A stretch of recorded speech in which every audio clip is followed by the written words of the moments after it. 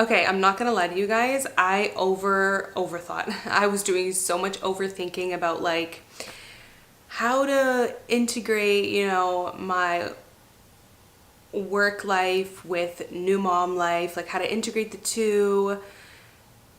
And my first video back, like how do I like just overthinking so much, you know what I mean? And then I was like, Amy, just stop overthinking, just be real, turn on the camera, and just chit chat with them. Like, I feel like I have so much obviously to update you guys on and just chit chat with you guys about that I'm just like, stop overthinking. Like, I feel like a lot of times I overthink things and I try to make things like perfect. It's just the perfectionist in me, but it's like when you try to make things perfect, I feel like a lot of the times you lose authenticity. So I'm just like, scratch that. There is nothing more authentic than my life right now. My life right now could not be any more raw and real and authentic. So I'm just like, why not just stop overthinking, stop trying to make things perfect, just turn on the camera and chit chat with them. So here I am. So today's video is obviously special just because baby boy is finally here, and I just want to update you guys a little bit on my birth story. I'm definitely not going to go into like a lot of detail because it just, like, you guys, giving birth was the most like raw, real thing I have ever been through in my entire life. Like, just the entire experience was so magical. Like, although there was some aspect of it that was traumatic, I guess you could say, just because things didn't go exactly how I would have wanted. You know, it wasn't exactly like picture perfect how I would have wanted. But at the end of the day, my baby boy is here and he is healthy, and I don't want to get emotional, but I just love him. Not me already crying like a minute into the video. You guys, if I seem like emotional in this video, that's just because I feel like my postpartum hormones are still just like going through it. Like, I've been an extra like softie these days. I'm not gonna lie to you guys, I love telling the story. I love telling my birth story. Like, when I talk to people and they ask me, I just love talking about it. Back to kind of like my birth story a little bit. Like I mentioned, it didn't go 100% how I would have wanted it, but at the end of the day, it resulted in the sweetest, most amazing little boy in the world. So I feel like when I think of it that way, then I guess it did end how I wanted, because he's healthy, he's perfect, and he's amazing. So let's like bring it back to me 40 weeks pregnant. I was starting to get a little worried because my OB was saying, she actually was saying that I could go to 42 weeks because it wasn't dangerous for me. Like, I think the risks go up at 42 weeks. So I personally didn't feel comfortable going to 42 weeks. It was just cutting a little too close for me. I'm a little bit of a worry wart and I just really didn't want to, you know? But my OB did say that like I could definitely go to 42 weeks if I wanted. But I mentioned to her I would prefer to go to 41 weeks. So I was kind of sweating a little bit because I was like, if I don't go into labor naturally by 41 weeks, I'm gonna have to be induced, which is not the worst thing in the world. But I feel like every woman wants to like experience that, like, well, I shouldn't say that. I guess everyone wants something different. Some women are so over pregnancy that they're like, induce me. But for me, I loved my pregnancy. Like, I loved being pregnant. I had such an amazing pregnancy. So I wasn't in any like pain or rush to not be pregnant anymore. But because I knew I was going to be induced at 41 weeks, I started getting a little nervous. I started sweating. 40 weeks came. My due date, May 6th, came. Baby wasn't here yet. May 7th. Baby wasn't here yet. May 8th, baby wasn't here yet. So I started like sweating a little bit. I'm not gonna lie to you, that week was actually really hard for me mentally. Physically, I was okay. I was actually really happy to be pregnant, but I was starting to get a little crazy because I was like, oh my God, if I'm gonna have to be induced, and it just wasn't what I wanted. Inductions are not horrible, but I just heard that like they hurt more, and I also just wanted that like experience of like going into labor naturally, like what that would look like for me. So yeah, anyway, so I started really just getting very like anxious. Like, I literally cried like 3 different days because I was like, oh my God, everyone else is having their babies. Like, people who were due later than me already had their babies, and I was like, oh my God, everyone else is having their babies and I'm still here pregnant, and I'm gonna have to get induced in a few days if baby doesn't come here on its own. So I just started getting really anxious. Like, I just remember like having like not panic attacks, but like just like having like severe anxiety, like crying episodes, because I really was starting to get nervous that I was gonna have to be induced. So I remember I was gonna have to be induced on Friday, and my due date was on Friday, and I was gonna have to be induced the next Friday, right? So I was doing everything that I could in terms of like things that I really think work. Like I don't believe like raspberry tea and all those things work. I just don't. Especially my doctor too. She said they were myths. So the best thing that I could do, which is what she said, was be active. So I remember going for like 1 hour walks every day, walking up and down the stairs multiple times. And honestly, it might have worked because eventually on May 9th, I started experiencing early labor and I didn't even know. I was literally in early labor and I was just living my life on May 9th and May 10th. I went for a full ass like 1 hour walk. The morning I went into actual like active labor, I went on a 1 hour walk and I was in labor while I was on the walk and I didn't even realize. So what happened was May 9th, I started experiencing like cramps. They were like period cramps, but they were very mild and they were like few and far between. Like they were like 10 minutes apart, 20 minutes apart, very sporadic, right? And they were super mild. Then the next day on May 10th, I started feeling them again. So I actually recommend you guys doing this if you're pregnant or if you just had a baby, is write your birth story on your phone immediately as soon as you can, because it's so easy to forget details. Because I'm already forgetting things, but I wrote down on my phone. So I love, like, you know, it's just good to write down your story because you can forget things and in a few years you can read the back. It's just nice. So anyways, I wrote here that I was, I remember this. So I literally, like on May 10th, I woke up and I started feeling, I felt the cramps again still. And I was like, I'm getting really crampy. What's going on here? Oh, I missed a detail. On May 9th, after I was already having cramps, but on May 9th, I had a membrane sweep or a stretch and sweep, however you want to call it. So I was already having cramps. I was already in early labor, but I had a membrane sweep. So I remember I was only 1 centimeter dilated. So keep in mind, my due date was May 6th. This was May 9th.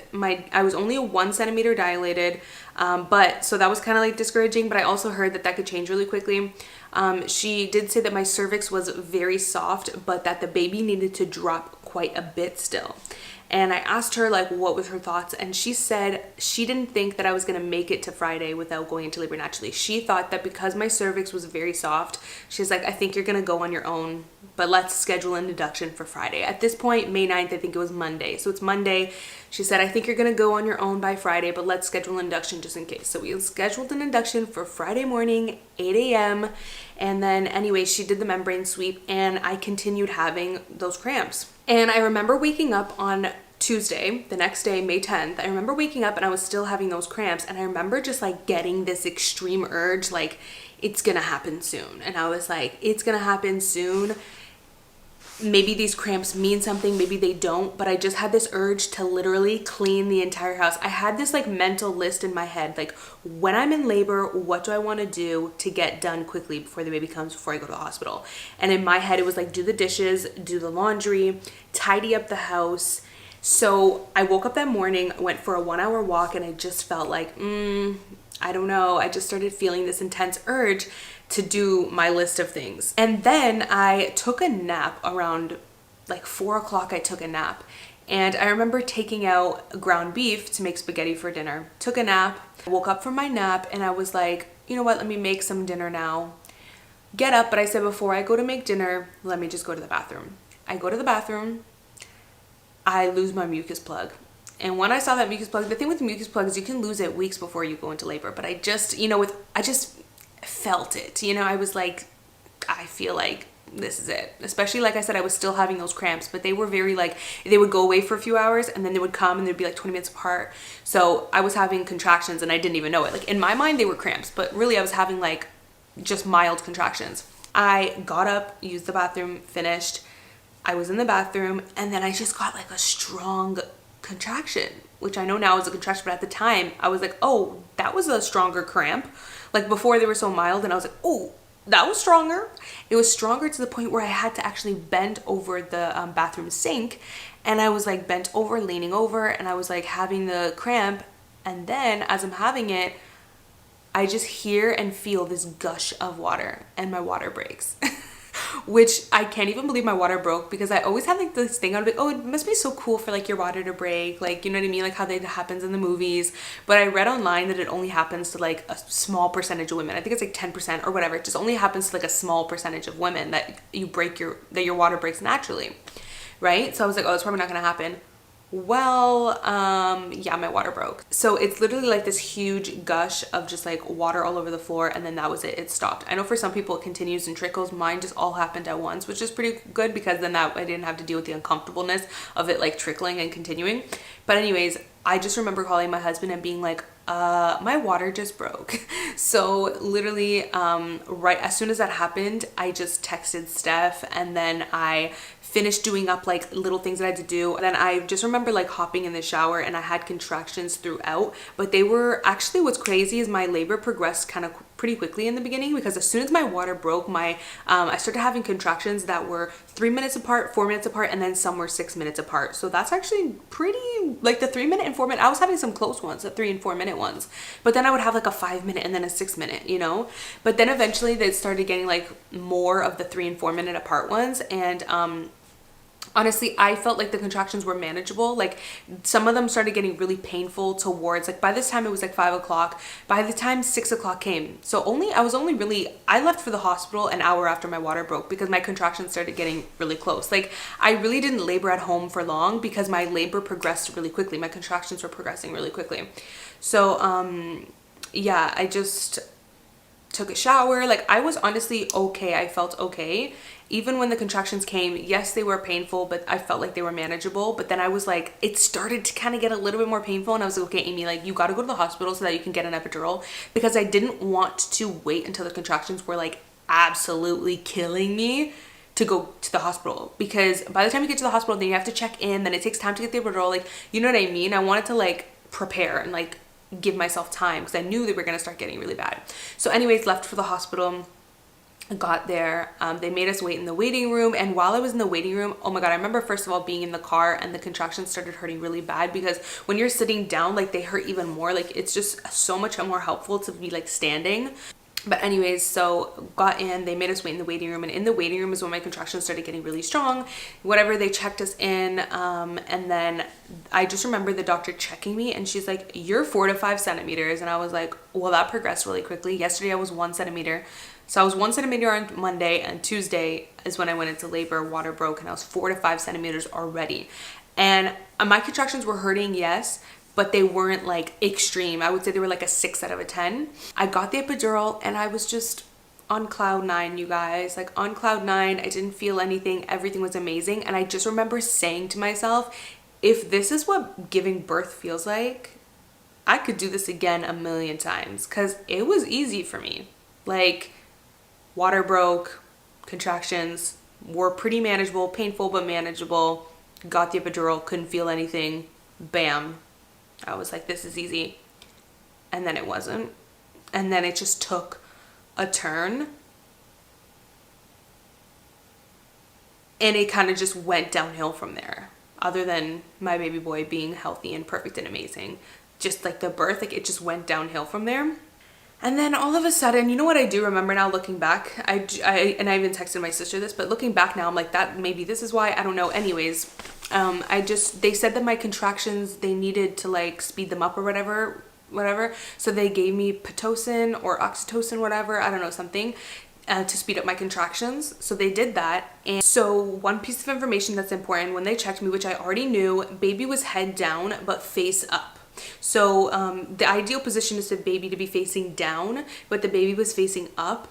And I already knew that. Kylo was facing up for most of my ultrasounds towards the end. And because I had 2 3D ultrasounds and then one like 36 weeks growth scan, he was always facing up. And I knew that. And when I Googled it, I knew that it would make for a challenging birth, but I read that most of the time babies actually turn face down while in labor, so it's not a big deal. And even if they don't, that the doctor can turn them. So I read that like literally it's not really ever an issue because the baby tends to turn on its own. So I was like, yeah, that's fine. Well, my baby boy was comfortable and stubborn, okay? My little Taurus was stubborn. So the thing is, when the baby's face up, it makes labor hurt more because I think their head is pressing on your spine or your back or something like that. So anyways, he tried to turn the baby. So he tried to turn him, and guess what? This is just so funny. Stubborn Taurus, you guys. He turned him, and Kylo literally turned right back 2 seconds later. 2 seconds and he was like, nope, I want to be face up. And I was like, oh my God.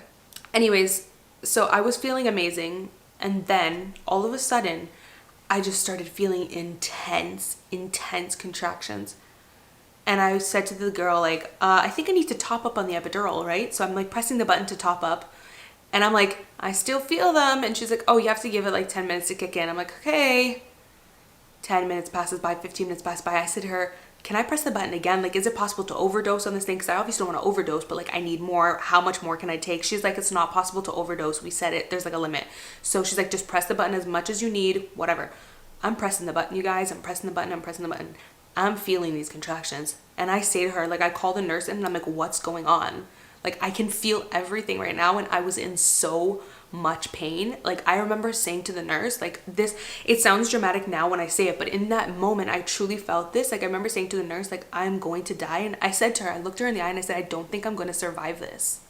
And then she was like, oh, it's weird that you're feeling it. So she was like doing different checks on my legs. I couldn't feel my legs. My legs were numb. I didn't feel anything vaginally because when they checked my cervix, I was okay. But I was feeling all of the contractions. So she's like, that's weird. It's like my epidural stopped working. So they tried to give me a second one and it worked for like half an hour. And I was like, oh, thank God, right?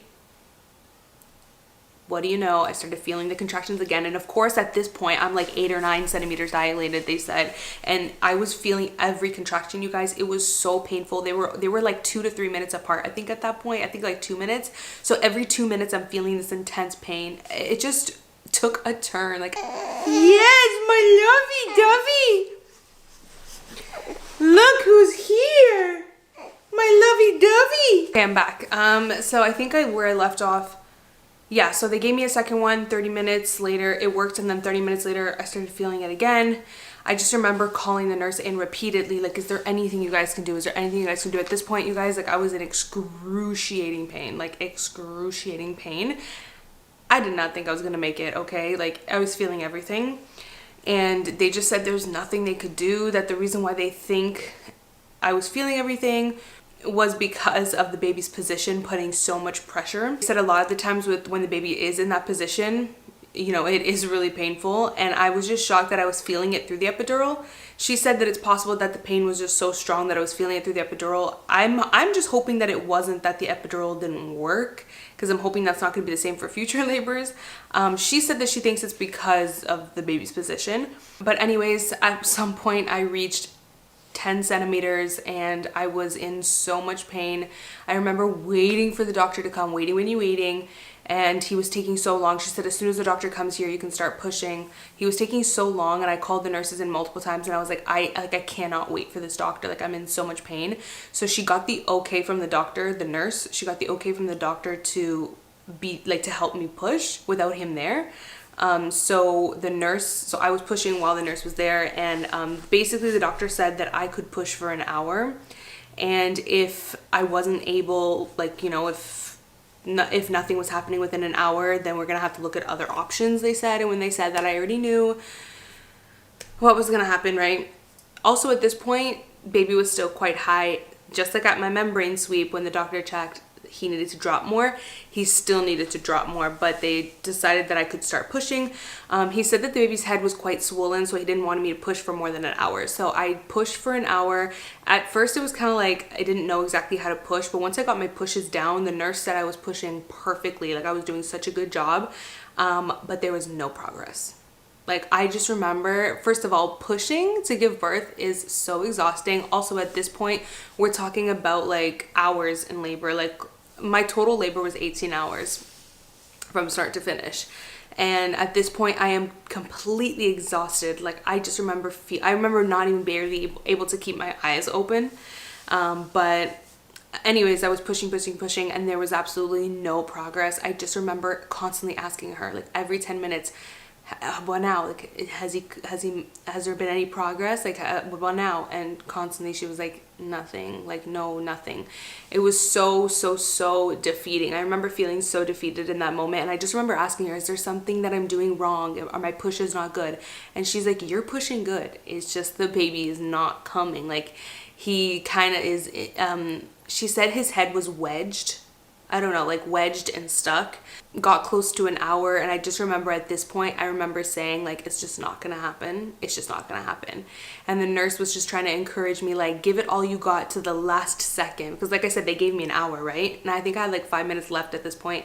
And she was just like, give it all you got into that last second, because you never know. It could be that last second that gets the baby out and you don't want to give up. So I just remember thinking like, she's right, like don't give up. So I kept pushing until the very last second, and there was just never any progress. It was so, like, I just remember feeling so defeated, like so defeated, and I knew what was gonna have to happen next. So at this point, the doctor said that if the baby had dropped more, then we could try the vacuum, and if not, then we would have to do a C-section. So he checked if the baby had dropped, and he was still so high up. He hadn't dropped. So we couldn't do the vacuum. So at this point, I just remember him saying to me, we have to do a C-section. And I was so devastated. I'm going to try to get through this. It's not that there's anything wrong with C-sections. It's just not what I wanted. I really wanted to experience pushing him out. But it just didn't work out that way. And at the end of the day, I remember actually being so exhausted that like the last few minutes, I was just like ready for a C-section. Even though I was devastated, I was like, this has to happen. But like I said, the nurse encouraged me to like give it my all the last few minutes. And I'm glad that she did, because she was right. But it was so incredibly hard to push when you're so exhausted and there's no progress. Like if there was a little progress, I would have had that like motivation, like he's coming. No progress, 1 hour pushing, nothing, same position. So anyways, at this point, I was pretty devastated, but I just knew it had to happen. And at that point, when you're so exhausted, you just want baby to arrive safely. It was just time, you know? Yeah, it's not that there's anything wrong with C-sections. It's just not what I wanted. I wanted the full experience of like pushing him out and everything. But I will say, I always say, this is what I say to this day, is that I got half of my dream birth experience. Like half of my birth was exactly what I wanted. Naturally went into labor, didn't have to get induced, my water broke at home, I wasn't in extreme pain, the epidural made me feel blissful, I was able to experience pushing, like even though nothing progressed, I was able to have that experience of pushing. So I always say that I was able to have half of the magical birth that I wanted. So I'm grateful for that, because I know some people don't even get that. I'm grateful that I was able to experience half of what I wanted, you know what I mean? Okay, clearly I'm not over it. Like I have days when like, I honestly have days when like I'm over it and I'm like, oh, I still had half the magical experience. I was able to, you know, it resulted in the most perfect, healthy, amazing, sweetest little boy in the world. It's all good. And then I have other days when like, it still is a bit of a bummer, you know what I mean? That like I wasn't able to have the full experience that I wanted. Anyways, had the C-section and everything went well, and that's all I could really ask for at the end of the day. It brought me Kylo, and he's perfect, he's healthy, he's amazing. Okay, so let's get into his name, Kylo. I know a lot of you guys want to know why I chose it. I've actually had a lot of you guys say that you love his name, which I'm so happy, because I feel like when you choose a name that's a little bit more unique, you know, I already knew like when you choose a name that's a little bit more unique, you're gonna have like different opinions, right? But surprisingly, like so many of you guys really love his name, and so do I. But anyways, we actually already knew pretty much. Like I don't know if you guys remember my Q&A where I was like, oh, we like 99% chose his name, but I can't commit. And I was like 15 weeks pregnant at that point. This was the name, Kylo. Like we already knew from like super early on. So pretty much I found the name on Google because I loved the name Sky. Like I love the name Sky. But my husband was not feeling it for a boy name. Like just period, he actually doesn't even like the name Sky. And I was actually on Google Images. Because you know when you go on Google Images and you look for baby names, it's just like, it's nice to see it like written out. So whatever, I was just on Google Images. I was typing Sky boy name to see if like anyone else used it as a boy name, even though my husband already said no. I was just looking.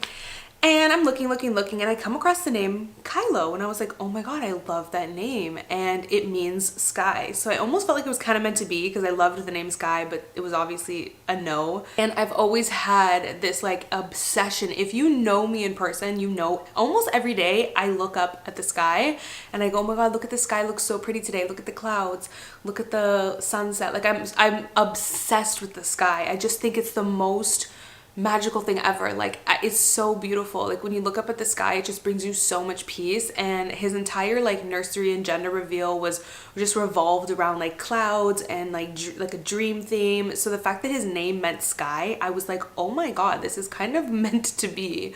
And I just really fell in love with his name, and I just went to my husband and I told him the name, and he immediately was like, oh my god, I love that. Like, we knew it was it. But throughout the, like, it was really early. I was like 15 weeks pregnant at that point.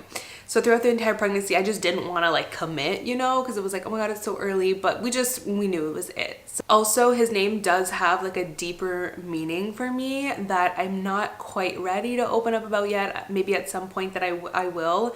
And it will make more sense, but it really just, it has a deeper meaning for me, and it feels so full circle. I was gonna go into my postpartum journey in this video, but I feel like this video is already getting long, so I'm probably just gonna chit chat in a vlog with you guys, because it has definitely been just like a whirlwind, and I feel like people don't talk enough about postpartum recovery and everything like that, especially like having a C-section was really hard to recover from.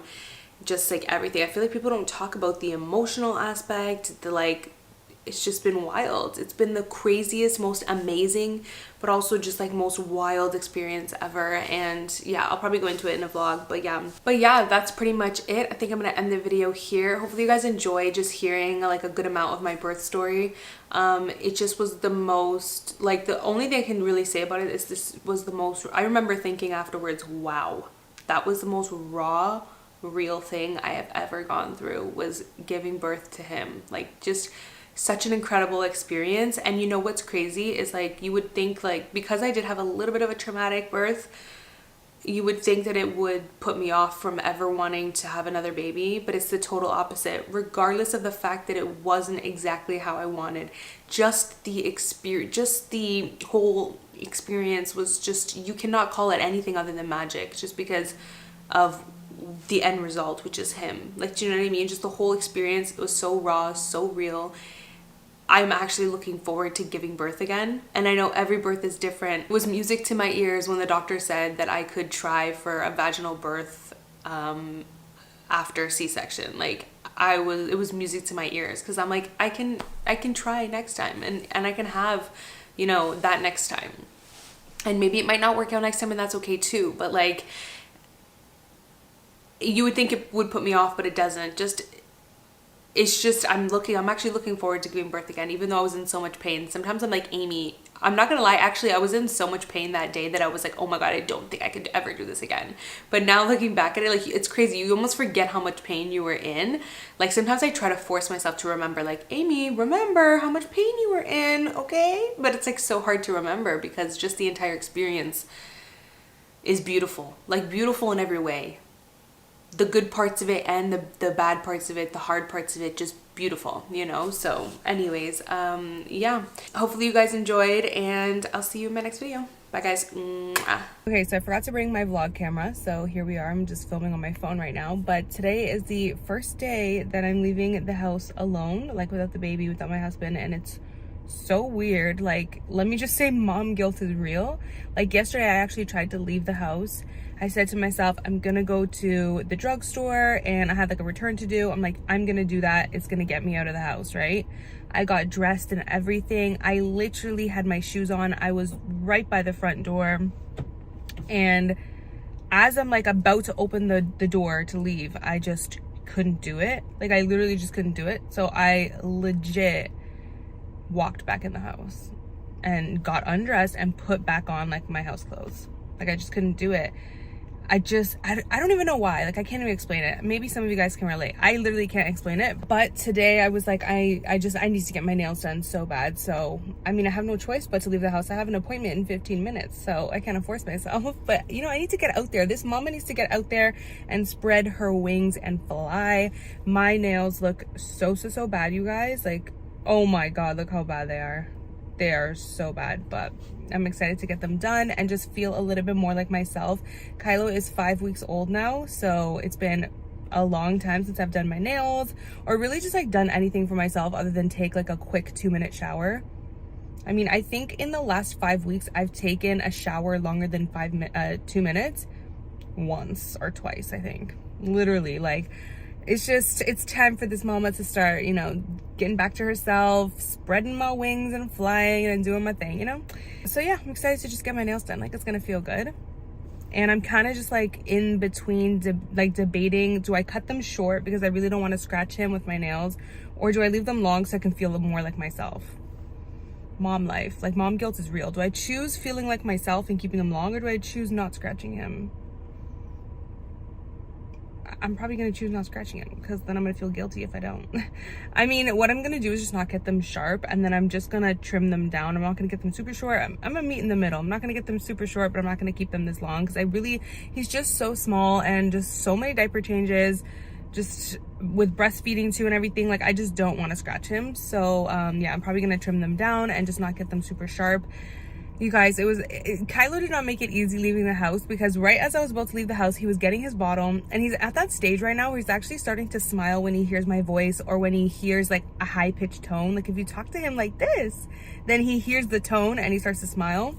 So he's at that point now. And when I was leaving the house, he was getting his bottle. So, you know, babies, when they're getting their bottle, they're hella focused. Like, nothing's gonna distract them. But I was saying, like, I was talking to him before I was leaving, and I was like, hi, baby.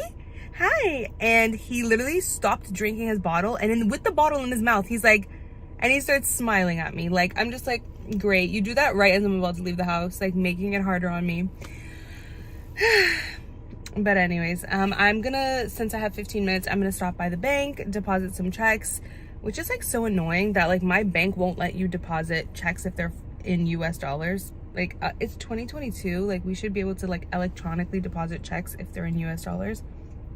Like, I can deposit checks electronically if they're regular checks, but not if they're Canadian dollars, but not if they're US. Anyways, it's annoying.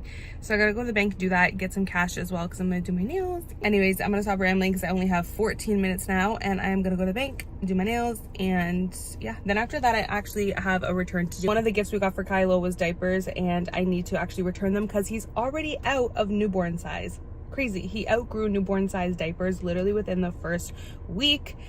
Honestly, I've gotten to the point where I don't care if people stare at me vlogging. Like, yes, I'm vlogging. Would you like to join? This girl just walked by staring at me. Not in a bad way, but like, I'm just saying, I've just gotten to the point where I just don't care anymore. But anyways, yeah, so I have to like return those for size 2, because my boy grew out of newborn diapers the first week, but he still wore newborn size clothes, so that's kind of weird. But anyways, I'm gonna go. That is much better. I cannot tell you guys like how good I feel now. So I did cut them down, but like, as you can see, I didn't do them super short because your girl's trying to feel fly, okay? So I forgot my camera downstairs, so I'm using my phone again. I know my hair looks crazy. I'm like literally doing it right now. Baby is sleeping in the other room. I'm trying to hear. Baby is sleeping in the other room, so that's why I'm whispering. But I am about to get ready. Getting ready looks different these days, you guys. It involves a lot of tiptoeing. And baby just woke up.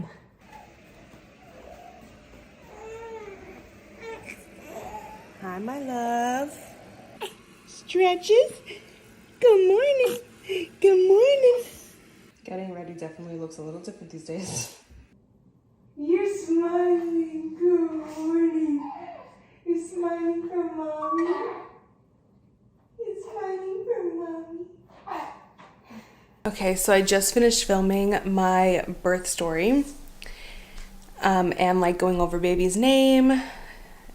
And it's just crazy how different working is now. Like, filming and working is just so much more different. Like, I find myself like thinking about Kylo the entire time. Like, I can't stop thinking about him. Oh my god, I was like emotional in that video and I'm getting emotional again. Anyways, it's just so hard. He's like in the other room and I just want to like be with him. Actually, I think this is the perfect time. I'm gonna kind of talk to you guys a little bit about my breastfeeding journey and my postpartum journey. My breastfeeding journey has been hard, you guys, and I just want to talk about it because I feel like people don't talk enough about it, and I was really caught off guard. Like, no one warned me how difficult breastfeeding and just postpartum it is. So I just want to have a real chit chat with you guys. I'm actually going to the movies today with my sisters, Stephanie and Jessica. Jessica keeps talking about like how this VIP, like you can get VIP tickets at the movies, and it's really cool because like you can order food and they bring your food to you and they bring like your snacks and your popcorn to you, and I'm like, I'm down. Okay. Count me in. I need a mommy day out. The day that we're going, which is today, ended up being the same day that I needed to film a bunch of content. Like I have been filming like content for like 3 hours straight. So it just kind of sucks. Like even though I'm so excited to go, like I'm so excited, it just kind of sucks because it's like I've been away from Kylo all morning and all afternoon filming, and then I'm only gonna spend an hour with him, and then I'm going out with my sisters, and I feel so guilty. Like mom guilt is so real, you guys. Like I just feel so guilty because I'm like I shouldn't have booked it on the day that I was filming so much content because I'm already away from him the whole day. I should have spent the evening with him. And that's what I want to do. Like even though I'm excited to go with my sisters, like I also am just really gonna miss him. Anyways, I have to pick out what I'm gonna wear. I don't even know what I'm gonna wear. I will say it has been difficult. Like I enjoyed picking out outfits when I was pregnant, but now that I'm postpartum and I have like a little bump, I'm just like, what do I wear? Because if I wear anything tight, I feel like my little pouch shows, and like are people gonna think I'm still pregnant? Like, do you know what I mean? I'm not like super skinny and flat anymore, so I'm like, getting dressed postpartum has just been a little different for me. I find myself wanting to wear loose things, but at the same time I'm like, no, you should just still rock the mom bod. You know? Anyways, I don't know what to wear. I'm gonna have to pick something out.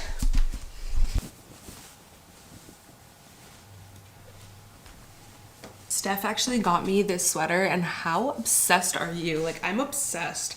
And what's funny is we both thought it said sky, and Kylo's name actually means sky. I talked about it in the video I just filmed.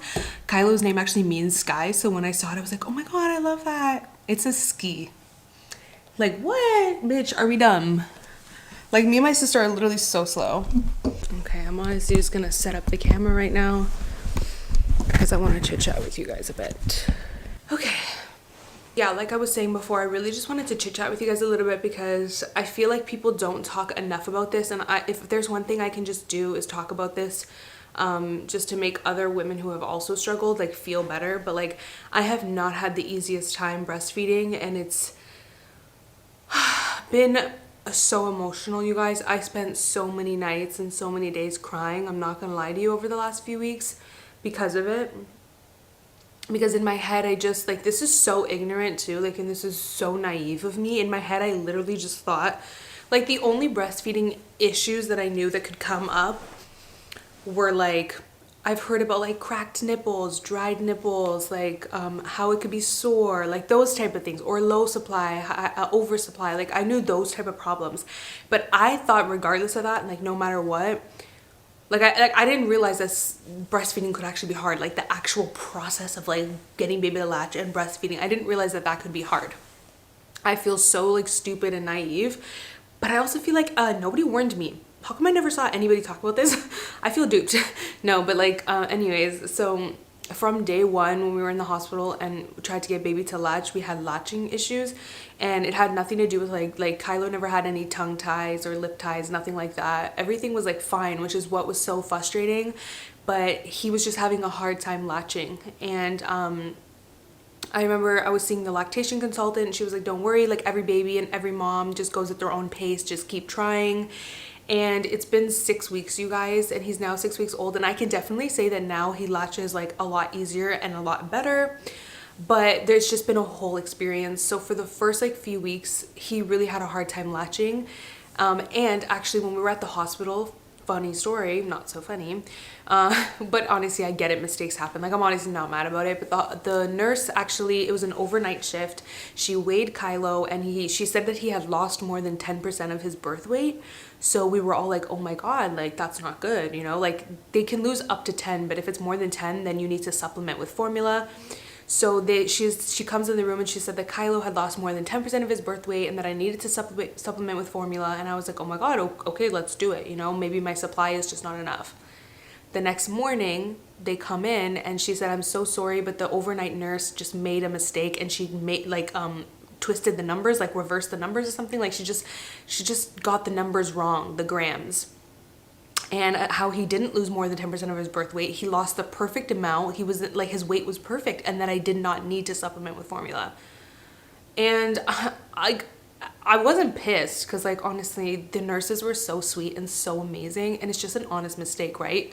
But it did really suck because I'm like, okay, I didn't need to give my son that formula, and I didn't need to give him a bottle, and now he's had a bottle, and I didn't want to do that. Like, it's just not, I didn't want that right away. I have nothing against formula. I actually already had formula purchased at home just in case of anything happening, then I would have that as a backup. But you mean to tell me that I didn't have to introduce the bottle and now I did? Way too early. Like, he already got the bottle on day 2. Like, I didn't want that. I wanted to introduce it like after a week or 2. But anyways, with that happening, and then with the latching issues, I feel like it influenced me to give up quicker. Not that I gave up, but like it gave me like, what do I say? It gave me like an easier option to do the bottle. Whereas I feel like if I had never even started the bottle, then I would have just like been like, this is the only option type of thing. And because he wouldn't latch, like it would take him a while to latch. At the end of the day, I look back though and I'm like, well, he wouldn't latch, and it's like he would have eventually gone hungry. Because the first few days they'd have colostrum, and I had to spoon feed him the colostrum because we were having latching issues, right? So I was spoon feeding him the colostrum. So now that I think of it, honestly, I guess it doesn't matter because I would have had to introduce the bottle anyways because he wasn't latching. So once my milk actually came in, I mean, you can't spoon feed milk, I would have had to bottle feed anyways. So yeah, I guess now that I look at it, it really does, it's irrelevant and doesn't matter. But, and anybody who breastfeeds know that supply is demand. So because we were having latching issues, because he wasn't latching on, my body wasn't really getting the memo that like I needed to make as much supply. But my milk was coming in. So my milk came in on day 4. It started transitioning and I did get my milk in, but eventually with all the latching issues, I feel like my supply just got lower and lower and lower, because in order for me to have to keep up my supply, I would have had to pump every single session that he missed. Like, because there were sessions when he would latch sometimes and then he would fall off. The first 3 weeks were the worst, and then now where we're kind of at, I'll update you guys where we're at the end like soon. But yeah, anyways, so I would have had to pump every single session, and let me just tell you, pumping is so exhausting. Like, I did not realize how exhausting pumping is. Like, oh wow, it is so exhausting. It's so mentally draining just to be attached to something constantly, and I can't pick up my baby while I'm like attached to something. I can't do it barely anything else, so it's just so exhausting. I actually just recently bought the wearable pumps that are so much better, but it still is just like this extra thing. Like, you have to breastfeed, then you have to bottle feed, then you have to pump. Now it's like a triple feeding session. So a session that would have just been 20 minutes to feed your baby now takes a full hour to feed your baby. It is so mentally draining. It is so time consuming. It is so emotionally draining. So I ended up skipping a lot of sessions. If he wouldn't latch, I wouldn't pump a lot of the times, because like I said, I ended up skipping a lot of pumping sessions. So just with the latching issues, obviously my supply has just gone down over time, and where I'm at right now with my supply, it's not the greatest, which really sucks, because it's like I started off with a pretty good supply, and if I would have just kept pumping, then I would have kept up my supply. But I know that wouldn't have been feasible. Like, I say that now, but I know at the time I was not able to. It's just not feasible. I was already so mentally drained with recovering from a C-section, trying to adjust to being a new mom. I did have the baby blues for like the first 2 weeks. I would say I had the baby blues, and still to this day, like, I'm now 6.5 weeks, almost 7 weeks postpartum, and my emotions are still a little bit all over the place, and my hormones are, so I know that at the time I couldn't have. But yeah, so where I'm at right now, my supply is definitely not that great, you guys. Like, when I pump, I get the smallest amount, but I still am breastfeeding, and I feel like no matter if you give your baby 3 ounces of breast milk or 1 ounce of breast milk, he's still getting some nutrients. So basically right now, I am breastfeeding and formula feeding. So I'm just like combination feeding, and we pretty much have been doing that since day 2. Actually, at first, the first few days, my colostrum was enough for him. But then once my milk started coming in, like I said, I wasn't pumping as much and blah, blah, blah. So we did introduce formula on like afterwards. But anyways, yeah, so I have been combo feeding. I still breastfeed. I don't exclusively breastfeed. And I'm not extremely consistent with it, just because I'm at that point now where I'm almost 7 weeks postpartum. And it's just been a really hard journey. Like, it was really difficult because like I spent weeks with him like trying to get him to latch, and he wasn't happy a lot of times. Like I would try to get him to latch and he would be crying and screaming at the top of his lungs. And when you have your baby not happy, like I'm looking at him and he's not happy, like he's really upset right now, and I'm upset now that he's upset, and so I'm crying and he's crying and we're both just crying, and I'm just trying to feed my baby. So it wasn't a great experience for me, and it hasn't been a great experience for me. But the moments when he does latch and he's not crying and he latches and we're sitting there and it's so calm and peaceful and he's just eating and getting his milk, those are the moments that keep me going because it's so beautiful. Like I love breastfeeding. Like I love those moments. I hate the hard times, but like I love those moments, and it's what keeps me going because I feel so like bonded to him, and I just love that he's getting my milk. I feel like it's such a beautiful thing that like it's so beautiful that our body produces this milk for your baby, and it feels like such a waste for me to like, I just don't want to waste it. You know what I mean? Like it feels like, I feel like if I'm given this beautiful gift, I should use it, you know?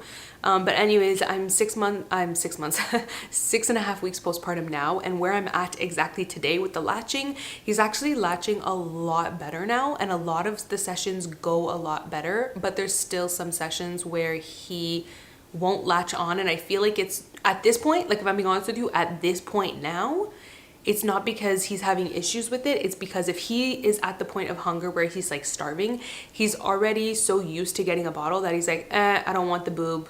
Like, give me the bottle. I'm absolutely starving. But lucky for him, to be honest with you, I haven't had any trouble like going back and forth. Like I'll breastfeed first and then I'll top up with formula just because I don't, my breast milk alone doesn't fill him up just because of the supply issue. Doesn't fill him up, so I always have to like follow up with formula, but he hasn't had any issues with like breastfeeding and then going to a bottle afterwards. Like he'll do both back and forth, but like I said, there's just times when like if he's like, super hungry, he's at that point where he's very impatient. He doesn't even want to latch on because he's like, give me the bottle. So then we have that issue now. So I'm still breastfeeding, and like even though it's just been really hard, I'm not gonna lie, I've contemplated quitting so many times, but I don't want to quit because I just love the experience. But I am getting to that point now, like in all honesty, where my milk supply is not that great. So I'm sure that my journey is going to come to an end, unfortunately, sooner rather than later. He's almost 2 months, and I just, you know what, with how hard it has been, I'm proud of myself that I didn't give up, and I'm proud that I've made it this far, and I've given my baby as much breast milk as I could. And I feel like that in itself is amazing. Like I said, you are worth more than your milk supply, you guys. Like if you can give your baby this much or this much, it's beneficial. I've just accepted that this has been my experience, and that every baby is different too. Like my next baby, I might have a super easy time breastfeeding, you know what I mean? It could be different. I actually feel a lot better now, to be honest with you, but like 2 weeks ago, for the first 4 weeks, I just had so many moments where I just felt like such a failure, because you feel like you should be able to do this. Like, why am I having such a hard time? I should be able to do this. So you do, like, I've had so many moments where I just feel like such a failure and I feel inadequate. But then I just remind myself, like, at the end of the day, what's best is that my baby is happy and fed. If you guys like keep up with a lot of my videos, then you know I've mentioned to you guys that my whole life I haven't always been the most confident person, but one thing that I've always been confident in is who I am. And then number two, I've always been confident in, I knew that I wanted to be a mom and that I would be an amazing mom. I just knew, like, that's my purpose, you know.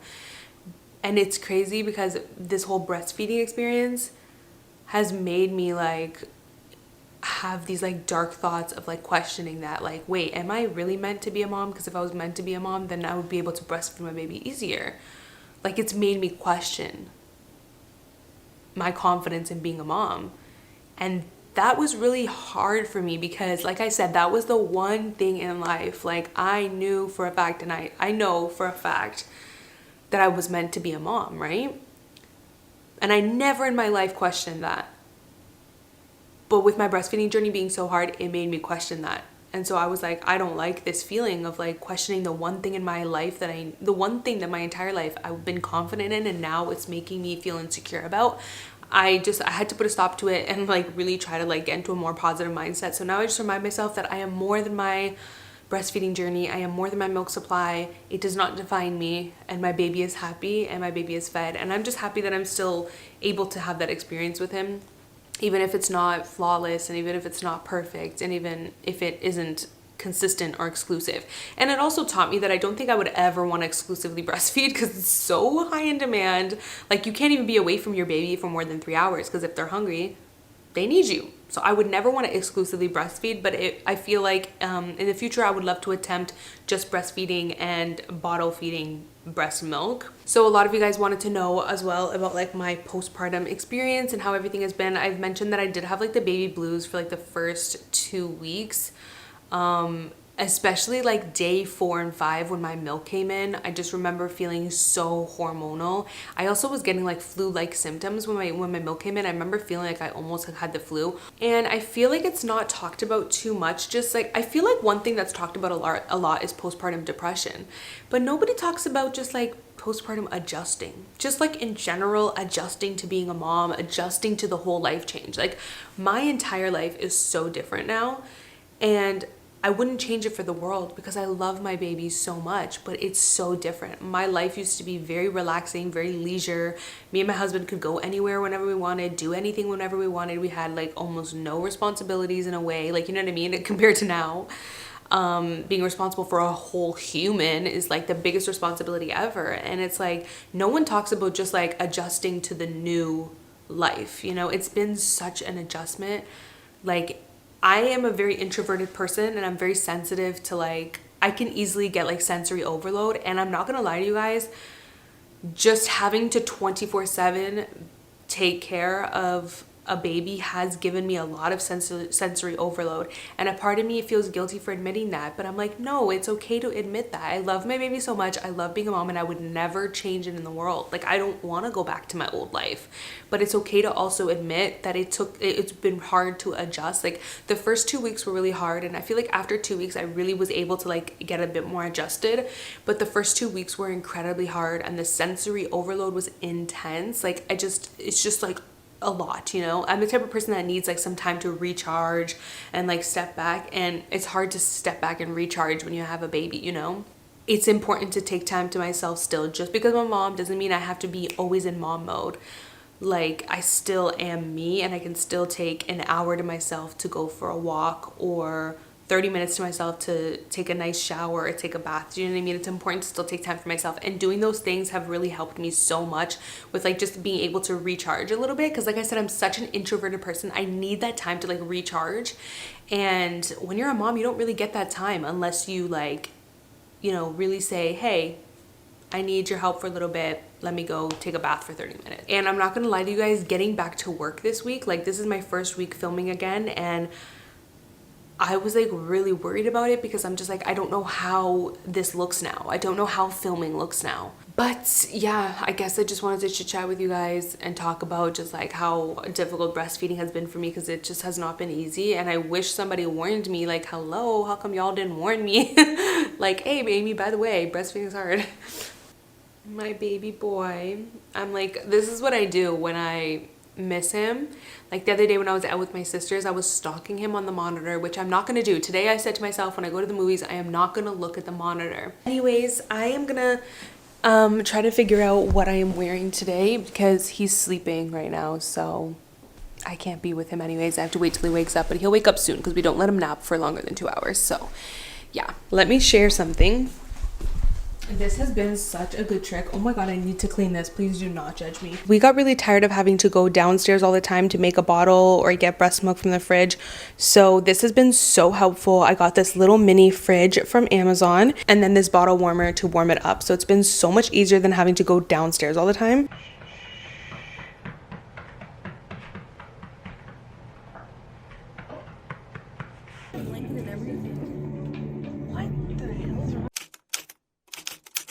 What's up you guys, welcome back to my channel. So for today's video I have my newborn must-haves. I'm so excited to film this video because it's just something I'm like super passionate about right now, because you all know I have baby Kylo, who is now almost 8 weeks old in 2 days. I mean, I've been using all of this stuff religiously for the past 2 months, so I'm very passionate about it. So I'm really excited to share. I have a bunch of things that I feel like you guys absolutely need. These are things that are perfect to add to your registry as well, so I'm excited to share. But the first thing I want to talk about is swaddles. I feel like that is like the major thing. People are like, what's the best swaddle? Which swaddle do I get? It took me so long to try to pick what swaddle to get when I was pregnant. Out of all the ones that I got, my absolute favorite is the Happiest Baby Sleep Peace Swaddle. It is just the absolute easiest. It is foolproof, you guys. If you know how like you're trying to get your husbands to swaddle the baby and they never know how to do it, this is foolproof. Your husband can help you. Your husband will be able to use this. This is husband proof, you guys. But yeah, it's just so easy to use. And not only that, I absolutely love the mesh.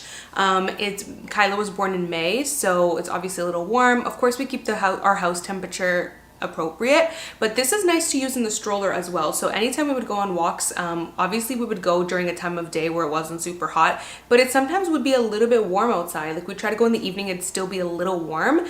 And I love having Kylo swaddled in the stroller, because if we didn't swaddle him in the stroller, he would just be like flopping around from his startle reflexes, and he wouldn't get a good nice sleep on our walks. He would startle a lot. So I loved this one because of the mesh. It was super breathable. When I first started swaddling, I was always worried that like I would put the fabric a little too high and it would cover baby's mouth or nose when they would like move and switch positions. If, let's just say, if baby moved and kind of like switched their head and like this covered their nose a little bit, it wouldn't matter because it's mesh, so it's very breathable. It just made me feel like extra safe. I have to say this one is my absolute favorite swaddle. I also got it in this really cute blue color. Okay, next we're gonna talk pacifiers. This was another item that I did not know what to buy at first, but I have been in love with these MAM pacifiers. And all the research that I did, I looked on a bunch of different forums, and almost every single mom said that the MAM pacifiers were their favorite for newborns. So I was like, okay, I'm on board. I wasn't even worried about aesthetics, you guys. I just wanted a good pacifier. And then when I looked them up on Amazon, I was really shocked because hello, they're super cute, right? They also come in the glow in the dark. I highly suggest getting the glow in the dark ones. I always keep the glow in the dark ones in the bedroom because obviously at night it's very dark in our bedroom, so it's nice to easily find the pacifier. Also, I have it on this really cute little pacifier clip that I got from Amazon. It came in a pack with like 5 different styles, and they're each just like very neutral, really pretty styles, totally up my alley. Okay, next up, you're going to want to get a baby thermometer. When I was in the hospital, they were checking baby's temperature all the time just because of how important it is, and it made me really think, and actually the nurse even suggested to us that we get a good thermometer for home, and she said it was best to get one that went underneath the armpit for them. And so it really made me realize how you need to have a good thermometer, and this one is super easy to use. It goes right underneath their armpit, and it lights up green if the temperature is good with the little smiley face, which I love that because it's so easy to forget, like, wait, which temperature is good? Like, is this a good temperature? Is for a baby, is this not a good temperature? You know what I mean? So this just tells you right away, green, good temperature, red, bad temperature. So it's just very easy to use.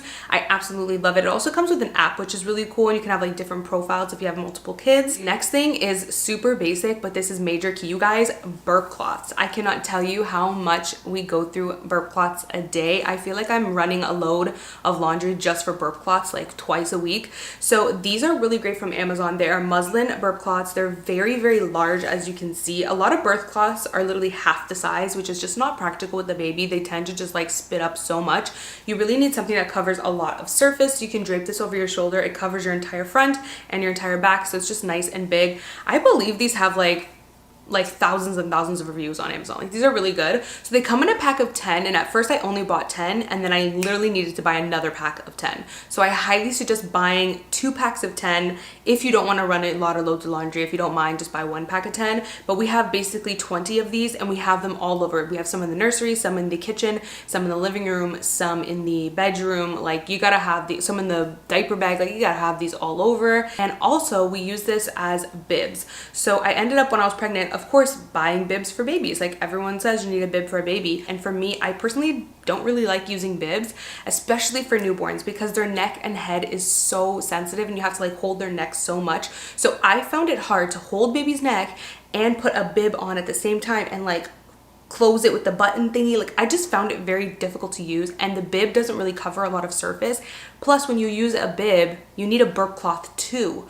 Whereas if you just use a burp cloth, wrap it around their neck, hold it with your hand, because your hand's going to be in the back of their neck anyways. You can use this as a bib and the burp cloth at the same time. So this is like a multi-purpose 2-in-1 thing. Okay, blankets. My favorite blanket, I ended up finding this one on Amazon, you guys. It is so perfect. Like I said, I had my baby in May, so obviously it's just a little bit warmer. I didn't need like any thick blankets. This one is so lightweight. Like look at how thin it is. It's almost, it isn't, but it's almost see-through, and it's muslin.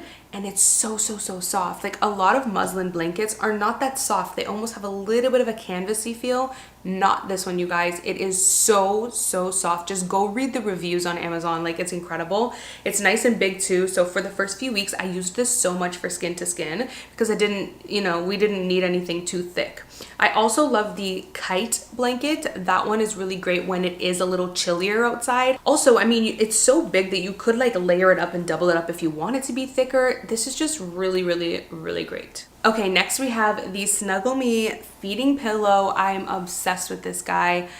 I carry this around my entire house. I actually ended up buying 2. So now I have 2 of these, one in the bedroom and one downstairs, because I would hate, like every night I would have to bring up the pillow, and you already are carrying so much in your hands. You're carrying your water, your phone, you're carrying baby in your hand, then you're trying to bring up the pillow. So I ended up buying 2 pillows, but anyways, that's besides the point. This is just so perfect for feeding. Even if you are not breastfeeding, this is just perfect for feeding the baby because you put it right around you like this, and you sit baby up right here, hold his back, the back of his neck with your hand, and you can feed him while he's sitting upright, or you can also just do the traditional whatever. This is just a great support pillow. Even if you're not feeding him, if you're just holding him, like Kylo loves like being on his tummy on my chest, and then his bum just like sits here, and I just pat his back and he falls asleep like that. So this is just a great feeding and support pillow. That's literally what it's called. That's literally what it is. I do have the Snuggle Me lounger as well, and I honestly can't include that in this video because the truth is I have not used it much in these 2 months, and the reason why is because Kylo is that type of baby that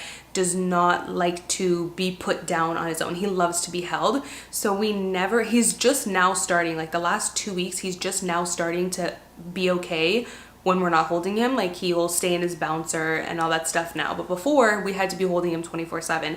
So we never used the lounger because if we put him down, he would just cry. It was nothing against the actual Snuggle Me lounger. It was just him. Like put him down anywhere, and if he was awake, and he would cry, right? Speaking of did not want to be put down, for the first few weeks, he did not like the baby Bjorn bouncer. He did not like the fish. He did not like the swing that we bought him. Like he didn't like anything. The only time he would be down is if he's actually like asleep, which thank God, that's actually a good thing. But anyways, now in the last 4 weeks, he loves the baby Bjorn bouncer. So I definitely recommend getting it. I will pop it up here. It's amazing, you guys. Like you can do your hair and makeup like and have him in there and just like bounce him a little bit. You don't even need to bounce him. Once their legs get strong, they start to kick and it bounces on their own. For some reason, he just really loves sitting in there, and I can get a good 15 minutes of him being in there. It's so lightweight that I can literally carry it in one hand and bring it up and down the stairs. So speaking of like bouncers, like I said in the beginning, he did not like being put down, right? So I started to get so desperate. Like I was like looking online, like what can I buy that he's gonna love? Like I was on the hunt for something that he would love. And I came across this post online where this girl said her baby absolutely hates being put down and was so fussy and didn't like anything, but he loved this one Fisher Price, like super cheap bouncer from Amazon.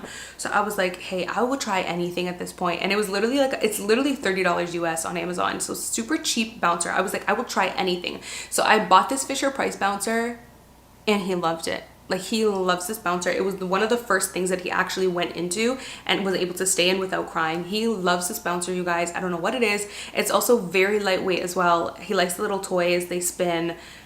They're great. I also have some Love Every toys that I can like put on the little bar too.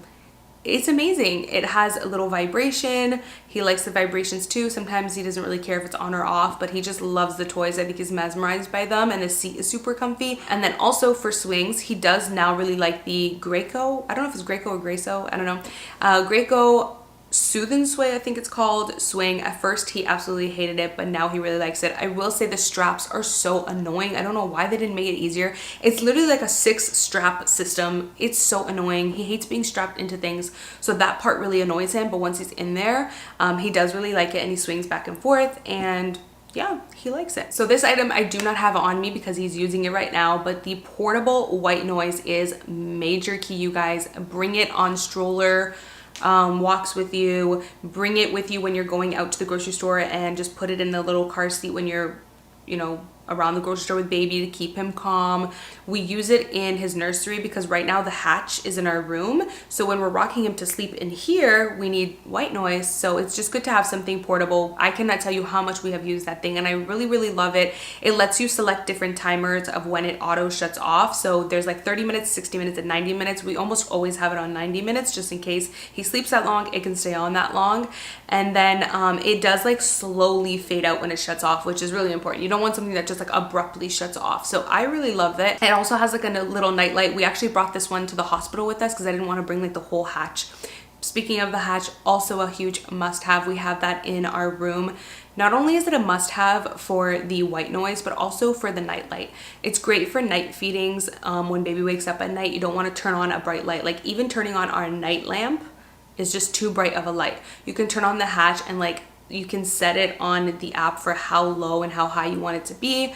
And what's really great about it too is it has a little clock. The clock is actually really important, and I wouldn't think that it would be important, but it really is. When you're breastfeeding or just feeding him in general, or you want to see how long he's sleeping for, you just need to check in on the time. You would think to yourself, Amy, you can just check the time on your phone. You'd be surprised how many times with a newborn you don't have your phone on you. There are lots of times where I don't have my phone on me, or I don't have free hands to grab my phone and check the time. So I ended up getting a camera monitor just because it gave me so much peace of mind, and I love the Nana. It is great, you guys. Honestly, don't know what else to say. The app just works really seamlessly. It's just great. Just like it's super easy to set up. You can hear it's like a two-way audio. And I mean, I don't know what else to say. It's a camera, it works really good, gives me really great peace of mind, and yeah. So portable fan, this is major key, you guys, especially if you have your babies in the spring or summer. Anytime it's a little bit hot outside. For example, the other day we went for a nice walk around Lakeshore. Given it was nice and like on the cooler side because we were by the lake, but it still was a warm day. We just popped on the fan on baby, and you can put it on low, medium, or high. And of course you want to aim it more at their legs. You don't want to be blowing the fan in their face, but it just kept him nice and cool. And honestly, I always took his temperature. He had a great temperature, even though it was actually pretty hot outside. So that was amazing to have. I also used that when I was in labor, by the way, because I was literally dying of heat in labor. So that was really great. It has like little tripod legs that you can attach to anything. So that is major, major key. I highly recommend everyone get a portable fan for your baby's stroller. For strollers, I think when it comes to strollers, there's so many great ones out there. Honestly, just do your research. I think there's great options. I don't think that you have to get the UPPAbaby, but if you want to know the one that I love, I have been loving the UPPAbaby Vista 2. It's just really great. But what I love about it, especially this, I think you guys absolutely need to get. Whether it's the UPPAbaby or you go on Amazon and see if there's like an alternative, but the UPPAbaby comes with a bassinet attachment to put on the stroller, which is what newborns sit in at first because they don't actually sit in the stroller seat. But what's great about that bassinet is it's portable. So it has a handle and you can literally take it anywhere with you. We use that thing so much. We literally have baby in there when we're in the backyard. We brought it to my parents' house the other day. We had a barbecue at my parents' house, and we literally just brought the bassinet, portable bassinet, and that's where he slept, and that's where he hung out when we were outside as well. So it's just great. Like, get a portable little bassinet that you can bring, like a travel little portable bassinet that you can bring outside in the backyard with you. You can bring around the house. You can bring to people's houses. And what's great is the UPPAbaby one comes with a net that goes over and around the stroller and the bassinet. So definitely, if you're not going to get the UPPAbaby, I highly recommend getting a portable mesh net. This is major key in the spring and summer because, as you know, there's so many bugs. Okay, so the Kikaroo peanut changer I have been absolutely loving. It is just perfect because it's so easy to clean. It's very easy to wipe. I cannot tell you how many blowouts and peeing that has just happened on that thing, and it's so easy to clean instead of having to like change the sheets on your traditional changing pad, right? Like, this is just so much easier. You can easily just take a sanitizing wipe, clean it down, and done. Some people are concerned with how like the surface might be a little bit cold on baby's skin. When Kyla was a newborn, we did put down one of the burp cloths on it, and he like laid down on it. If he did have a blowout, it was just like an easy little cloth to pop in the washing machine rather than having to change like a pad and a sheet and all those things. So that was what we did. But to be honest with you, after like 2 weeks, we stopped doing that just to see if he cared. He didn't seem to mind the cooler. It's honestly not cold, but it is a little bit of a cooler surface. He doesn't seem to mind it. Let's talk bassinet, you guys. I have been loving the snoo, and luckily Kylo loves the snoo, so I'm really happy about that. But I don't feel, I debated on including that in this video because I don't feel like it's a must just because of how expensive it is. But if you can afford it, I would say get it, because it definitely helps to extend their sleep. If baby is getting fussy and starts to cry, like the snoo rocks them a little more, turns up the white noise, and that just like rocks them to sleep. Obviously you're still gonna rock your baby to sleep, have ton of skin to skin with him, but if you're sleeping and baby's getting fussy, there's nothing wrong with letting the bassinet do a little bit of the work for you. So it extends your sleep, it extends his sleep, like it works wonders for us. We really love it. I also love how the app has like a log and like it just lets you track his sleep and everything like that. Okay, so when it comes to bottle warmers, you guys, I know I bought the Brezza bottle warmer in my newborn haul video, but I ended up not loving it. And the reason why, it's poorly designed in a way, because when you go to take the bottle out, there's no way to take it out safely without burning yourself. It's just really poorly designed in that way, to be honest with you. Other than that, it does work pretty well. It's just very poor design. So I ended up finding one on Amazon, and it's by Philips Event, and that's actually the bottles that we use as well. We use the Event bottles. This bottle warmer is so much better. Not only is the design way more aesthetic, so simple and clean, very nice and small and minimal, it's a more practical design. All you have to do is pick up the bottle by the top, and you don't get burnt. This is so much better, and it's half the price. I think the Brezza is like $90 Canadian, and the Philips Event one is $40 Canadian. Absolutely love this one. We actually have one in our bedroom for night feedings. Speaking of night feedings, I highly recommend getting a little mini portable fridge for night feedings. Makes it so much easier. We really got tired of having to walk up and down the stairs to make bottles and to get bottles. You can store breast milk in there. You can keep your Haka in there. If you're using your Haka overnight, so many times in the beginning, I would forget my Haka on the dresser, and then the milk would go to waste because it would be there for hours, right? So I definitely recommend having a portable fridge for your breast milk, your Haka, or formula bottles. Okay, next thing that I feel like is an absolute must. I feel like if there's one thing that you buy from this entire video, like this is a total must, and it is the Love Every Playmat. I love this so much. Now, I mentioned to you guys that in the beginning, Kylo did not want to be put down without crying. This was the only thing he would go on, and he would not cry or fuss for like 20 minutes straight.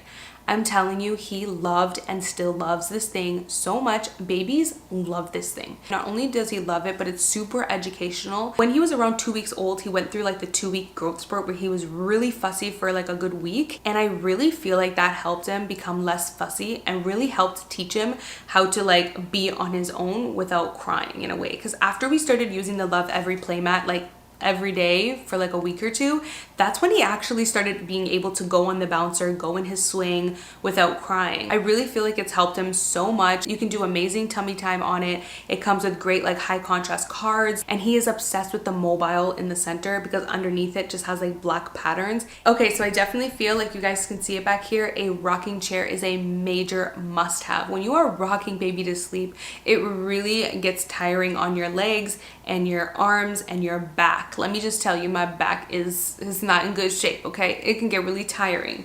So what's really great about the rocking chair is they love it because you're just rocking back and forth. Definitely get a rocking chair. It helps rock baby to sleep without you having to put your body in pain. Okay, nasal aspirator. This thing is incredible, you guys. I feel like it's a major must-have. Babies get so stuffy. They get so many boogers. Honestly, I bought 3, one for upstairs, one for downstairs, and one for the diaper bag. That's how often we use it. Okay, let's talk bath time. I love the Angel Care bath, you guys. I wasn't sure which bath I was gonna like. I also bought the xoxo foldable one.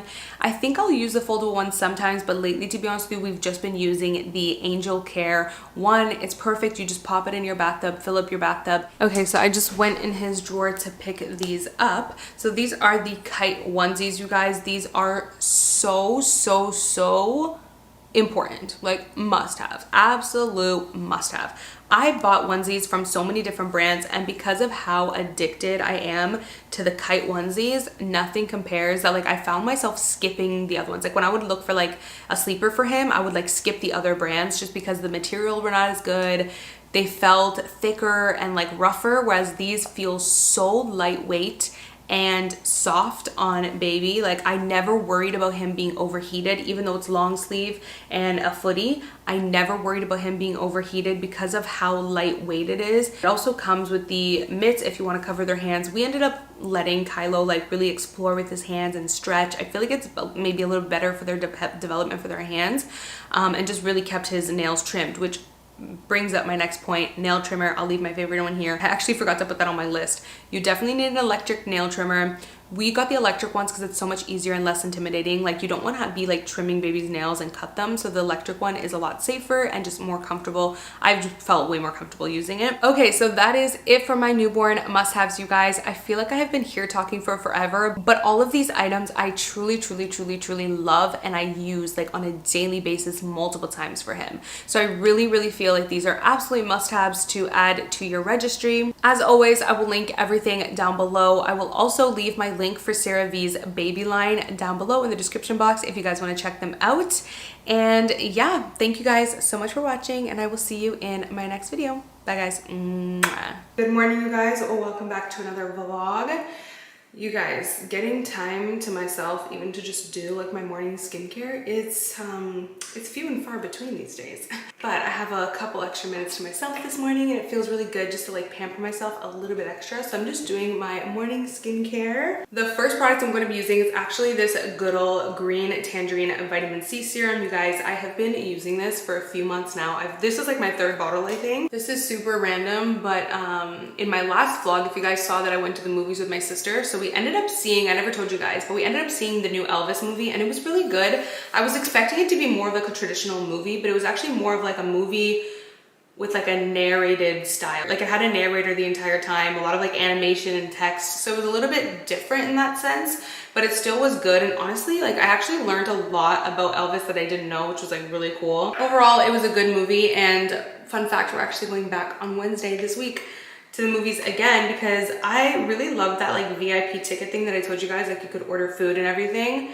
It was really cool. And I was saying to my sisters, honestly, once you go VIP, you don't go back, okay? Because the seats had like so much room, they reclined back. It was just, it was fun, you guys. I haven't been to the movies in years and it's just such a fun little outing. So we're actually going again on Wednesday, which is like in a few days. Lately, I keep my skincare routine super simple. I do my good old vitamin C, and then I just do some moisturizer and lip balm. You're good to go. But what I did do earlier was pluck my chin hairs. Do you guys remember how during pregnancy I got a lot of black hairs on my chin? So little update, they actually went down by a lot, but I still have them. So I'm sure once my postpartum hormones kind of like regulate, they will go away, but they have gone down a lot, so that's good. I'm gonna put my hair up, eat some breakfast, and then I have some content to film. Oh, also you guys, I forgot to tell you, but I am vlogging with a new camera. So I ended up getting the Sony ZV-1. I actually got this camera like when it first came out, and then I returned it because I hated the side viewfinder. Like I hated how the monitor thing went on the side instead of the top. But I loved the camera and I just couldn't get over the monitor thing. But I just started really getting tired of vlogging with my Canon M6 because it's a little too heavy to be a vlog camera. Like that camera is a little too heavy to be a vlog camera, but it's a really nice camera to use for like hauls and sit down videos because it's not quite as big as my Canon 90D. So it's like a good middle ground. But I wanted something just like very pocket size and easy to use for vlogging. So yeah, I got the Sony ZV-1 again and I love it. I'm obsessed. It's so easy to use, and honestly I'm just getting used to the side flip out camera. I'm just gonna have to get used to it, okay? It actually is less distracting. It makes me look at the lens more, whereas when it's on top I look up more, so that's a good thing. Okay, so today is day 2. Yesterday was day 1. Today is day 2 of my postpartum weight loss journey, and let me tell you, it's gonna be a journey because your girl's got a lot of weight to lose, okay?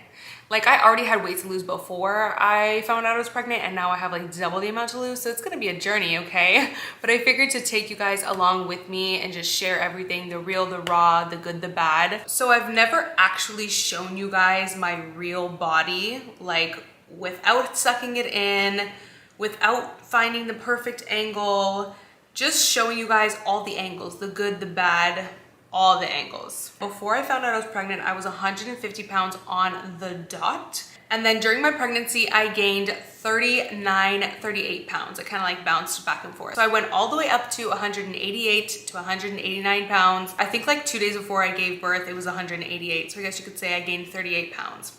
So I was not expecting to gain that much. I was expecting to gain like 25, maybe 20, but your girl gained almost 40 pounds. And I'm telling you, I was so good during my pregnancy. Like I did not give into a lot of cravings. If I did give into cravings, it was like once a week. I was very mindful of my portions, mindful of what I was eating.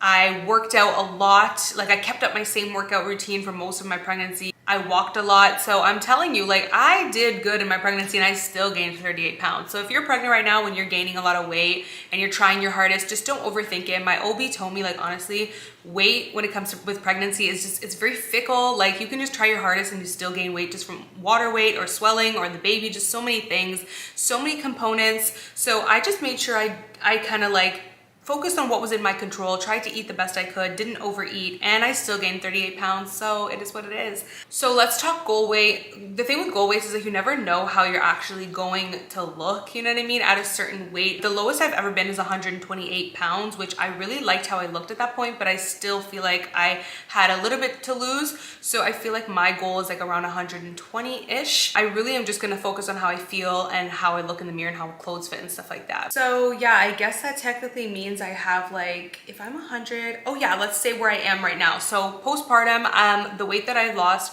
So let me look at my little notes here. I took it down. So 1 week postpartum, I was 185 pounds. So I had only lost like, what is that, 3 pounds? Like for those of you who don't know, if you watched my birth story, I had a C-section. So I had so much swelling, you guys. I literally only lost like 3 pounds after birth because of how swollen I was. My feet were like huge. They were so puffy. And then 3 weeks postpartum, I was 173 pounds. And then 5 weeks postpartum, I was 171 pounds. And then 6 weeks postpartum, I was 169 pounds. I am now 7.5 weeks postpartum, which I haven't weighed myself. I weighed myself like a few days ago and I was pretty much the same. So I'm pretty much 169 pounds and that's where I'm starting at. So postpartum without even trying, 188 minus 169. Postpartum without even trying, I have lost 19 pounds. I'm not gonna lie, I thought I would lose more, like 25, 30, but it is what it is. I will lose it on my own, okay? So let's just say my goal weight is roughly 120. I have about 49 pounds to lose. Let's just say 50. So your girl's got like 50 pounds to lose. And I'm not saying that this is going to be an overnight journey where I'm literally gonna pop on here 6 months from now and be like my goal weight and have lost 50 pounds. I'm realistic enough and I know enough about weight loss and the science behind it to know that the best way to lose weight is slow and sustainably. It's not quick and fast, because quick and fast equals quick and fast gaining it back as well. Like I realistically know that and I want to do things the right way like I always have. Well, not always, like I've been through a whole thing. I feel like I should make a separate video just about the shit that I've gone through regarding like my body. So I will be pretty much just in a calorie deficit. I've talked about this before. It's just a scientific fact. To lose weight, your body needs to be in a deficit. You need to consume less calories than you burn. So I'm just gonna pretty much be in a calorie deficit. Nothing fancy, nothing crazy. I am not cutting out carbs. I'm not doing anything drastic. I'm pretty much just eating the same, like I'm literally gonna eat the same that I do right now, just like change my portions. So if you wanna lose weight, you don't have to go and change everything that you eat. If you love eating tacos for dinner, still just eat tacos for dinner. Just maybe have 3 tacos instead of 4. I'm gonna be doing lots of what I eat in a days and sharing you guys everything that I eat for my postpartum weight loss, so that'll be really fun. But yeah, I'm pretty much just gonna be in a calorie deficit. I also right now have not been cleared yet to work out. So I haven't started working out yet, but I have been going on walks since I was like 5 days postpartum, I think. 5 days or 1 week postpartum. I've been going on walks, not every day, but I would say 4 to 5 times a week. I do want to get back into the routine though of like going every single day. I used to go for a long 1-hour walk every single morning, but just with having a newborn now, it's been like an adjustment of trying to learn like what my new routine looks like, you know what I mean? How my new routine is gonna go. So I'm kind of like in the process of that now, finding my new routine, and I'm definitely gonna include just going for a walk every single morning or every evening right now since it's really hot out and I wanna bring the baby and I don't wanna take him out in the heat. But I'm pretty much just gonna be focusing on walks until I'm clear to work out. I have my postpartum appointment pretty soon, so I'm gonna be cleared most likely, and then I will get right back to it, and I'll probably include like lots of workouts and vlogs and stuff like that. So when it comes to calculating my calorie deficit, honestly, I just have like this calculator that I really like online. I will leave it down below. It's super easy. You just fill out like your height, your activity level, all that stuff, and it will give you a calorie amount. For me, I'm probably gonna stick to around 1500. That's always just kind of worked for me and not been too low and not been too high. I know a lot of people like to ask if I'm gonna count calories. The thing with me is I've had a lot of experience with calories and like how much food weighs and all those things, to the point now where I'm just able to eyeball things. I don't need to be so meticulous and like count everything. It's so annoying being meticulous, but it's so good to like, it teaches you so much. If you have never counted calories before, and obviously if you're not triggered by it, I highly recommend just counting calories for like 2 weeks or so. It really teaches you a lot about like portion control and everything. And then once you learn your portions, you don't really have to count calories anymore, because you can just eyeball things. Now I will say, if you want to really be like super, like you want to make sure you're on track with your calories, then it is really good to count. Because I always like to say this is actually like kind of like a quote from Michael Matthews. I read his book, but like years ago, but he always says, when people ask him like, do you need to count calories? You don't need to count calories. You do need to be in a calorie deficit to lose weight, but you don't need to count. You could just eyeball things and whatever. But it's kind of like, he always likes to say, it's kind of like going on a road trip. Do you check how much gas you have in the tank, or do you just go for the road trip and go for the drive and hope you have enough gas in the tank? You're kind of like driving blindly when you're not counting your calories, because you're just like, oh, I hope I'm hitting my target today. Do you know what I mean? So for me, like I said, I'm very good at eyeballing things now, and I don't really need to count as much. I do still kind of count like roughly in my head. Like I'll look at my plate and be like, okay, yeah, my breakfast was 300 calories this morning. This, you know what I mean? I roughly count it in my head, but I don't sit there and like log all my calories and everything like that. But I do highly recommend that you do that, at least practice it for a little bit, so that you can have the knowledge and apply it. Because like I said, I love that like quote. You wouldn't go on a road trip without knowing how much gas you have in your car. So why would you just like walk into this weight loss journey blindly without knowing if you're overeating, undereating, whatever, you know? I just know this is going to be a mental journey, just because I've never actually had to lose weight postpartum, so I don't know what my body's gonna look like. I mean, I know what body looks like now, but it's like, if I lose weight, will my body look like it did before, or will it always be different? Like, I don't know. It's gonna be a whole journey that I'm just taking you guys along with for the ride, and we'll see how things go. And you know what's crazy, honestly, when it comes to like my body now after having a baby, like it's really crazy. I was telling my sister this the other day, but if I weighed now, like before, I would have been riddled with insecurity, but I am so much more of a confident person, like especially after having a baby. Like I don't know what it is, like it's subconscious as well. It's not like I'm like purposely trying, it's subconscious. Like it's just happened that like I just love my body now. I love it, even though I don't necessarily, like if you ask me, do I love the way my body looks right now 100%? No, like I want to be slimmer, I just do. So I don't love that, but just overall, I have this like love and appreciation for my body that I'm not riddled with insecurity like I would be before.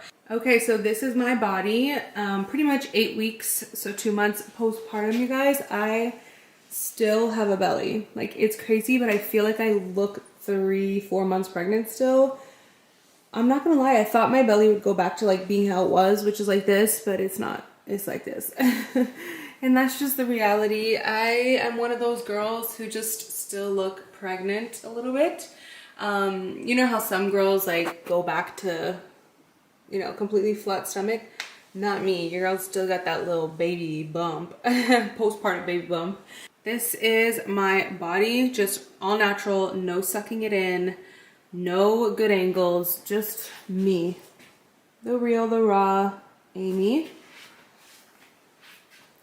One thing that I really like hate, like if we want to like, you know, I love myself and all, but like let's just be real. One thing I really dislike about my body that I wish I could change is my arms. Like I feel like my arms have gotten so just thick, okay, hella thick. You can't really see it in this bra, but you see my back fat right there? Like I feel like I gained a lot of like weight over there.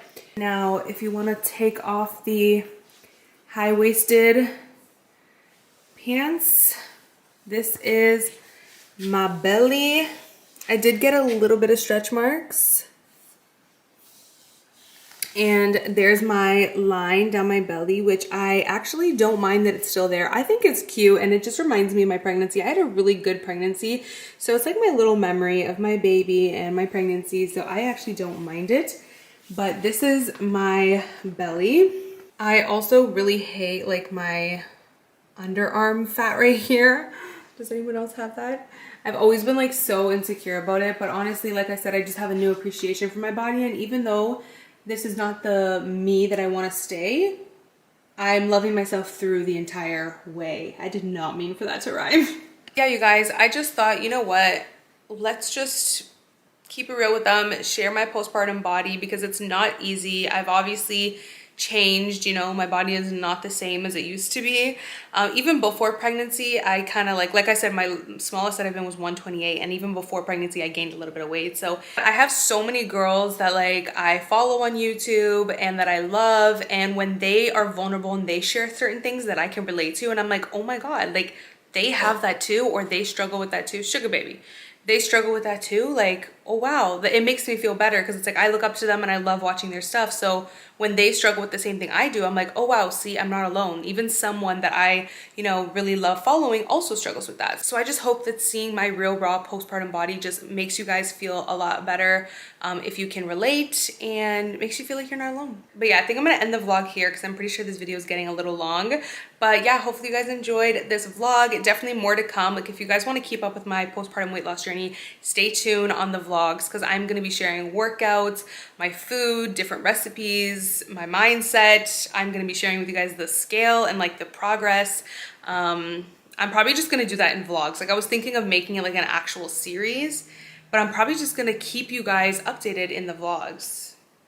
Or maybe I will make it a series, just focus on that. I don't know. But regardless, if you guys want to keep up with me and follow me along this journey, subscribe, sign up for the notifications so you can always be notified when you get a new video. And yeah, thank you guys for watching, and I'll see you in my next video. Bye guys. Mwah. Good morning, you guys. Welcome back to another vlog. Baby has the hiccups right now. He loves being in this position, by the way. He's obsessed with being on his tummy. This is actually how I get him to sleep every night, how I get him to nap. But I just randomly decided to turn on the vlog camera today and start vlogging for the week. I wanted to share, I think today for the first time, I'm about to put him down for his morning nap. It's like a 10:53, so he usually goes down for a morning nap around this time.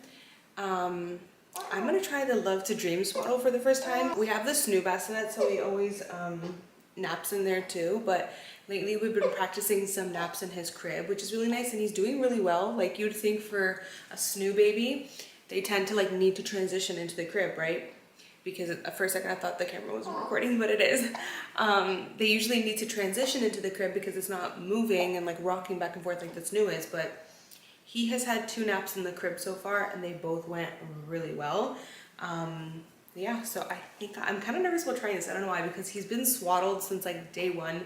We've had him swaddled and like the traditional arms down swaddled. He loves having his hands near his face, but he also sleeps so well in a traditional swaddle, so we just kept traditionally swaddling. And obviously with the snoo, it is a traditional swaddle. You can have the arms out, but we just never did. Anyways, I don't know, I'm kind of nervous about trying this, but a lot of babies love it. This is also a good way of like transitioning out of the regular swaddle. He hasn't rolled yet, so he doesn't need a transition, but I guess I'm just curious to try it. Like I've heard so many stories of moms being like, I used this swaddle and got like so many hours of sleep. So who knows, you never know. He might love it. He's losing his hair, you guys. I can't wait for his like actual hair to come in. By the way, I'm in a sweater because upstairs is so much warmer than it is down here on the main floor. So we always have to have the AC like cranked up so that upstairs is a good temperature for him, because that's where he sleeps and naps throughout the day. So then it ends up being so cold down here. My favorite thing about this age, you guys, is he's starting to like, well, he's actually been cooing since he was like 5 weeks old. But he's really like starting to talk a lot and coo a lot. It's the cutest thing. I know, I know, I know. Mommy's nervous to try this because I have a lot to get done today, and if you don't have a good morning nap, it's not going to be good.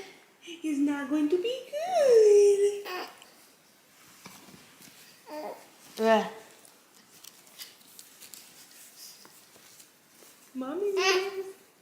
Yeah. Yeah. Ooh, you already have your arms up, eh? Okay, so that wasn't a total fail, but it also wasn't a total success. He woke up after like 5 minutes, and honestly, I just have a lot of things to get done today. I have to edit 2 videos, so I couldn't afford to just like keep trying. So I just wrapped him up in the snoo sack and popped him in the snoo. Okay, I took the easy way out. But that's not to say that he hated it. He actually felt like seemed a lot calmer in it. Like he actually seemed like he liked it. But I mean, he wakes up after 5 minutes sometimes, even when he's swaddled, and just needs like extra soothing. So it's nothing to like, say about that. But basically, I just still have to try it more to really see. But I wanted to just like kind of talk to you guys about a thought that I had yesterday. So yesterday or last night, I really just like realized if you're a new mom or just a mom in general, you know how frustrating it can be sometimes trying to put your baby to sleep. I think Kylo was going through like this growth spurt because for the last 2 days, he has been giving us absolute hell to put him to sleep. And I'm telling you, normally I can get him to sleep within 5 minutes, at the most 15 minutes. But for the past 2 days, he has been fighting his sleep so hard. Like I'm talking hours. So it's been taking him like 2 to 3 hours just for us to put him down for bed.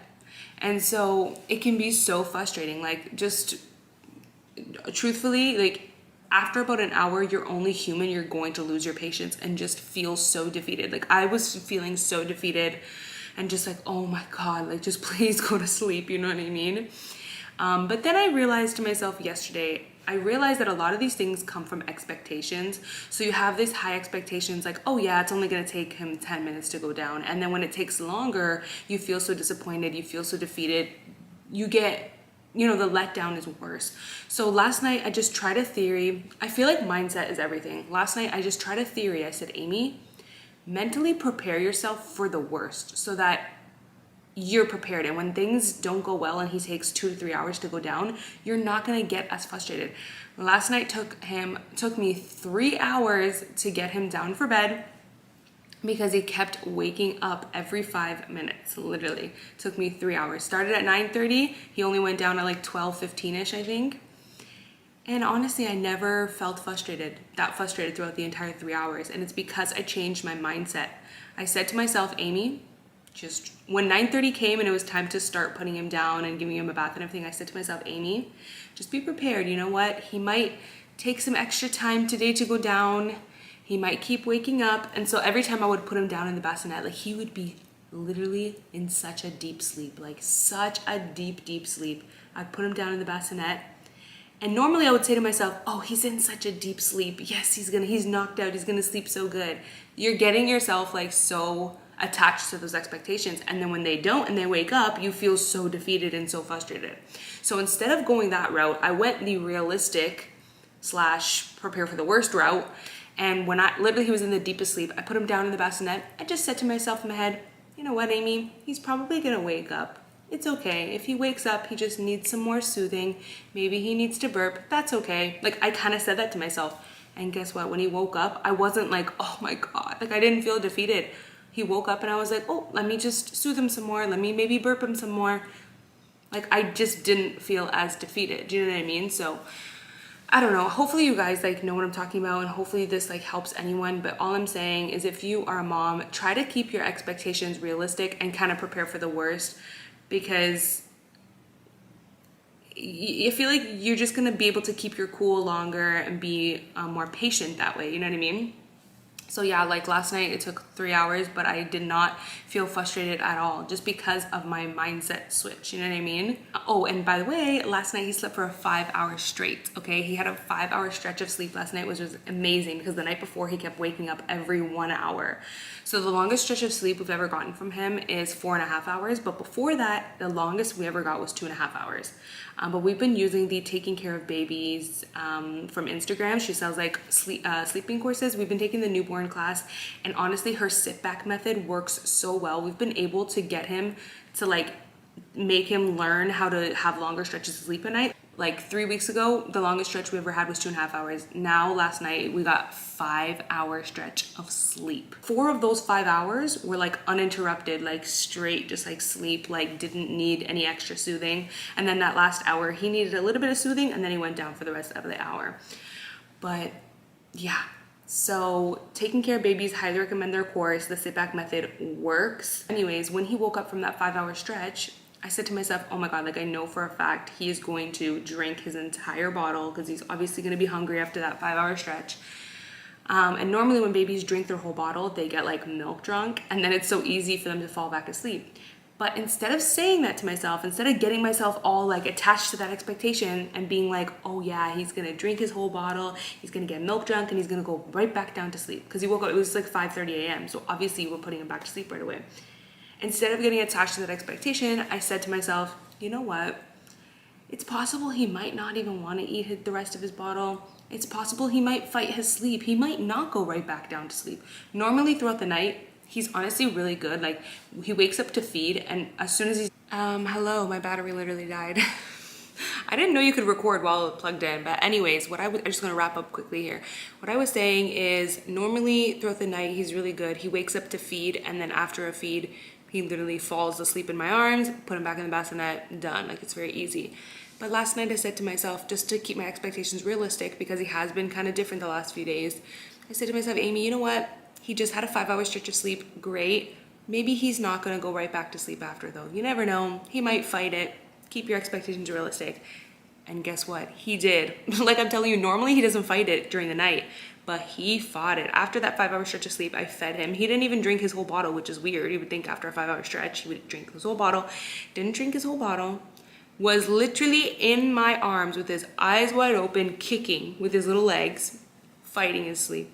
It took me rocking him for like 20 minutes to get him down, which 20 minutes is not bad, but like I said, normally during the night, you don't even have to rock him. Like he falls asleep on his own after he drinks his bottle. Anyways, oh, and he was refusing to breastfeed, just was not having it. You know, so all this to say, keep your expectations realistic, kind of prepare for the worst a little bit. That way you don't get disappointed and like you can be more patient. You won't get so frustrated. It worked for me. That's all I'm saying. All I'm saying is a little bit of a mindset change can help. So I am about to pump while I edit my videos. It's honestly the last thing I want to do right now is pump, like the last. But my right boob feels so engorged, and Kylo has been like refusing the breast all day. 5 a.m. he breastfed a little bit, but that was it. It is now 1 p.m. and he has been refusing the breast all day. So I'm feeling a little engorged. Your girl's got a pump. I do have these wearable pumps from Amazon. I actually really like them. They're actually really nice. I do think I get slightly more milk out of my Spectra. So since I'm sitting down editing anyways, I don't really need something so mobile and wearable. I can just set this down on the table. So I'm using my Spectra. I've actually been using these settings that I found on a blog to increase milk supply, because my milk supply dipped and just took a hit. If you guys saw my last vlog, I talked about that, but yeah. And they actually work. I feel like it's actually working. I'm gonna leave it on the screen if any of you guys are interested. This is my new life, y'all. Living la vida loca.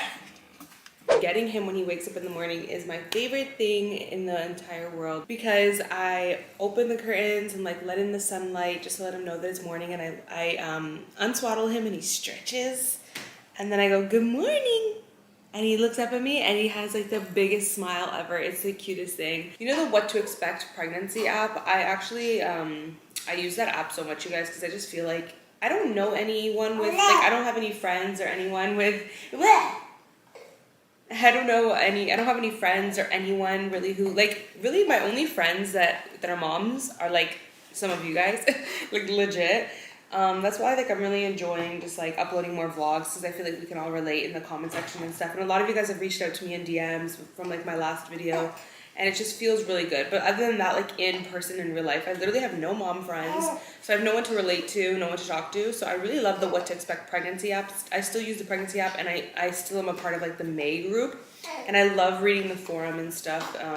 And one girl was saying her baby's so fussy and wouldn't stay in anything, but she would only, her baby, she finally found it would stay in this. So I was like, oh, let me buy that. Because like I said, Kylo was the same, wouldn't go in anything. But yeah, It's so cheap and babies love it for some reason. It has a little bit of vibration and he loves the little toy on it.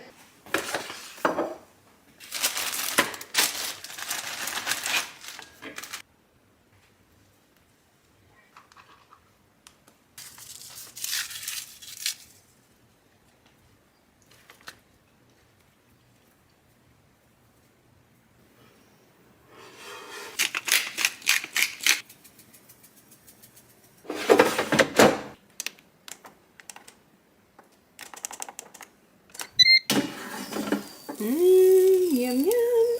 This has been my go-to lunch or even dinner lately. I've always have loved quick meals, but I'm telling you, now that I'm a mom, I feel that on another level. Like I'm always on a quick meal type of thing. It needs to be a fast meal or I ain't doing it. I'm finally getting a chance to watch my shows. New episode of Real Housewives of Beverly Hills. So if you guys watched my last vlog, then you know I am breastfeeding, but I'm also formula feeding and just pretty much doing a combo. This has been so amazing. This is like a formula storage container and it comes with a little scoop right there and it has the leveler on the corner. So this is just so perfect. I got it from Amazon. I will link it down below.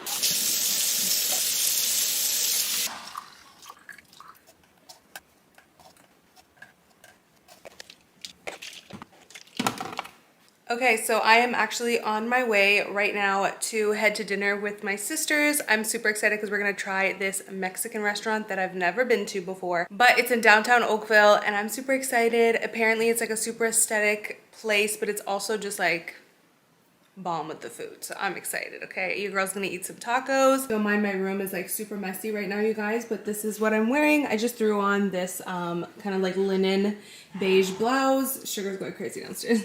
And just like black shorts and a black top. And then I'll throw on my nude sneakers and then I'll be good to go. I wish my rings fit me, you guys, but they still don't fit me. Oh, also you guys, I'm wearing my little K necklace. I hope it's on right because I always like never know like which way when you look in the mirror how to put it on, the opposite way or the right, I don't know. Okay, but anyways, I got this off of Etsy and I love it so much. For my little Kylo. Anyways, before I am late, I'm about to head out. I'm actually gonna be exactly on time if I leave right now. So my sisters always make fun of me because they always say that your girl is always late. But the thing is, I'm literally always like a minute late. I'm not even exaggerating. I'm literally always 1 or 2 minutes late, and they're so extra Pisces that they're always 2 to 5 minutes early. So the fact that I'm 1 to 5 minutes late is like, oh my God, she's always late. Like, y'all gotta chill, okay? 1 minute, 2 minute, like it depends what clock you look at. I'm on time, okay? The other annoying girl still in it?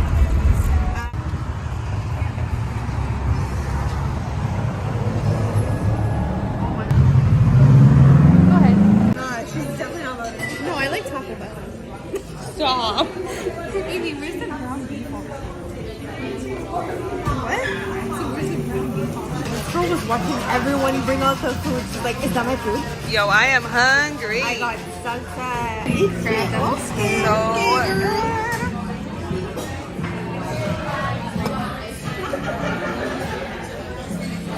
And Steph got ceviche.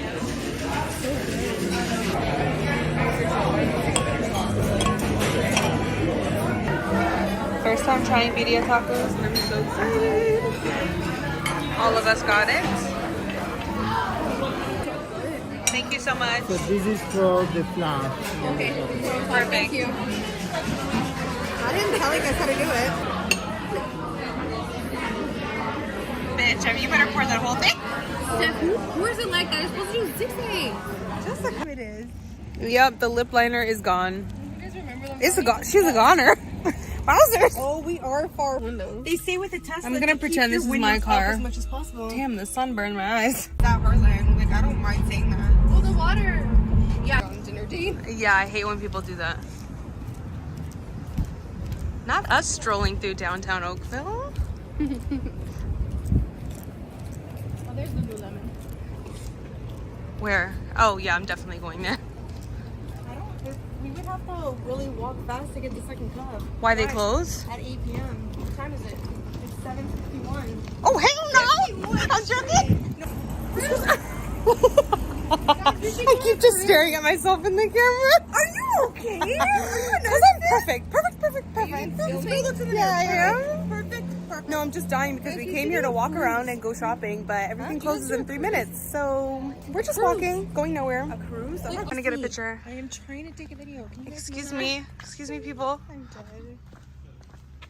Yo, let's go on a canoe. I can't believe you Jessica, I'm not noticed made the for that water life. was. Okay, well, it's a canoe. Okay, how beautiful is that? Some fish. Do you see where the water's disturbed? It goes all the way down. Steph is trying to run from the... Get away from me! No, they seriously are. Oh my god, they're following us! Holy shit, this is not perfect! You Jack Sparrow, run!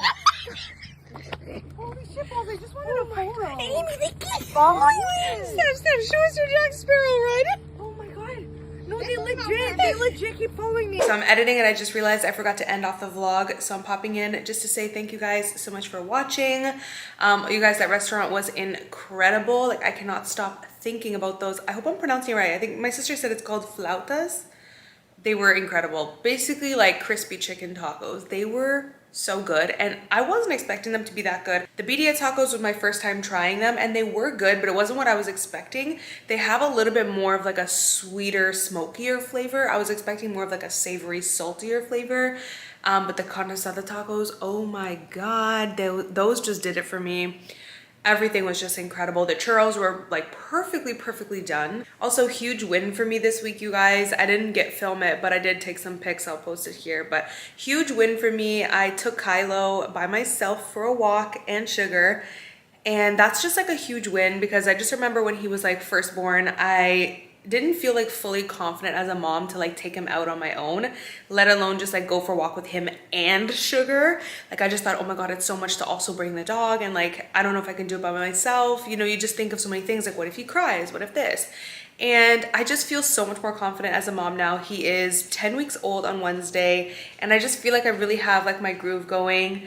I just felt like going for a walk, so put on my carrier, popped him in there, put the leash on Sugar. Sugar has been amazing and he's just like so good and so patient. So honestly, it was a breeze and I just thought that was a huge win I wanted to share with you guys, because if you have a newborn right now, I'm telling you, it gets better, it gets easier. Soon you really start getting into the groove of things and just feeling more confident and feeling like you can, you know, still live your life. You just bring the babe along with you. But yeah, so anyways, hopefully you guys enjoyed this vlog and I will see you guys in my next video. Bye guys. Mwah.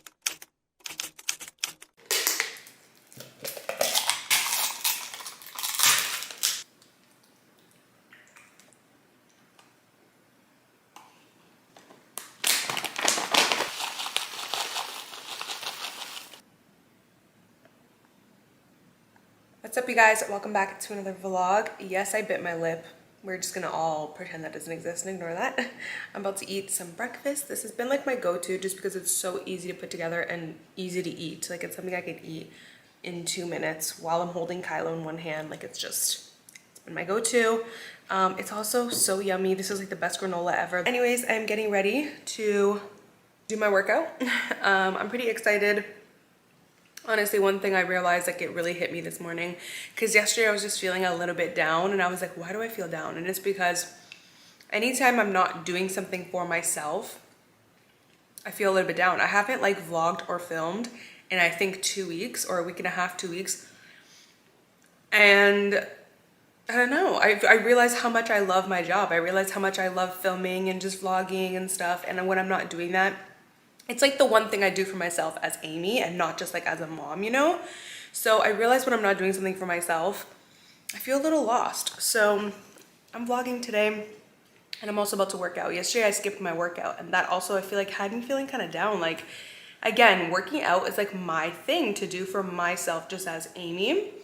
So I'm getting in that workout today. I also couldn't go for a walk yesterday either because it was just raining. It just, this is my way of telling you yesterday was not a good day. It's not always good days, you guys. I feel like people get on YouTube and just pretend like everything's rosy daisy. So yeah, that's what I'm just saying. Yesterday was a little bit of just like a down day. Just wasn't really feeling that great. It wasn't horrible, but just wasn't really feeling that great.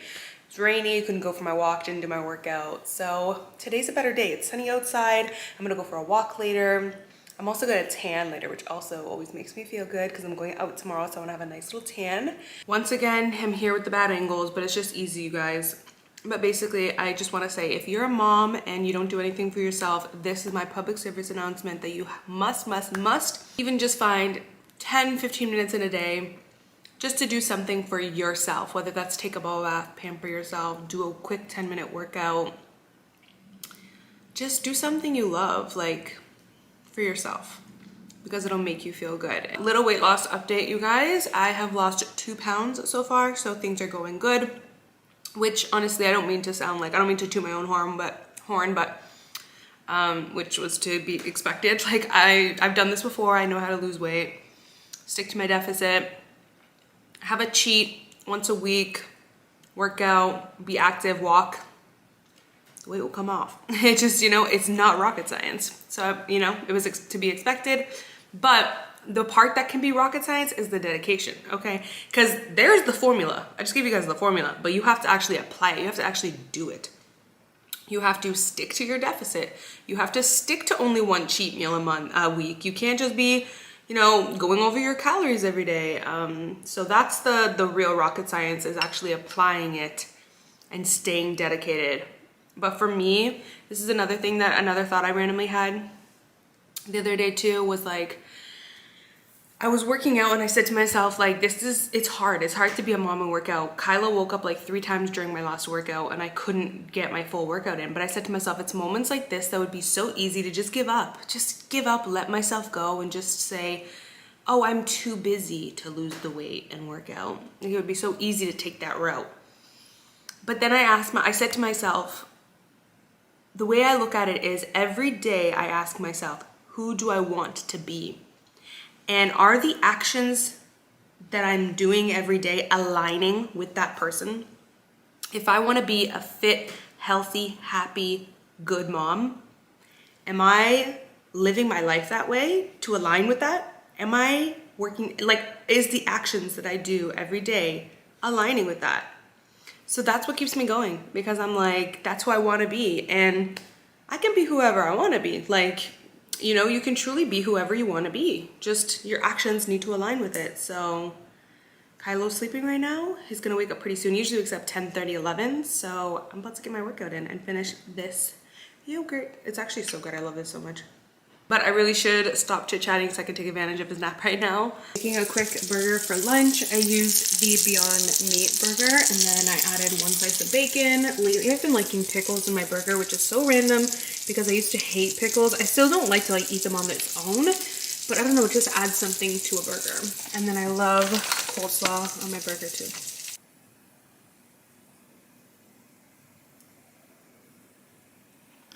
What's up, you guys? It is the next day. I'm actually going to start getting ready to go out with my sisters. That's why my hair is all wild. I'm about to curl it right now, do my makeup, get dressed. And yeah, I'm going out with my sisters. We are gonna try a new restaurant. We're kind of like on this kick right now, where it's kind of funny. We're like on this kick right now where we're just trying new restaurants like every 2 weeks or so. And I'm kind of living for it, because you know, you always go to the same place, but there's so many places, so many good reviews for different places. So we literally just like search online for like the places with the best reviews and pick a place and go there. You guys saw in the last vlog, we tried the Porvita place, so good. This time we are going for Italian. I'm like out of breath because I had to go down the stairs just to grab my vlog camera.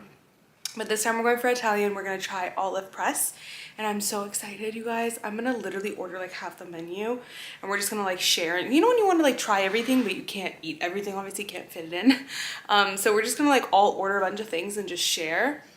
So, I mean, me and my sisters go in. But anyways, I'm about to get ready. You guys, getting dressed postpartum has been really hard because half my, like not even half, like 90% of my closet doesn't fit me.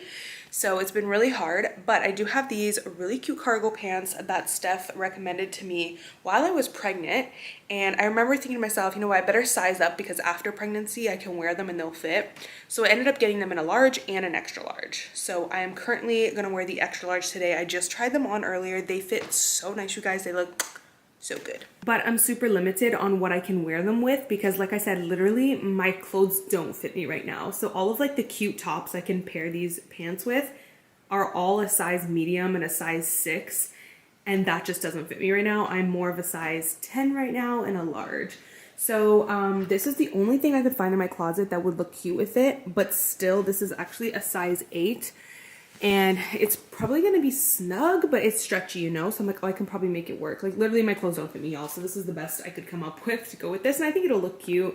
Ideally, I would love like a really cute crop top with this, but yeah, we're making it work postpartum here. But yeah, these pants are so cute. I also am happy that I got them in a large so that when I lose a little bit of weight, I'll still have a size that fits me. Ooh, Kylo just woke up. And I'm all ready to go. I love these pants, you guys, and they're super comfortable and I actually have a lot of room in them. I definitely would have rather wear a crop top with these pants, but like I said, this is literally the only thing that fits me right now, and I still think it looks pretty good. I also got these new sneakers. They're so gorgeous, you guys. And they ended up going perfect. I didn't know if I should wear these, or I also got them in the beige. Like I really didn't know, and I still don't know if I should wear the white or do I wear the beige. Oh god, now I feel like wearing the beige. Do I have to change my whole thing? Yes, I think so. Okay, I actually feel like that looks so much better. It's just less matchy-matchy. And then I'm wearing my little K necklace for Kylo. And that's it. Mama is ready. Okay, I'm pretty much ready to go. I don't know if anyone else is like this, you guys, but I absolutely hate sweating. Like, I cannot stand sweating. It's just like not a vibe. It's not a vibe. Okay, don't mind my cuticles. I need some lotion, but oh, I actually have lotion in here.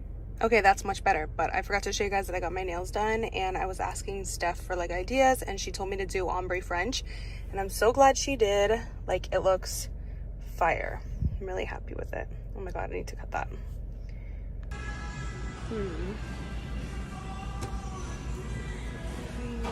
I gotta take a picture. I'm like, you ate everything. Yeah, you gotta do it before, not after.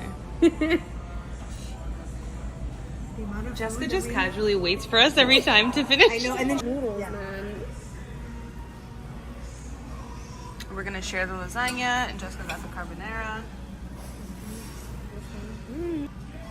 And we're gonna share the chicken parm too. We got lots of food, you guys.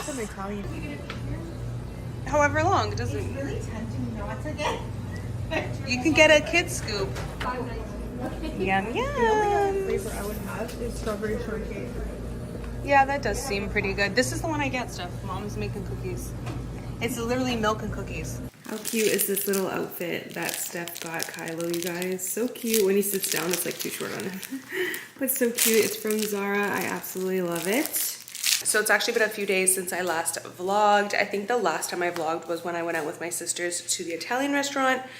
It was good, you guys, but it wasn't like amazing. I don't think it's like, you know, groundbreaking. You must go now, so nothing really like stood out about it that much. But yeah, I'm gonna continue vlogging this week. I kind of didn't vlog for a few days. I don't know why, to be honest with you. I kind of forgot that I was vlogging and I just didn't. We went to my parents' house for a barbecue over the weekend, right? Yes.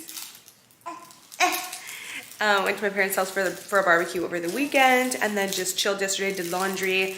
Now it is Monday morning and I am just warming up his bottle. I'm gonna feed him and then get him down for his morning nap, and then I'm gonna go for my workout because I did not wake up early today. Like normally I like to wake up before him to get my workout done, but I couldn't today, you know? It was just one of those mornings. Like, I'm not a morning person, you guys. I love sleeping in.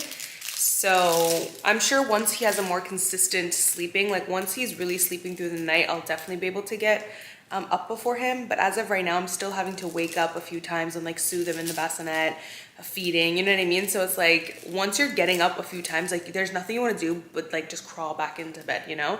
So it's a little difficult for me to like wake up before him. I still do it some days, but there's days when I just, you're looking at mommy? There's days when I just don't got it in me, and this morning was just one of those mornings. So I'm just gonna do my workout while he has his morning nap. Steph bought him this toy and we just hung it on the Fisher Price bouncer. It is so cute, you guys. He loves it. He loves being able to grab it, put the rubber pieces in his mouth because he's like teething a little bit. Sugar Baby's in his famous favorite spots, as always. I don't think I ever showed you guys, but we replaced the fiddle leaf tree for this faux olive tree, and I'm obsessed. I love how it looks so much. Wow, you're excited. I love how it looks so much. We just definitely need a bigger pot. Like, I want a larger and taller pot. Someone is hungry for their milkies. Look at these little baby feet. Oh, that was a yawn. Someone is ready for their nap. Okay, his milk is still warming up, so I have like an extra minute or two, but I just wanted to say I am currently watching Love Island USA, the newest season, and it is so good. Like, I was telling my sister, they need to give the casting team a raise. Like, legit, give them a raise, okay? Because the cast this year is so good. Like, it is so juicy. You know, like, week 1 of Love Island is not that good usually. No, like, it's already fire. We're only like 2 weeks in, and week 1 was already just like fire. But I'm also happy with the Love Island season 8, the UK one, winners, Kay and Queen. I don't know, I just came on here to say, if you don't watch Love Island, what are you doing? You have to watch the UK one. It's the original, it's like the OG, and then US copied the UK, obvi. But Love Island US, the first season is absolutely, it's just not good. It's not a vibe. But seasons 2, 3, and 4 are really good. So I just suggest watching Love Island. If you don't, what are you really doing, you know? I've been having like contact naps, not like all the time, but like usually once a day I'll have a contact nap with Kylo, and he'll nap in my arms for like 2 hours straight. And I'm like, perfect, I can just watch Love Island. Perfect. Like, literally, I just sit on the couch, he naps in my arms, and I just watch Love Island. And it's like justifiable because I'm like, well, my baby's sleeping. I can sit on the couch for 2 hours and watch TV. I actually wanted to see if you guys had any like products or any tips or advice that worked for you. Kylo has just had, from day one, really like reflux issues. Like, he's a very spitty baby, but he's gaining weight really well. So it's not like a major concern in a sense, you know what I mean? Like, I definitely don't want to put him on medication or anything like that, just because, like I said, he's gaining weight really well. So he doesn't, it's not severe, but he's such a spitty baby, and his spit up wakes him up in the middle of the night, wakes him up during his naps constantly. Like, I know he could get such better sleep if we just like helped his reflux issue. We do what we can in terms of feeding. Like, right now I'm having him seated upright, slow-paced feeding. Don't let him drink too much. Right now I'm a little bit distracted, but slow-paced feeding. Don't let him drink too fast, take breaks, burp every 2 ounces. Like, I do all of like the feeding tricks, but he just is such a spitty baby, and I can tell sometimes his tummy hurts because he'll be so hungry, he'll like grasp for the bottle, like, and you know, drink it so fast, like he's so hungry, and then 2 seconds later he pushes the bottle away. So I can tell his stomach is just hurting. So I've tried grape water. To be honest, didn't notice a difference. I tried this, I think it's called Cal, I'll put it on the screen right here. I tried this, it helps a little bit, but not crazy. I just bought some probiotic drops. I'll leave the one that I purchased on the screen. It was really pricey, but it has amazing reviews. So I'm waiting for that to come in the mail in a few days. I am hoping that that helps. I don't know if you guys have any tips. I'm also going to switch him to hypoallergenic formula. There's like the same one that I use, the HIP formula. They have like an anti-reflux hypoallergenic version, so I'm thinking of like trying that out. I know it's not the formula that I'm using, because even when I was breastfeeding, he would still like have a lot of spit up and a lot of like tummy issues and tummy pain, gas pains and stuff, even from breastfeeding. So I think it's just one of those things. So I don't know if you guys have any products or any tips, but honestly, the fact that we had to upgrade to the larger bottles, tear, so sad. Like, I feel like my little baby is just growing up so fast. The small bottles just got too small for him. He now drinks like 5 to 6 ounces. Actually, since we're kind of on the topic, let's talk about breastfeeding. I have officially stopped breastfeeding, which I was a little bit sad about at the time when I stopped, but now I'm just like, it just was the right decision for us, and it just had to happen. It just got to the point where like his latch actually, so I don't know if you guys saw, if you haven't seen my original video of my breastfeeding journey, watch that video, because you need to like, you know, understand. But basically he had latching issues, and we worked really hard at it for like weeks and weeks and weeks. And milky milkers. Okay, my camera literally just died right while I was in the middle of talking.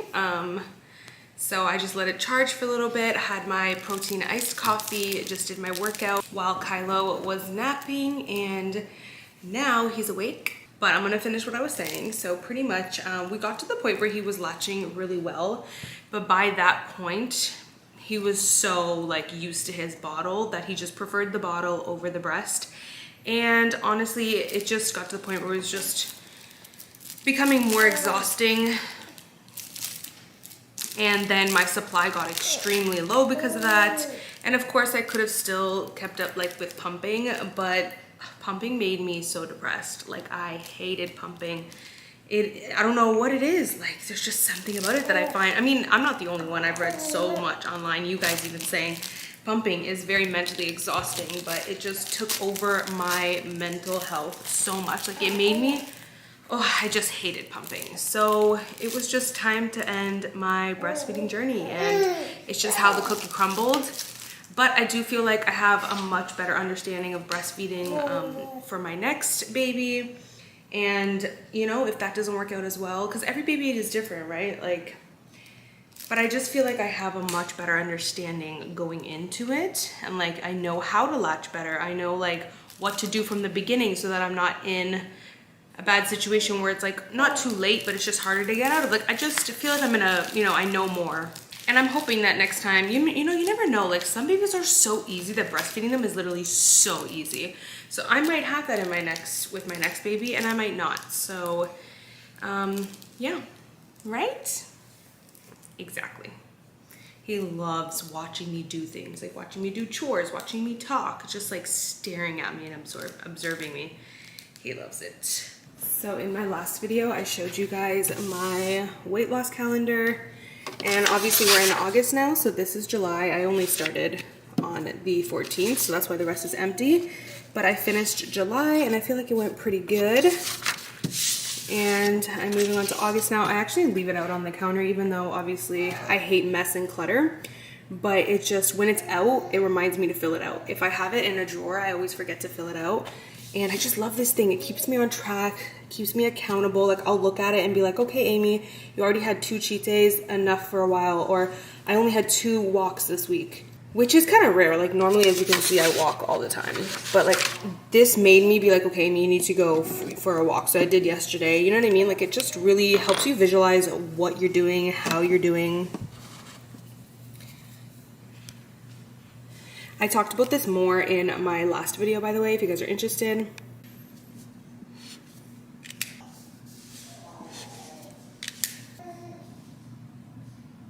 Okay, it's the next day, but I think I'm gonna start a new vlog.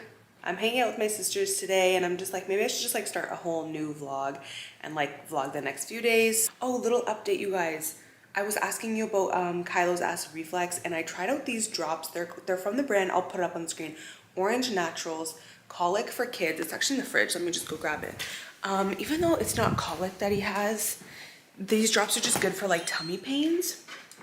And where is it? You do need to refrigerate them after you open it, but oh my God, they actually work. I gave them, I'm just hoping they don't constipate him. I'm still keeping an eye out because I just tried it for the first time for the first 24 hours. So I'm gonna wait to see. Oh my God, he's actually drinking his entire bottle without crying and screaming after a few seconds. Like it seems to really help. And last night he slept so good. I literally got 9 hours of sleep last night. He didn't sleep 9 hours straight, but my husband took his 3 a.m. feed. So the way the timing worked out, and then from there he slept, look, the toilet paper in the back, mom life. And then from there he slept until 7 a.m. straight. So the way the timing just like worked out, I was able to get 8 hours of sleep straight, and then I went back for an additional hour of sleep because you guys know your girl loves to sleep. So I literally got 9 hours, and now I'm about to do my workout. He's still sleeping for a little bit. Hopefully I can squeeze it in a workout, but this stuff legit works, you guys. It helped him so much. Like I said, he was able to sleep so much better last night. So hopefully you guys enjoyed this vlog. Like I said, I'm going to continue vlogging today for the next one. Hopefully you guys enjoyed, and I will see you guys in my next video. Bye guys. Mwah. What's up, you guys? Welcome back to another vlog. I actually vlogged the past few days, like my past week pretty much, and I figured I would just come on here, chit chat a little bit, and do like a little intro. I just did my makeup and I'm feeling bomb. But tell me how I was using the KKW concealer, you guys, and look, the little doe foot applicator literally popped off, but I have used this to the bone. I'm telling you, I actually loved her makeup product. I'm actually wearing the lip gloss Super Nude, her collab with Makeup by Mario. I love this. It is very, very nude. I've been loving this. This is the Makeup by Mario Soft Sculpt Transforming Skin Enhancer. He came out with the Skin Perfector and the Skin Enhancer, and I spent like so much time really trying to figure out like, what are these products? Like, are they foundations? Are they bronzers? Are they like, what are they? So I just decided to watch his like little video on Sephora, and it was really informative. This is basically like, if you're just like dumbing it down here, this is basically just a bronzer, but it's a very, very sheer bronzer. I've been obsessed with this for natural makeup. I really have been loving just like super natural makeup lately, and this is perfect because it's very sheer. So I just take this with a duo fiber brush and just kind of like lightly apply it, and it's just a very, very natural bronzer. This is in the shade medium, which I'm wearing because I'm tan, but when my tan is kind of faded or I don't really have much tan on, I really like the shade light medium. It also looks darker in the pan. Like, you see how dark it looks? It's really not, like, it's super sheer. You see how dark it looks on my finger? And look at how sheer it is. This is light medium. Like, it's very, very sheer. I haven't done my makeup in a hot little minute, so I feel really good. I'm filming some content today. I'm just on my boss mom moves today, okay? Oh, and huge mommy win from you guys. Kylo slept his first 8-hour stretch last night. Hallelujah. Like, thank you, Jesus. So before that, the most we've ever gotten out of him was 6 hours, but his average was more like 4 hours, 4.5-ish. And basically, let me give you guys a little recap. Actually, later on, like in the actual vlog, like I told you guys, I've vlogged my past week. So later on in the vlog, you guys will hear me complain about the 4-month sleep regression. It hit Kylo early. He's only 3 months, but it hit him literally the day he hit 3 months. No joke. I was like, what is going on here? He went from doing 4-hour stretches on average to literally waking up like 15 times a night. I kind of exaggerated in the vlog. I said 30. It was a little bit of an exaggeration. Literally waking up. I'm not joking though. I checked the snoo app because I have the snoo app tonight. He literally was waking up 15 times a night. So it was pretty wild, and I have really been struggling the last 2 weeks or so. I think it's lasted about a week and a half, about 11 days. We've been struggling over here, you guys. Very little sleep. Like I said, he sleeps 2 to 3 hour stretches, but like waking up 15 times a night, like multiple times, having to soothe him back to sleep. It was a wild mess. But finally, like the last 3 days, he has been back to his usual stretches. So basically what we did was we did the, since he was 6 weeks old, we started doing the Taking Care of Babies on Instagram newborn sleep class, the Will I Ever Sleep Again class. And we really started to implement her sit back method to get him to extend his, like do longer stretches of sleep at night. And that worked really well. Before we took her Taking Care of Babies class, he was doing 2-hour stretches, and within 2 weeks of implementing her method, the sit back method, we got him to do 4 to 6 hour stretches. Oh my God, I just realized I'm not using my mic because it's not plugged in. Oh well, at least this entire time the actual camera mic is on. Whatever, anyways, I'm just gonna continue. Yeah, so then over the past few days, I really said to myself, okay, Amy, he's 3.5 months. I really wanna like commit to just making sure I stay consistent with her method, the sit back method, and making sure I try it at least once for every nap and for bedtime. And basically the idea is, because he's still 3 months old, you can't really expect a 3-month-old to self-soothe and fall asleep independently. Most 3-month-olds are not going to do that. But what you do is like use this time period to practice and just attempt. And if it doesn't work, it's okay. I usually just give it 2 attempts, and if that doesn't work, then I just go ahead and rock him to sleep and resort to my usual method. But it's just about really practicing and trying and just giving him the opportunity and attempting at least once. So I've been super consistent over the last few days with making sure that I try to put him down awake but drowsy. I like to say awake but relaxed, because with the drowsy, I was putting him down when his eyes were like half closed, and with that I would actually make him more mad, and he would cry because he was like in an in-between state of sleep. So I make sure to put him down when I know he's tired but his eyes are wide open, and I've been doing that, you guys, and so far only today, his last nap just now, wasn't successful. But before that, like I had to rock him to sleep, but before that, every single nap and bedtime, he's actually fallen asleep on his own, independently, in the bassinet. Of course, with me still soothing him. Like basically, you can't expect a 3-month-old to self-soothe. So what I will do is like lay him in the bassinet with his eyes still open, but I'll make sure I know he's tired, turn up the white noise, and I do some shushing. I do shh, shh, shh, and I pat his chest, and I have his pacifier in, and he literally falls asleep within 2 to 5 minutes. Sometimes it takes 5 minutes, sometimes it just takes 1 to 2 minutes. Obviously, he's not falling asleep completely independently. I'm still helping him, but a 3-month-old does need some help. It's gonna really help him in the future to be able to fully fall asleep independently. But I'm just saying that what a coincidence that I have been super consistent over the last 2-3 days doing that. And last night he did his first 8-hour stretch of sleep, and then he woke to eat and slept another 3 hours. So it's actually working to help him like learn how to sleep on his own and do really longer stretches at night. So I'm so happy. I pray that this is the new norm, that he's doing these super long stretches. I cannot wait till the day he sleeps through the night, you guys. I cannot wait. If you know me, you know like I love my sleep. I know everybody loves their sleep, but you got some people that are just like sleepyheads. I'm a sleepyhead, okay? I've always loved to get 9 hours of sleep. So the day he sleeps like 10 to 12 hours straight, I will literally be like, hallelujah. I just gotta say, as a mom, I really just like have been making sure to take a little bit of time to myself. Today I'm doing my makeup, filming a little bit of content, and it's crazy because like work to me is like fun. Like I love my job. All right, I'm gonna go ahead and play the vlog for you guys. Like I said, I have been vlogging the past few days. What's up, you guys? Welcome back to another vlog. I am actually heading out right now to meet with my sisters. We're going to the dog park. I will explain more in the car. This entire set is from Set Active in the color Dune, and I'm obsessed. I love this color, and it's super soft. I love the entire, like, just fit of it. Super comfy and cozy, and the perfect just like to go outfit. I'm gonna pair it with my beige sneakers, my 530s. I'll link them down below. But yeah, I literally just threw on some tinted moisturizer. I've really been loving the NARS. I actually have to put on some chapstick right now, but I've really been loving the NARS tinted moisturizer. I don't know what it is, but lately I'm really loving light foundation. Like I don't want to feel anything heavy or anything too full coverage. I'm liking like light coverage and medium coverage. So I've been obsessed with the NARS tinted moisturizer. Okay, so I mentioned to you guys I'm on my way to the dog park. I kind of realized the other day that ever since COVID, like Sugar hasn't really been interacting much with other dogs. Like we used to go to dog parks all the time, and even on walks, you know, you would meet other dogs. But ever since COVID started, like when other dogs would be like would cross the street, like everyone would like cross to the other side of the street, like, you know what I mean? Like ever since COVID, everyone's just been avoiding each other, and I feel like he hasn't really been around other dogs other than Bentley. And then when he was introduced into Nyla, like they didn't really, not that they don't get along, but you can just tell like he doesn't love Nyla. That's just the truth, okay? I love Nyla, he doesn't love Nyla. But I think that's just because he was already at that stage where he's like, no new dogs, like no new friends. Like he loves Bentley, but that's because he literally met Bentley the day we brought him home. So he's just very used to Bentley, and Nyla was introduced right in the middle of COVID when he was already like totally antisocial. Basically what I'm saying is Sugar needs some more socializing.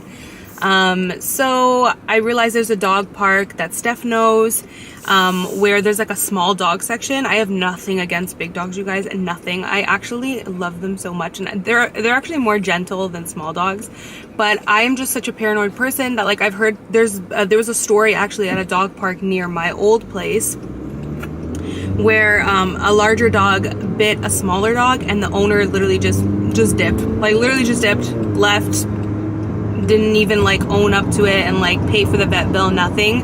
And the poor dog was injured and stuff. And I'm not saying, obviously, like I said, I know bigger dogs don't do that, but the reality is they are just bigger, and it just made me paranoid, you know what I'm saying? Like honestly, the chances of that happening is very low. Like I said, bigger dogs are just way gentler than smaller dogs. Like small dogs have small dog feisty syndrome. So yeah, but you know, I just get paranoid anyways. I hope no one gets offended by that, but yeah, I just get paranoid, and it's just nice to have just like a smaller dog section. The thing is, like, people are not, what's that? I might left signal. People are not considerate. Like if you know your dog is the aggressive type, don't bring him to the dog park. Like for example, Bentley, we never bring him to the dog park because he does have tendencies to bite people. I don't know if we ever told you guys that story, but he bit a mailman one time, like legit. Bentley, it has anxiety and social anxiety, and he's not good. So I would never bring him to a dog park. You know what I mean? Like you should know your dog and not bring them in social situations if they're not able to. Sugar's incredibly like he would never hurt a fly, so that's why I bring him. But people are not considerate. If you know your dog is just not, you know, not good in that way, don't bring him to a dog park. But people are not considerate. Anyways, this is a long spiel. All to just say, whatever, we're going to the dog park. I'm excited just to get out for a little bit, have some time with my sisters, have some one-on-one time with Sugar because I could tell he misses me. But yeah, I'm just gonna play some music right now, chill. But yeah, I will see you guys there.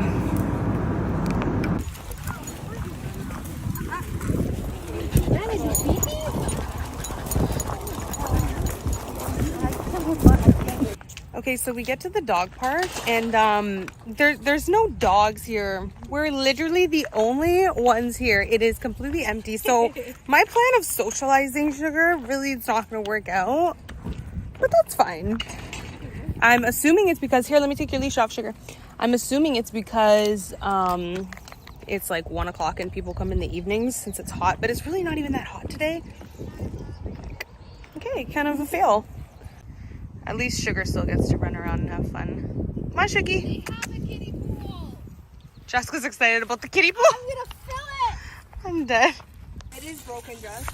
Okay, No, it is broken. this dog park has literally like a pool for the dogs and Jessica's just obsessed. Dead. She'll definitely go in it. Yeah. Yeah, create mud. That's perfect, Jess. Oh my god. This is a mess. Yeah, that's a little bit better. Is that okay, Jess? Yeah. That's okay. Okay, Yeah. watch out. Heads up. You gonna go in the pool? Yeah?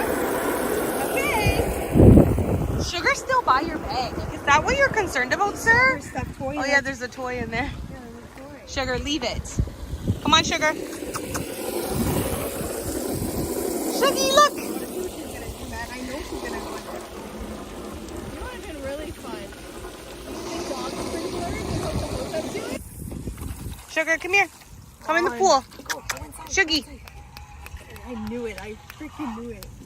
I knew it. She loves water, yeah. Yeah, she loves it. Shuggy? Good girl. Come inside. Come on. You go Sugar. swimming? Oh my god. Jessica? Nyla, Jessica. Nyla, this is not bath time. No, Jessica, Nyla. Jessica. She is Oh my. I knew it. I freaking knew. But can I ask why she's swimming? Because she likes it. But it's like 4 inches deep and she's swimming. Yeah, I'll take off her harness. Wait, baby. Steph, you know what? It's a bit late for that. Guys, she loves it. Sugar, I'm gonna need you to. Oh, mother. I am so Sugar, like come on. it, Nyla. I'm telling you, she was hot. That's Sugar, go why. inside, baby. Like it, baby. Look. Come on, love. Come on, Shugs. Come on, Shugs. I don't think he'll like it. Good. Go sit down. Not Go Sugar- swim. Not Sugar making it dirty. Oh my Sugar, get the god. fuck out. Sugar, get the fuck out of here. Look at my girl. She's a swimmer. She's a swimmer. You know what she would love? Steph? I You am took her to so Macedo. dead. Oh. Nyla, you are one of a kind, man. Don't sprinkle on me. You don't want no more pool?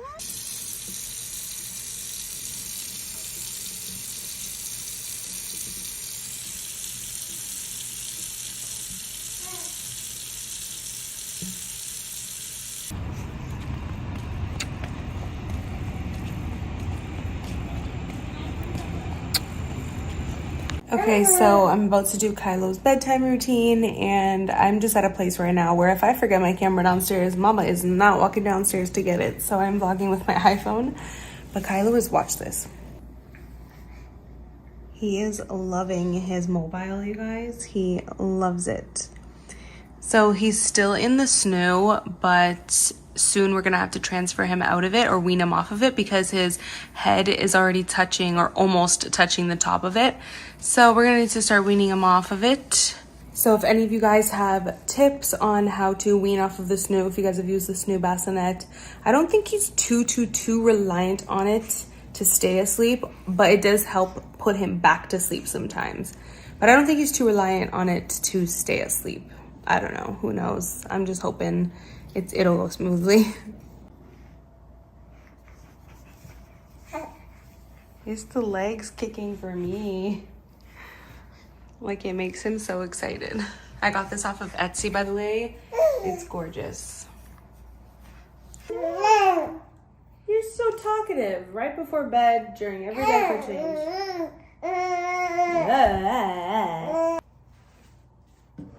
Okay, so next morning I'm washing my makeup brushes, and I'm not gonna lie, I have not done this in months because Kyla was now 3 months old, and I think I did this before he was born. He just woke up from his nap, so he is chilling with me. I love this little toy bar for the Baby Bjorn bouncer, but yeah, he's just chilling with mommy while I clean my makeup brushes. And this is what I use to clean my brushes. I've used it for years. If you guys are an OG follower, then you know this. Don't mind my crusty magic razor.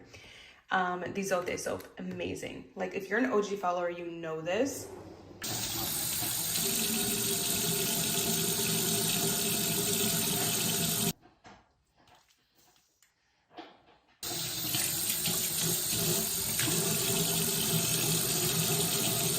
It's always the foundation brushes that need like literally 3 washes.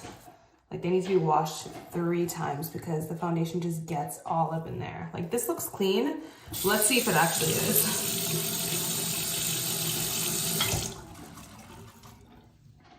Oh, see, there's still foundation left in there. Like I'm telling you, foundation brushes always need to really be clean like 3-4 times. Someone just started getting fussy in his bouncer, so now I'm literally singing a song about washing brushes to keep him entertained, and it's actually working.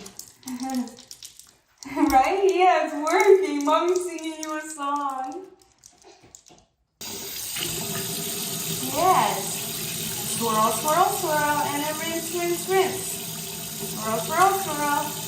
Rinse, rinse, rinse. Lay them flat to dry. Lay them flat, wanna lay them flat to dry. He's smiling. Oh wow, I love this angle for me. That's sarcasm, by the way. Okay, anyways, I was saying lately I've been loving keeping a little mini makeup bag for like my 5-minute quick makeup in my bathroom. That way when I'm going out really quickly,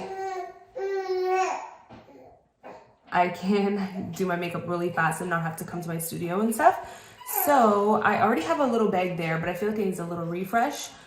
So let's pack it together. So the bag I'm currently using, I'll show you guys in my bathroom, is a little small. So I have some bags here. I think this might be a bit big because I'm literally just doing like quick makeup in here in this bag. So we have this Huda Beauty. I don't know which one to use. I'm kind of feeling the clear. I might, sir? I'm really feeling the clear, so I think I'm gonna go for the clear one. I'm probably gonna have to continue later. I told you guys I would pack the little makeup bag with you guys. I will do that later because this little guy started getting a little fussy. He wants to be held, and now he's sucking my shoulder. So, yeah, I'll probably do it later, and I have to go to the grocery store soon.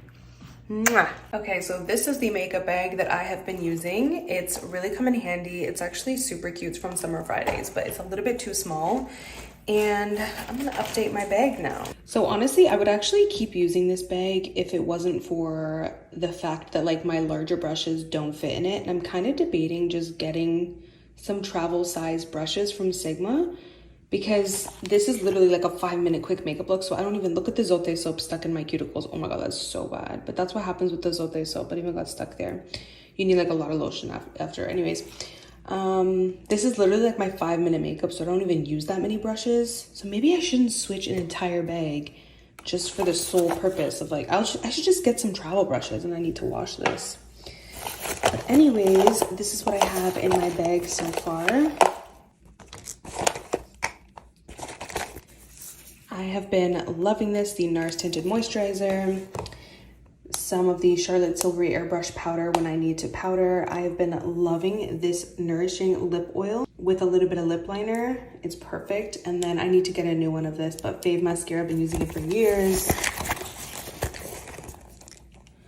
I can actually put this away to make some room because I don't really use that one. Like I'm really trying to like minimize and only use like my absolute must-haves for like a 5-minute makeup. I can also put away, you know what, I'll keep this. And then some concealer. Okay, so I think the only thing I'm going to add is this Makeup by Mario Light Medium Bronzer. I love this so much. It's such a, I think I talked about it in the beginning of this vlog, so I think I'm gonna add that in there. And then basically the only brushes that I need is this brush right here, because I use this brush to apply the sheer bronzer. And then I need a powder brush.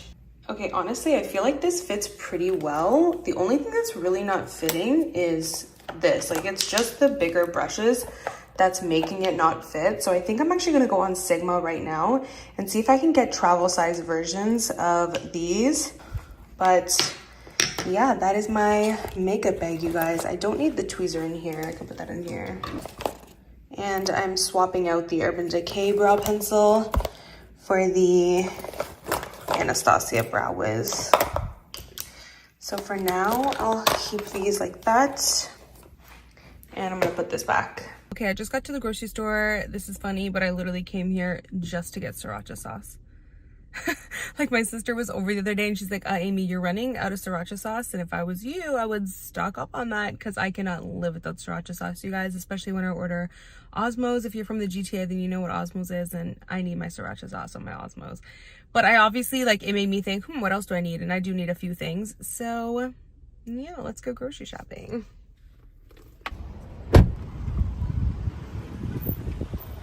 Okay, I never used to really eat ready-to-make salads or ready-made salads, but it's so much easier when you have a baby when it's just already made. So that's what I'm grabbing.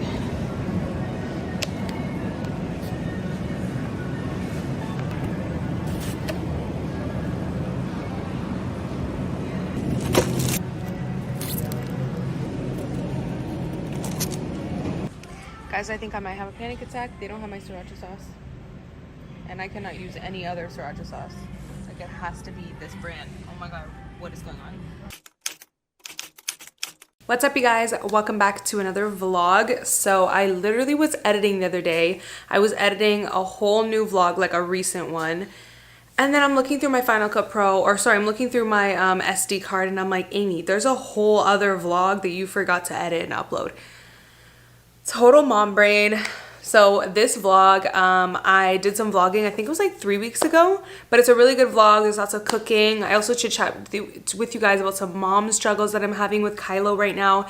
He's going through a major sleep regression. I filmed that 3 weeks ago and he's still going through the sleep regression, you guys. Like, we are deep in the sleep regression right now. It is brutal, but we're getting through it, and I just like chit chat with you guys about that too in the vlog. There's just lots of good stuff in this vlog, and it just completely slipped my mind to edit it. Yeah, sometimes I just get caught up in mom life, and that's one thing I'm really trying to find, is that like work mom life balance, because I do work from home. So being a working from home stay-at-home mom is just a whole other ball game. Like, there's no separation. So I'm really trying to find that, like, you know, time. It also is hard for me because Kylo, like, it's hard for me to work at home while Kylo's in the same house. Like, he's downstairs right now, and it's hard for me to like be in the same home and not be with him. Obviously, I do love working from home though. Like, there's so many perks, but those are the struggles. I just get caught up in mom life sometimes, you guys, and then I totally forgot that I even vlogged, and I didn't even upload it. But it's a really good vlog. At first I was like, do I just scrap this footage? And I was just like, no, it's a good vlog. Lots of cooking, chilling with me, and like I said, going through some mom sleep struggles with the baby. Today I have lots of work to get done. I am just gonna go ahead and edit 2 videos. I have a lot of emailing to get done, emails that I have just been like putting off for a while. Tax stuff that I've been putting off for literally 4 weeks. Like, I have tax emails to reply to that I have just been putting off for 4 weeks. Sorry to my accountant.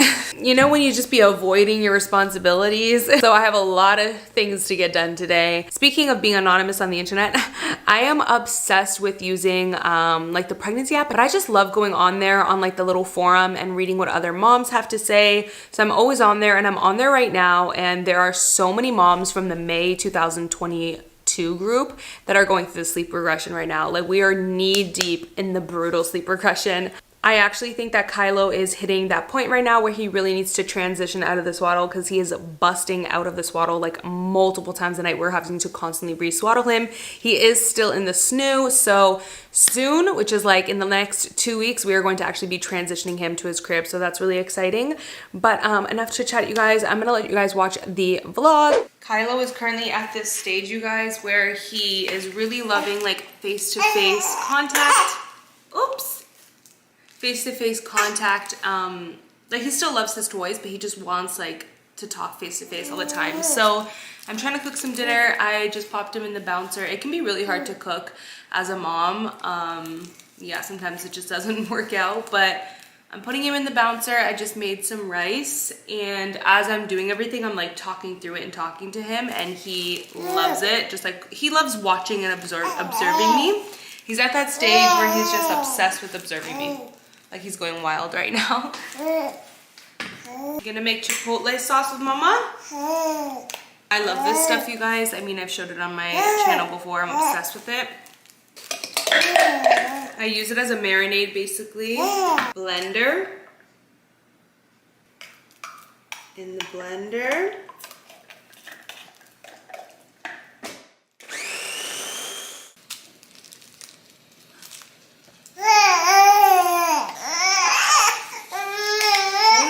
Look at mama. Look at mommy. Yes. And this is super convenient. My parents came over yesterday and they brought over Portuguese food, and they brought me an extra salad. So it's super easy because I don't have to make my own salad. I can just take this and I already have a nice salad for dinner. You are just enjoying this toy. Yes, Mr. Lion. All I did was add olives to it, and that salad is looking so good. You cannot tell me that does not look delicious. You guys already know I love big dinners. Like I will save up all my calories just to have a nice, scrumptious big dinner. Good morning, you guys. So it is the next day or 2 days later. I don't even know. You guys know me. I just pick up the camera and vlog, and it just happens whenever it happens. But I actually woke up early today because I wanted to get up before Kylo. I really want to start getting into that routine of just waking up earlier because it's so nice to just have some time to myself in the morning. Like I, so far this morning, have got to work out, eat breakfast, do a load of laundry, wiped the kitchen counters, washed and made bottles, and now I'm just sitting here relaxing all before he wakes up.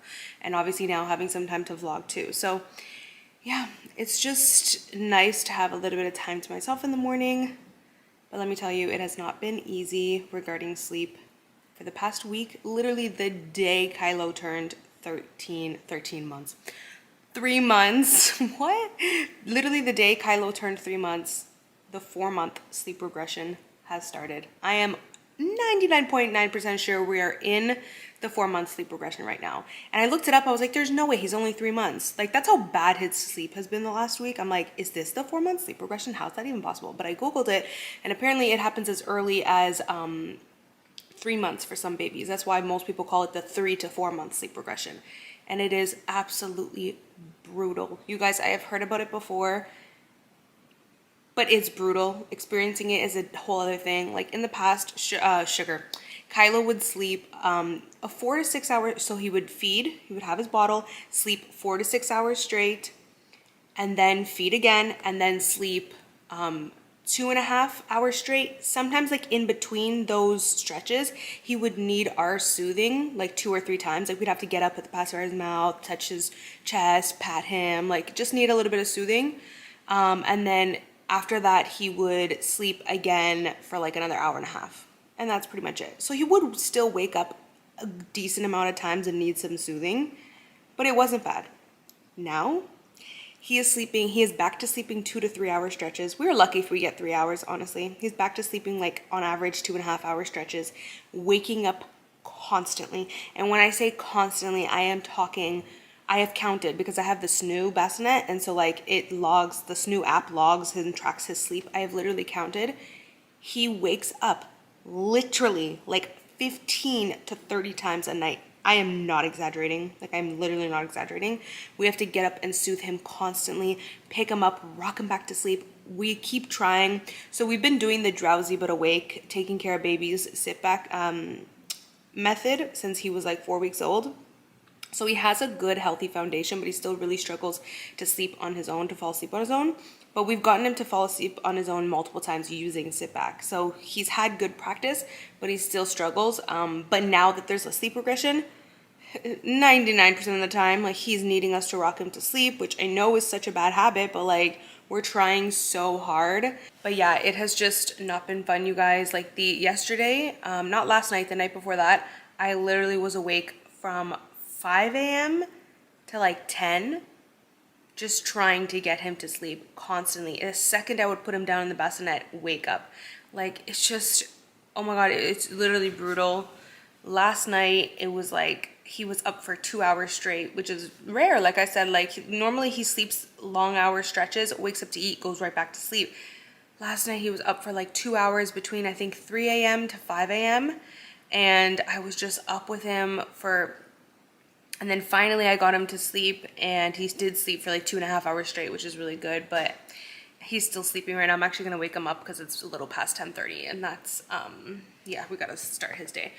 But yeah, it's just been a wild ride, you guys. Like, I've heard about the 4-month sleep regression, but this is brutal. Like, I'm not gonna lie to you guys, I've had multiple times that have just ended in tears. Like, I've just cried. Because just purely cried out of sleep deprivation, out of frustration. It's just hard. It's really hard. And I wanted to share it because I feel like, I was thinking the other night, like, when I was literally in the nursery crying as I'm rocking him to sleep. And I felt so guilty because I'm like, I shouldn't be crying right now. Am I a bad mom? You know, there's all these thoughts. And then it made me think about how, like, social media really, like, only shares the beautiful parts of motherhood. And being a mom is so beautiful. Like, there's nothing I love more than that boy. But it's also very hard. Like, being a mom is not easy. Like, it's very hard. It's not a full-time job. It's a 24-hour job. There's no other job in this world that you work 24 hours around the clock, you know?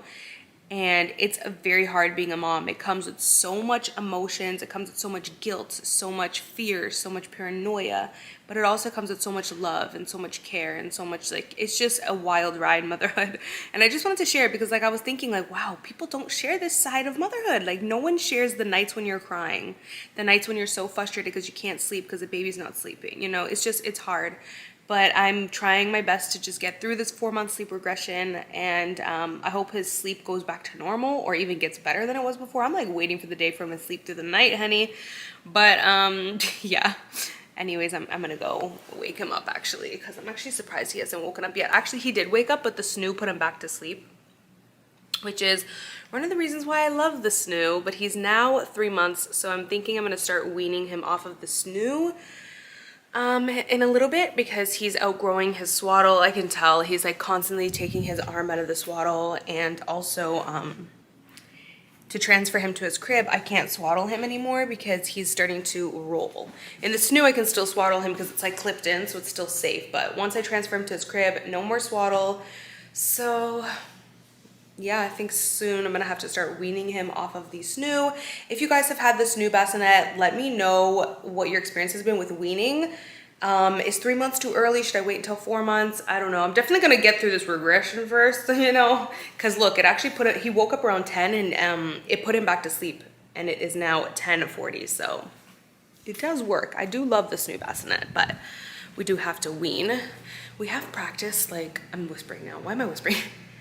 I have practiced some naps in his crib, and he actually has done really well, so I don't think it's gonna be a huge deal. But anyways, I'm gonna go wake him up, and then we're gonna go for our walk. I've actually started that little routine because before Kylo, I used to go for a walk with Sugar every morning, and then once Kylo was born, my routine just kind of got thrown off, obviously, and I was like, Amy, you could still go on your walk every single morning, just bring the baby with you. So we've been doing that lately. Every single morning, I pop him in the carrier, put the leash on Sugar, and Sugar is really good too. I feel like if you have a good, well-trained dog, it makes it easier, because obviously if I had a dog that's not listening, it would be really like anxiety, like as I'm like trying to take care of the baby and then the dog's not listening. So Sugar's really good, honestly. But yeah, I just popped a leash on Sugar, pop Kylo in the carrier, and we go on our walk every single morning. It just gives me like a good sense of routine. I realize that I just feel like my best and like mentally really good when I start my day off with a nice walk and a good little routine. It doesn't have to be a strict routine, like a flexible one, but just a good routine. Why am I ranting and raving so long? I gotta go, y'all. I have to show you guys, I finally got a high chair for Kylo, and man, do I wish I got one sooner. I decided on the Numi high chair, and I didn't get one sooner because I'm like, oh, they can only use it at 6 months, right? But with the Numi and with a few other high chairs, you can actually get the baby insert so they can stay in it when they're like under 6 months, or just until like when they can't hold themselves up. And I love it so much because he's able to be in the kitchen with me. I can cook and he can watch me. I can narrate what I'm doing. I can eat breakfast with them. And you can bring it right up to the dining table. They can eat dinner with you. It's just amazing. I love it. I have mine in the more like inclined position. That's why he's like upwards more, but obviously it's just super secure. Like I love this thing, and it's very easy to move around. Like there's a handle back here, and you can't see it, but there's tiny wheels underneath, so it just glides really smoothly on the floor, and it's so lightweight. Like I love this. It is super pricey, but it just goes really well with my kitchen. I was really debating on getting either this one or the Stoke Trip Trap, but this is actually made by the same person who did the Stoke Trip Trap. But this is like the newer version, and they're both like, I still love the Trip Trap. I think it's gorgeous, but I just kind of liked this one. It's just a little bit more of a modern look. It's also just like sleeker. The Trip Trap is it also was a little heavier, and just heavier on the eye too, just a little like wider of a chair. This one's just like very sleek and slim, right baby? Lightweight, because I know you're a big boy, mommy has to carry you. Yeah, this one's like lightweight. I think it's like 5 pounds or something like that, and the Trip Trap's like 10 pounds, I think. So this one's just very easy to like slide around. But anyways, we just woke up for the morning. I'm gonna have some breakfast, and then Steph's coming over, so that'll be fun.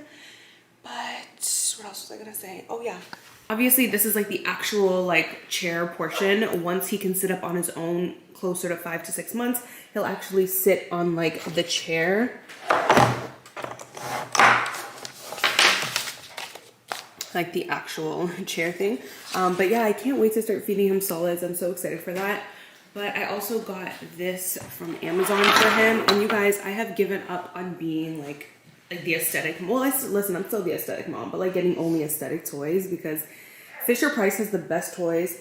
So I got this for him. It has amazing reviews on Amazon. I need to build it, but it's like a little piano playmat, and I'm telling you, like apparently babies love it and are obsessed with it. So I'm just excited for Kylo to try that out. Yes, my love, you're gonna drink your milky soon. Also, you guys, I checked my, you know, like the health app on the iPhone. He loves just watching me, by the way. He's literally, this is why he's calm, because he's staring at me. I checked the health app on the iPhone. You know, it tells you your steps. Tell me how I have been getting like 10,000 steps almost every single day, whereas before I would struggle to get 10,000 steps in. And it's literally because I'm just constantly walking around with this boy, up and down the steps, taking him for naps, back and forth, going for walks with him because he loves going on walks. I've been going on like 2 walks a day sometimes. But I noticed I actually lost more weight this week. I think last week I updated you guys on my weight loss. I lost like a full pound just in a few days, because your girl has not stopped walking. So this is all this to say, if you guys want to lose weight, walk. Like it is so important. It's so underestimated just how important. Oh, I did put the bottle in the warmer already. It's so underestimated just how important walking is. By the way, I got this. I've had this for so long, but these tops, just because I know you guys are gonna ask, they are everything. They're actually like Lululemon dupes. They're from Amazon, and they're so soft. They also give you just like good support without having, like I took the padding out. This doesn't even have the padding in, so it's super comfy, and it still gives you just like really nice support. Very flattering. I love these. I have them in a few colors, so I'll link them down below. I love these little mini Kind bars, you guys. These are the mini versions. They're only 100 calories, and they're just like the perfect little on-the-go snack if you need it. Like if I haven't eaten yet, but I'm getting hungry and I have to go out quickly, I'll have like a little mini one because it fits really easily into a calorie deficit. My fave is the peanut butter dark chocolate one. So hopefully you guys enjoyed that vlog. I know it kind of ended abruptly. Like I said, I was just freestyling it, just freeing it up and just picking up the camera whenever I wanted to vlog. So I didn't ever do like an outro. So here I am. Hopefully you guys enjoyed the vlog, and I will see you guys in my next one. Bye guys. Mwah. Good morning, you guys. Welcome back to another vlog. I am just cooking some breakfast. It's like 6 a.m. Well, I just saw now it is 7 a.m.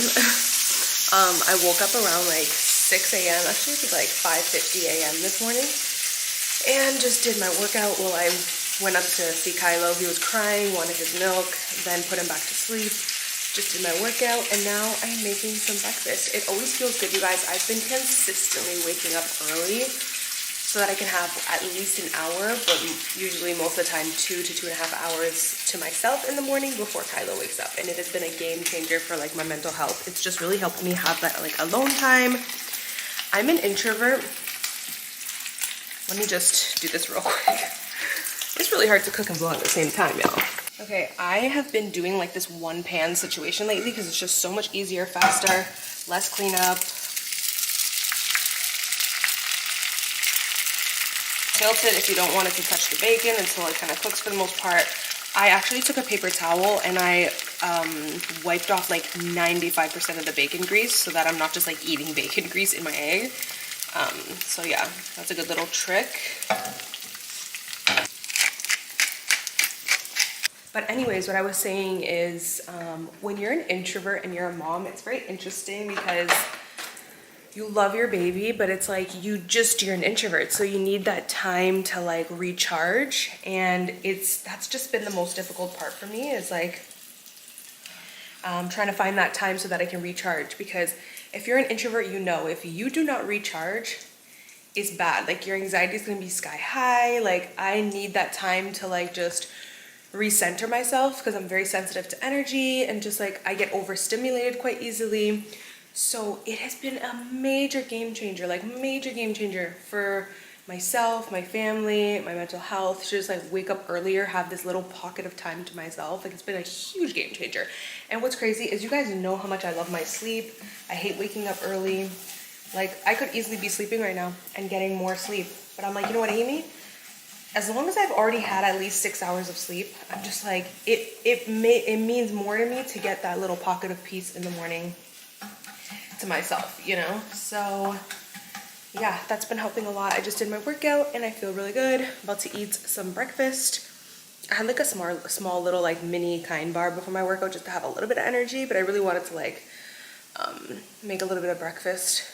But if you're a mom, you already know you have to like put things in order and prioritize them because I'm like, you never know when the baby's gonna wake up, right? So I'm like, I'd rather like do my workout, and that way if he wakes up and I didn't get a chance to make breakfast, that's okay because I can make breakfast while he's here.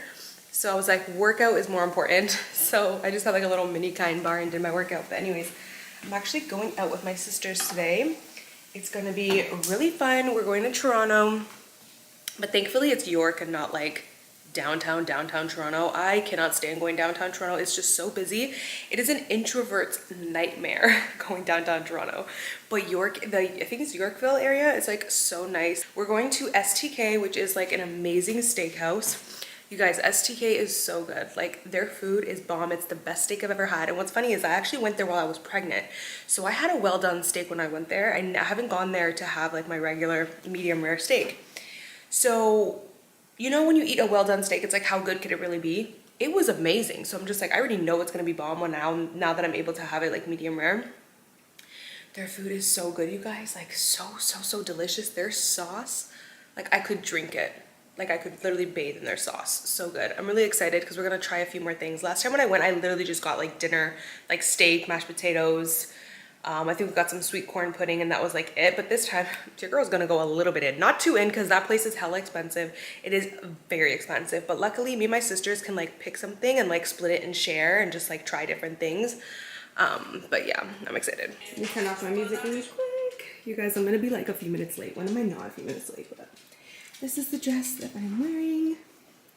I actually wore this dress when I was pregnant and it's so cute because I just took a picture with Kylo. Oh my god, I'm breath because I was running up and downstairs. I just took a picture with Kylo to like have like a before and like an after. Your girl's out of breath. Anyways, I gotta go. I was gonna be late. You're going too much now. They have their dog partners and the dog's jumping with the horse and it's kind of fun.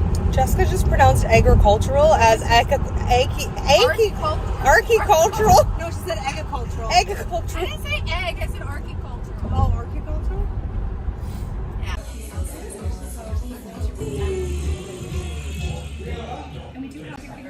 The rules is that we have to take I'm the so picture dead. first. Yeah, Or just video already first. knows. She's like, I know she didn't even try. Everybody taking. should we go radish on the side? When you get the smaller stick, you don't get the radish. Yeah, do you want mine? Yeah, I'll try it. So good. I think it's pickled onions. Of course, I had to get dessert. Oh my god. Jessica's apple crumble looks good too. Jessica's like waiting to dig in. Definitely not. It's no. It's. The guys are like, wow, that was black. Wait, it's because they like that, so why not compliment? Jessica, you're a good fucking person. Yeah, if you think about it, if you go around and you see someone with like nails like mine, I worked hard to create that, so I'm complimenting. No, it is true. I'm the same way. Like, if you're obviously, you know they liked it. Good morning. It's the next day, you guys. By the way, actually, can we just take a look at this postpartum hair loss? I have been losing hair like crazy in the shower. I'm literally losing like wads of hair.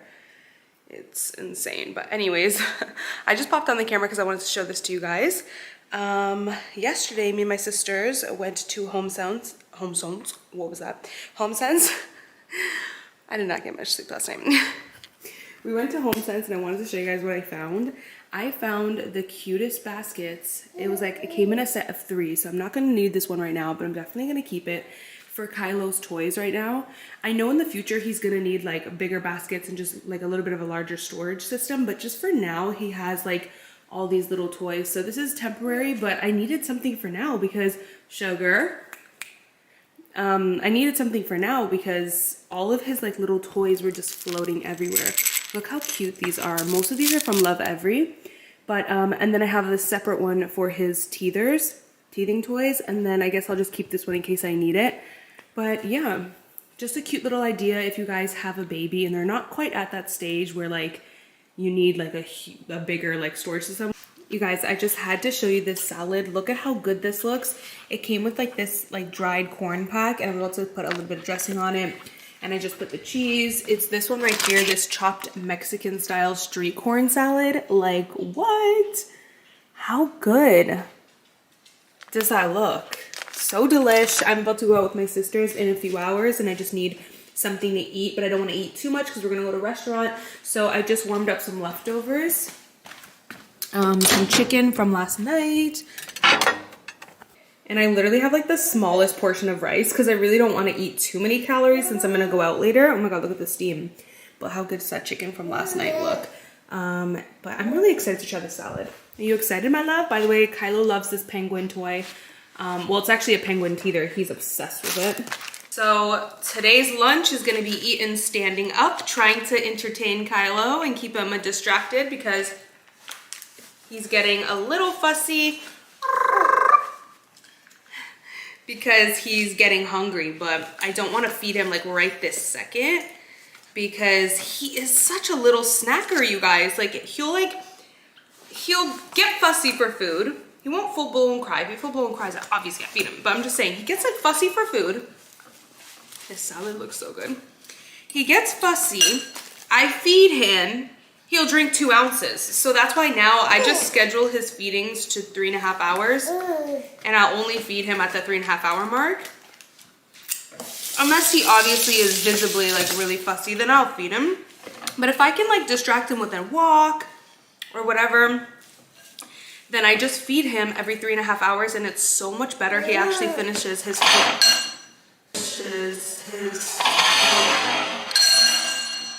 Guys, this penguin teether just went in my salad. Kylo, baby, you really wanted to try the salad, baby. Then I'll like, what was I saying? Yeah, no, I can normally distract him. But yeah, he'll finish his whole bottle.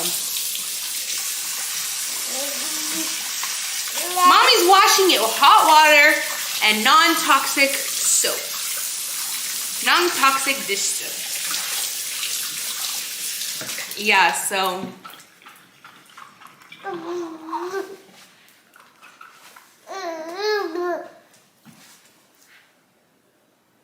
That was hilarious. But anyways, let's try this salad.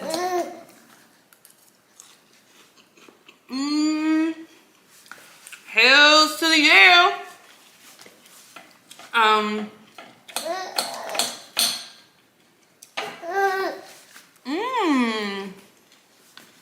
Anyways, I had a meeting this morning. I mean, my husband both had to go, so we brought Kylo along, and he was so good. He literally just sat in the stroller the entire time with his pacifier and just was very chill. And he finally is good with the car again. For the longest time, if you guys see my Instagram stories, this is a little bit of a mukbang, okay? I'm eating a mouthful. It just is what it is. Don't like it, skip through it. If you guys follow me on Instagram, then you know that for the longest time, Kylo had this like I hate the car phase, and he would go in the car, be fine for 5-10 minutes, and then he would scream, like literally scream at the top of his lungs, and it was so difficult because I felt so bad, but we can't stop the car. Nothing would help. I ended up getting like a Montessori style wooden rattle that helped for a while, but it was so bad, you guys, the worst phase ever. But now he, I'm actually gonna feed him just now. He's really starting to get fussy. It's only the 3-hour mark, buddy. You best not snack. But yeah, today in the car ride, he didn't cry at all, and he actually fell asleep without crying. Because in the past, like he would fall asleep in the car, but he would have a crying fit first, and then he would sleep. Fell asleep in the car fine, no crying at all. He finally likes the car again. I honestly should have just had this salad. I'm honestly just gonna chop up this chicken and put it on the salad. Like my fat ass had to have some rice on the side. Not that rice is bad, that's not what I'm saying, but it's like I'm gonna go out to a restaurant later, so I really didn't need like the extra carbs, you know? But of course, had to try for it. Best salad ever right here. So delicious. This is my fit, just super simple. I'm wearing the matching TNA butter leggings and little hoodie. I don't know if you guys can see it, but or it's not like a hoodie. It's like a little zip up crop. It is so cute. I absolutely love this. You can zip it all the way down or all the way up. Paired it with my Coach bag and my Adidas Oswego. Really hope I'm pronouncing it right. Oswego. I don't freaking know, but your girl is ready to go.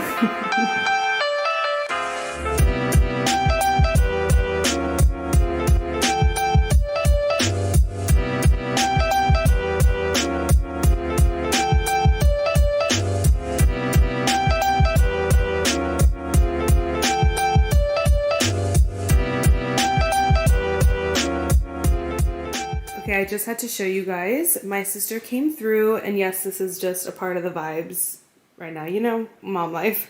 But my sister came through. I actually messaged her and I was like, Steph, I really need something for this corner here. Basically, all I had before was this book and a candle, and it was just kind of boring. And she actually was on her way to HomeSense, so I caught her at a good time because then she found this absolute gem. Like, look at this bowl. It is a gorgeous dark brown, and at first we were gonna paint it, but when she showed, like she came over to my house and dropped it off, I was like, Steph, we are not painting it, we are keeping it this gorgeous rich dark brown. I don't know, just beautiful earthy tone. Then I actually found this on that same day me and my sisters went to Toronto. It's actually like a faux, it looks like concrete or plaster, but it's actually not, it's faux. It's very light and it's just so gorgeous. I found this at HomeSense, downtown Toronto. The bowl actually has a crack in it, and my sister thought that it was like just like a natural crack, but I don't think it is because it's right at the spot with the leg. But I actually don't mind because I feel like it gives it like this organic character, you know, when like wood just naturally has like knots and holes and cracks in it. And I also told her that I really need something for my coffee table. And she came through, you guys. I have been wanting something both practical but also just really pretty. And practical just means a place to keep the remotes, because let's just be honest, it's not practical to have the remotes put there every day when you're watching TV so often. So I wanted like a box or a tray, and she literally found, like I'm telling you, she had so many amazing finds of what I needed. She literally found this gorgeous wood tray, and it fits the remotes and the coasters perfectly. And then I just got this book in from Indigo. Don't mind the stain here, you guys. One thing I do regret doing is not putting a satin finish on this wood coffee table so that it was easier to wipe. But I will say, even the guy told me, and it is true, with wood, when you get like water stains, it disappears in a few weeks, so it's never permanent. And that is true, because I've had like a different stain over here and now it's gone. So just ignore that. So that's one thing I do wish I got, like a satin finish. But anyways, I got this book for underneath from Indigo, and it just arrived now. It did arrive a little bit damaged, which I'm a little bit annoyed about, but it's not like a big deal.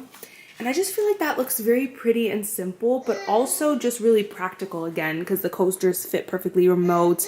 So yeah, I'm just really loving how my living room is really turned out with the new tree, the cabinet decor, the new coffee table. I'm loving it. And I have just embraced mom life with the toys. I've embraced it. Like, I could show you guys my living room all perfect, but that's just not the case. This is literally how it looks 24/7. Feeding, support pillow, blankets everywhere, laptop everywhere, and Kylo's toys everywhere. What's up, you guys? Welcome back to my channel. So for today's video, we have a Q&A. I just wanted to sit down, chit chat with you guys. I feel like we need a good chit chat session. We need a good little life update, Q&A, chit chat, girl talk, right? So I asked you guys on my Instagram last night to send in your questions. I haven't even had time to screenshot them, so I'm literally just gonna go through them like and scroll through and answer as I go along. But yeah, I'm super excited. There's just been a lot of things to touch on. I know you guys have a lot of different questions. All right, so let's go ahead and get into some of the questions. I'm excited to look through them. Let me just scroll to the bottom to get the first ones first. How has becoming a mom affected your relationship? I don't think it's affected it in like the grand scheme of things, but well, I guess in the sense where we just really don't get to spend that much alone time together, whereas before we were constantly getting to spend like alone quality time together. So in that sense, yeah, I do think that just becoming parents like brings you so much closer together, because you just have this like being that you absolutely both love, and you know you both love as equally. You know what I mean? It's hard to explain, but if you're a mama, then you know what I'm talking about. But I will say the first like 2 months postpartum is so like hard on your relationship, because there's just so many changes. There's so much going on. And not only are you as an individual going through a lot of changes, your relationship's going through a lot of changes. So it's really hard to navigate. Like normally, if you're going through a huge life change, you're going through that individually, right? But to do that while being in a relationship is very difficult. It really tests your relationship. Like, I really don't know how some people think having a baby will will save a relationship, because it's really not. You have to have an incredibly strong foundation for your relationship to survive, because I think it's probably the biggest test for your relationship or marriage is having a baby. And I'm pretty sure you guys would agree with me. I literally just had to make sure that my mic was recording this entire time, but it is, so that's good. Love your hair, total hair goals. How did you get it so long? You guys, I'm not gonna like front. I am not going to like try and tell you guys that there's like something special that I do. I've just had very fast growing hair for forever, like for as long as I can remember. I will say I do think that it could be because I don't wash my hair very often. When I was a young teenager, my hairdresser told me that I really shouldn't be washing my hair often. Once a week was good enough, because your hair produces oils which are healthy for your hair. Like, I know we hate when our hair gets oily and greasy, but those oils are actually so protective and so nourishing for your hair. I've been doing it ever since, like literally for years now. I just wash my hair once a week, and I do think that that is the reason why my hair is so soft, does grow really fast. So that could be a big thing. Maybe that's something for you, so you guys to try. What apps did you use while you were pregnant? So I really don't like clutter. You guys know me, so I always try to minimize things. So I only used one app my entire pregnancy, and it was just like an all-in-one. I absolutely loved it. The What to Expect app. Not only did it help me track my pregnancy and just really learn like every stage that I was in, but I am obsessed with the community section. I love the community section. You can like be a part of like the group that your baby is due to be born in or was born in. And it's cool because all of the moms in that group and all of the babies that were born, obviously the same time as your baby. So you can get like advice and see, everyone's going through the same thing basically is what I'm saying. Like, cause it's like the same stage of your baby. So in that group, everyone's baby is 4 to 5 months old right now. So it's just like really cool. I don't have any mom friends. So that's just like my place to go and see what everyone else is going through. It helps me feel not alone. Also, scrolling through my comments on some of like my mommy vlogs from you guys makes me feel not alone, because you guys can really relate to me and I can really relate to you. So yeah, I love that app. I use that religiously throughout my pregnancy, and I still use it like religiously. Every day I'm on there just like scrolling on the community section. How do you and your hubby get along so well for so long? So this question I think is important to answer. Like for a second I was like, should I answer that? But I think it's important because I think people don't realize that marriages and relationships go through seasons, and you're not always going to be in a perfect place, you know what I mean? You're gonna go through challenges, but I think the most important thing that I have learned personally is communication. And I think it's so important to just sit down and communicate. If you don't like have a talk about how you're feeling, where things are going, how things are headed, it's just like is such a downfall if you're not doing that. I learned that years ago, so I think communication is key. As long as you're both communicating and having a safe, open space for you guys to communicate with each other, everything else I really feel falls into place. How old was your baby when you started purees? So we actually just started to give Kylo pureed carrots, was his first one. 2 days ago. So we haven't tried anything else because our doctor recommended that we wait 2 days before introducing new foods. So he is 5 months in a few days. I mean, at this age, it's kind of more just like exploring, seeing which flavors and everything they like the best, the different textures of food and all that fun stuff. But I am looking forward to trying baby led weaning at 6 months. I am really nervous because of like the gagging. I know it is normal for them to gag when you do baby led weaning because it's really important for them to learn to use those muscles. But I mean, I'm nervous. Let me know if you guys have tried baby led weaning down below, what your recommendations are, what your experiences have been. So I'm planning on trying that, but I did just decide to do purees first because I just couldn't wait. It's so cute. I just made my own little homemade pureed carrots, and then I'm planning on making like my own pureed baby food in the little jars, just because I feel like that's quick and easy to feed sometimes. And then when we really have time, I'll try to make it a point to do baby led weaning at least a few times a week or every day if I can. Do you miss being pregnant, you guys? I do miss being pregnant and just like my whole experience of like my first pregnancy. Like I really miss it because, and it's funny because when I was pregnant, my OB, when I'm like laying there 40 weeks pregnant, she was like, I bet you just, or no, it wasn't 40 weeks. Because at that point I was starting to get nervous that I was going to have to be induced. So I was like, yes, I am ready.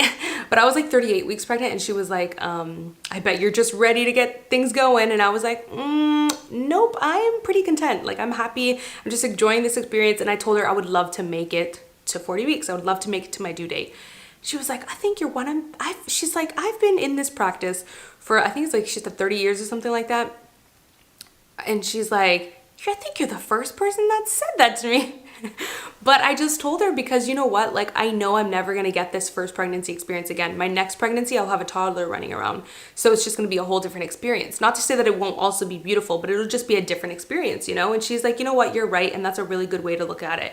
But I also did, granted, have a pretty easy pregnancy. I had my symptoms. The first 3 months were really, oh my God, the nausea was intense. I hated that. But I just loved the going to the doctors, hearing the heartbeat, the different stages of like the anatomy scan, then the gender reveal. Like there's just so many special moments and milestones and memories that come along with your first pregnancy. And it's also so like relaxing and quiet. You still get to spend time alone with your hubby and go on little walks. Like it's just such a, your first pregnancy is so peaceful, you know? At least mine was, and I know it's not like that for every woman. I actually walked into my acupuncture at 40 weeks and the girl was like, girl, you're walking in here like you're not even 40 weeks pregnant. She said, I have done this acupuncture on a lot of pregnant women, and at 40 weeks pregnant, they come in here wobbling, and you are not even wobbling. You are just, you got a pip in your step. And I was like, yeah, like I feel good. Like up until the day I went into labor, I felt good. So it actually kind of makes me sad because I do miss that. But at the same time, I'm like, I really hope my second pregnancy is also as easy. I know it won't be the same experience because Kylo will be running around and I'll be a busy mama on my feet. So I know in that aspect it won't be the same, but I really hope that I have like just a beautiful, easy pregnancy again, especially because I really didn't have the easiest birth. My birth was like, I hate saying it because I'm just like, I don't like to wallow in things. But like my birth was pretty much kind of traumatic. So I would love to just experience like an easy pregnancy again, or at least just have a beautiful, magical birth for my second, which I do still feel like my birth with Kylo was magical, and it's in many ways. I go into my birth story and I explain everything in there if you guys want to hear more. But anyways, something that you learned about yourself only after your motherhood journey. So I actually always knew this about myself, but it's really set in stone now, is like, now that I'm a mom, like one thing I've learned about myself is that I heavily, two things. I heavily rely on sleep. Now, I know everyone relies on sleep. Nobody can function on sleep deprivation. But you know those people in the world that are just like very like sleepyheads, like love to get like 8 to 10 hours of sleep. Like I can sleep 10 hours straight. Literally, that's always been me since I was young. I'm just one of those people. Like I know most people are like, oh, I've got 7 hours of sleep, I'm great. So that's one thing that I've realized, it's been really hard for me, is I love getting many hours of sleep and all of that. Second thing that I learned is how much I value my alone time. Like it's insane to me. I always knew that I was like a lone wolf and that I was an introvert, but I didn't realize like how much. So being a mom, I realized you really don't get very much alone time. So I just told you guys that I'm a sleepyhead. I'm about to tell you this. I will literally wake up at 5 or 6 a.m. just to get time alone to myself before Kylo wakes up. So as much as I love sleep, I very much value and I thrive on having a pocket of peace to myself.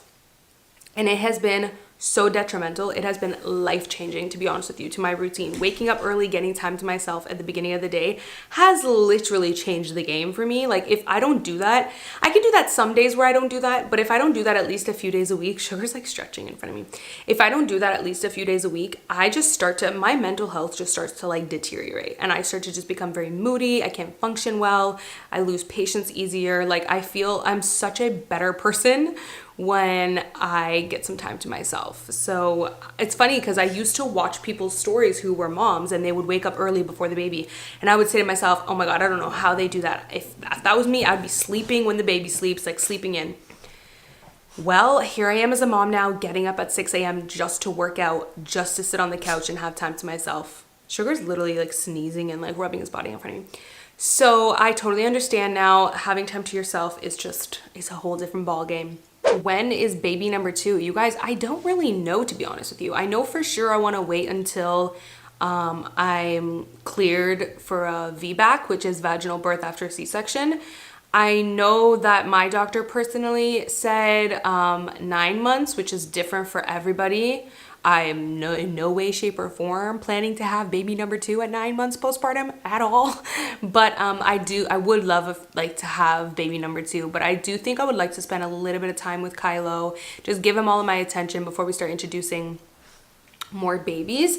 So I really don't know. But yeah, like I said, I really would love the chance at a vaginal birth. So this shop is closed for babies until I'm cleared for vaginal birth.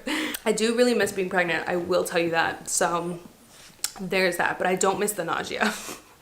That comes with the first trimester. Sugar, you need to chill out. He's like rubbing his body all over the rug. That's his way of asking me to rub his belly. Baby is literally your twin, so handsome. Does everyone in your fam think that also? Literally everyone that sees Kylo is always like, I feel like I am looking at you, Amy. Like he is literally my exact twin. It's funny because I really wasn't expecting that. I don't know why I was expecting him to look more like my husband. I think because in the ultrasound, I really thought he had my husband's lips. If you guys followed my pregnancy and all my videos, and you guys would see that video with ultrasound photos. So I really thought that, but I did see in the ultrasound photo that he had my jawline. So, but for some reason I just was expecting more of his like features to look more like my husband, but he definitely looks more like me. He has my lips, he has my jawline, he does have my husband's eyes, but the rest is all me. The chubby cheeks, just the head shape, the jawline, the lips, just everything. My baby boy is all me. Age and zodiac sign. So I am 27, 28, I'm 28. I just turned 28 in July. I'm a Cancer.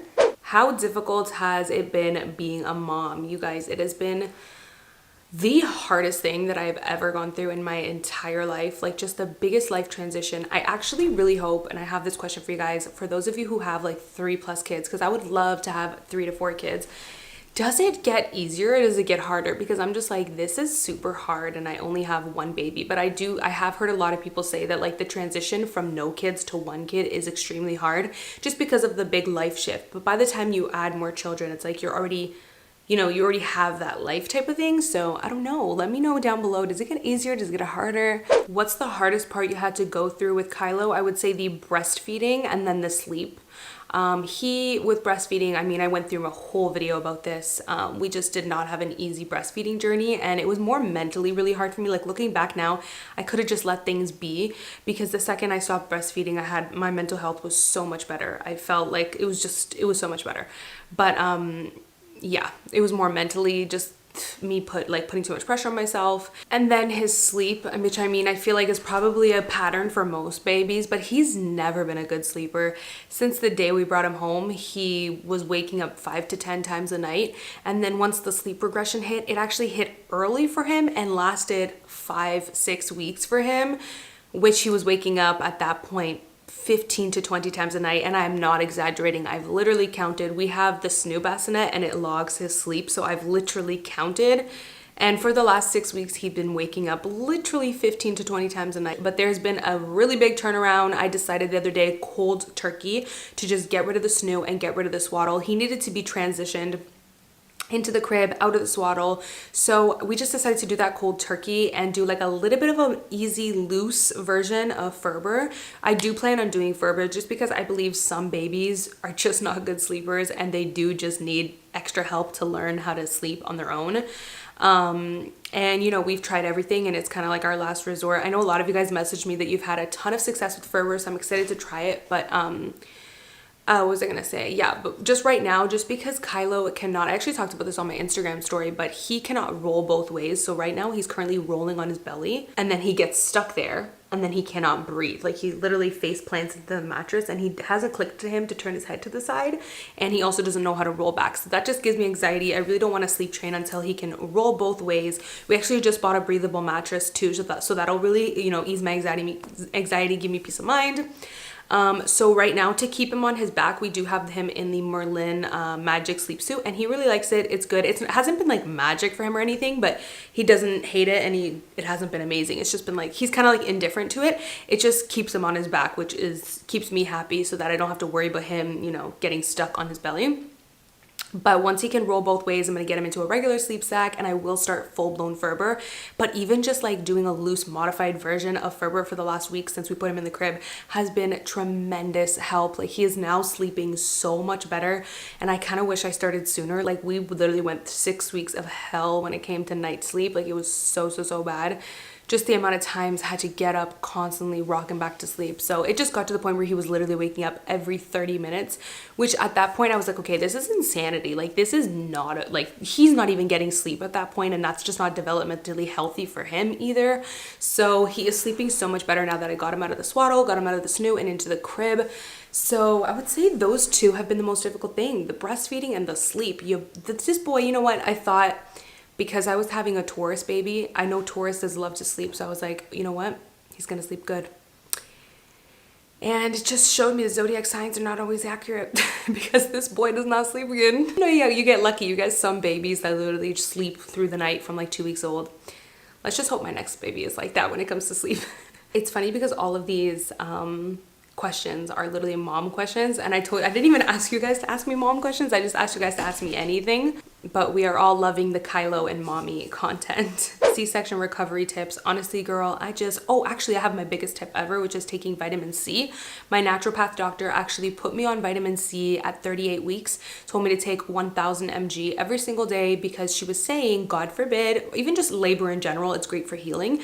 But if you do have to have a C-section, taking vitamin C and having that prep beforehand, during, and after is going to majorly help with recovery from a C-section. And I was like, okay, cool. Like I trust my naturopath doctor so much. I love her. So I was like, if you tell me to do this, I'm going to do it, right?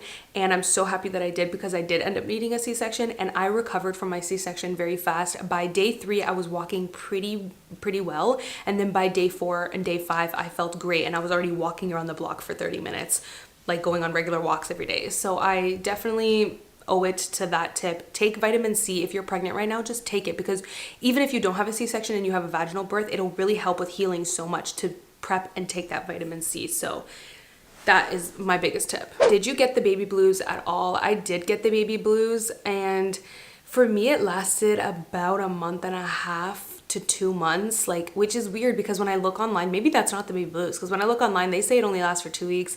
Well, I was feeling just out of it, and yeah, I would say out of it, just not fully myself, and just a lot of hormone fluctuations for like a good 2 months. And then I really started to feel a lot better around the 2-month mark. How are you doing mentally after the baby? I'm doing so good right now, But for the first 2 to 3 months, it was so hard. After about 2-3 months, I really started getting the hang of things. At 2 months, I started getting the hang of things. And then at 3 months, his sleep regression kicked in and it just threw me for a loop. But I really was just, I feel like you start to get into a good routine when the baby is around 2 months, 3 months old. You just start to get into a really good flow of things. So I'm good now. I have my routine, I have my flow, I know how to do things. I have my little tips and tricks of like just keeping my routine going throughout the day. And yeah, I feel like I'm doing really good now. The first 2 months were incredibly difficult. So difficult. I actually talked a lot about postpartum difficulties in one of my videos. Postpartum hair loss. So I have had postpartum hair loss and it has not been easy. Literally every time I brush my hair, I am losing, and I'm not joking, like a chunk around this big, like this big, of hair every single day. I am literally pulling out the vacuum like twice a day to vacuum the bathroom. It's insanity. Ugh, I hate it so much, you guys. And you can't really see here, but maybe I'll post a picture. I'm really getting like bald spots right in the corner and the top here, which just sucks because I love wearing my hair in a ponytail, and now when I wear it in a ponytail, your girl just looks bald headed. So it's not a vibe. It's really not a vibe. So that is pretty much it for the questions, you guys. Hopefully you enjoyed just sitting down, chit-chatting with me, and don't forget to check out Omaze. I will leave my link down below so you guys can enter for your chance to win. And as always, I will see you guys in my next video. Bye guys. Mwah.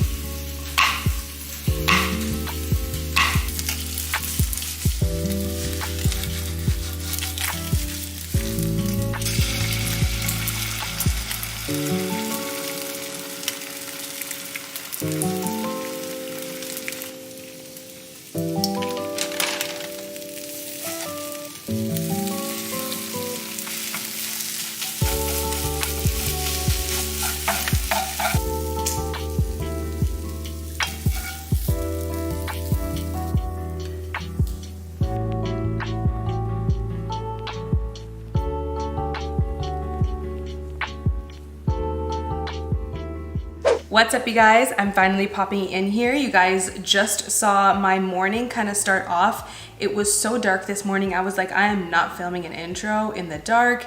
Now that it's fall, like I swear the sun doesn't come up until like 8, and then it doesn't even get semi-bright until like 9:30. So I'm like, I'm gonna just take them with me on my little morning and then I will pop in afterwards. So here we are. It's now like almost 10:30, but I'm excited to kind of do an updated what I eat in a day because I haven't done one of these in so long and I love filming these. I know you guys love watching them, but this one's pretty special because you guys know I've been trying to lose weight for my pregnancy. If you're new to my channel or you missed it, then definitely check out my postpartum body vlog. I kind of give you guys all the details, how much I gained in my pregnancy, and I give you guys like a full clip.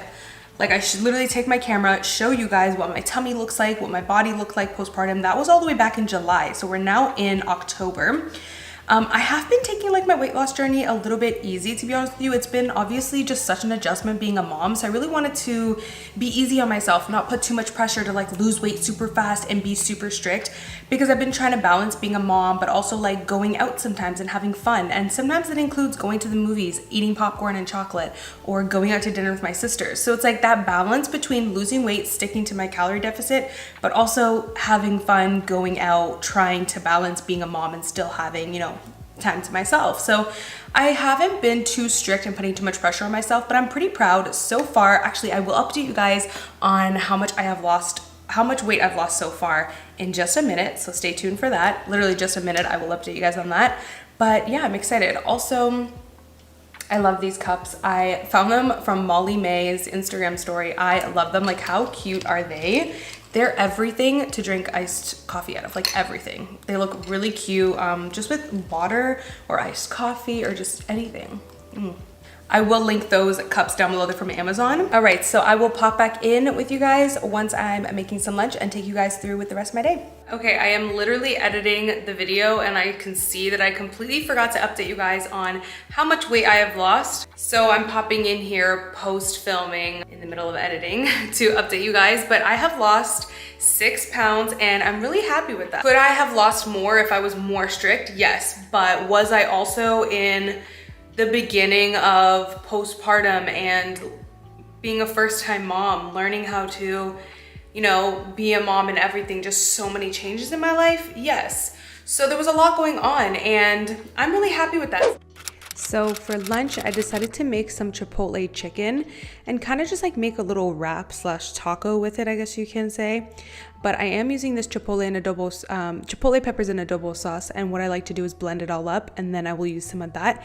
And I like to just save it in a jar and I'll just use it for the rest of the week to marinate chicken, steak, anything. Adding some garlic to it. Then to season the chicken, I'm using adobo, onion, and some paprika.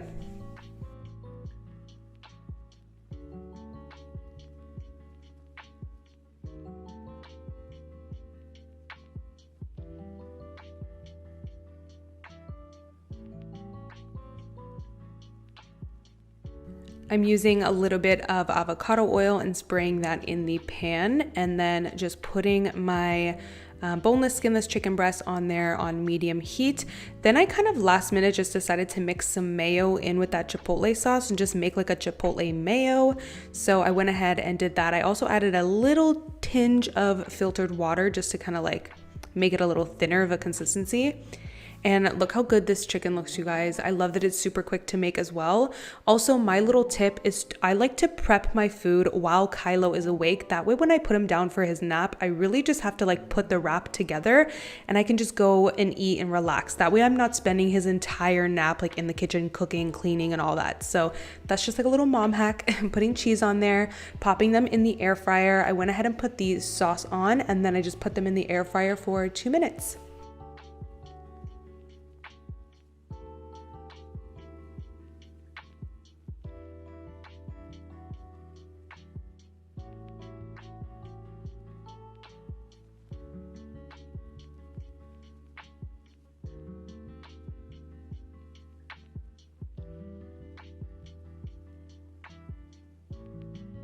Okay, my other mom hack, or just busy plain old life hack, is to have food prepped. So I actually lately have been batch making homemade burgers. So I'll make homemade burgers and just put it in the freezer.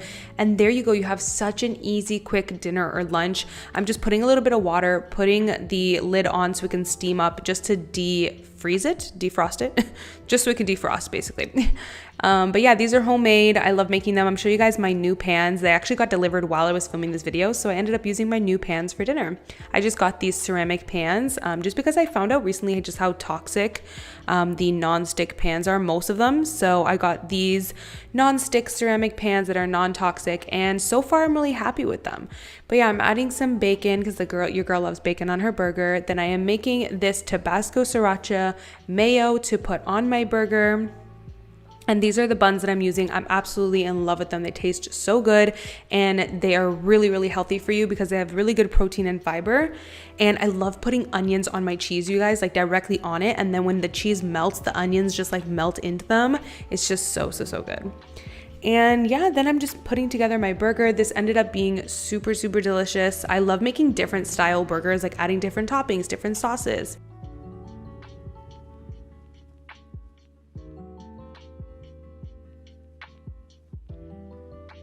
Now, you guys know I have a major sweet tooth, and I figured out a long time ago that if I deprive myself and restrict myself, I'm just gonna end up binge eating. The way that I stay on track with losing weight is to make sure I'm incorporating my favorites, and I'm obsessed with chocolate. So I love having a chocolate bar or some sort of dessert at the end of the night, and that way it just really curbs my craving, and I don't feel the need to like binge and go crazy because I'm not depriving myself. I'm still including my favorite foods in my deficit.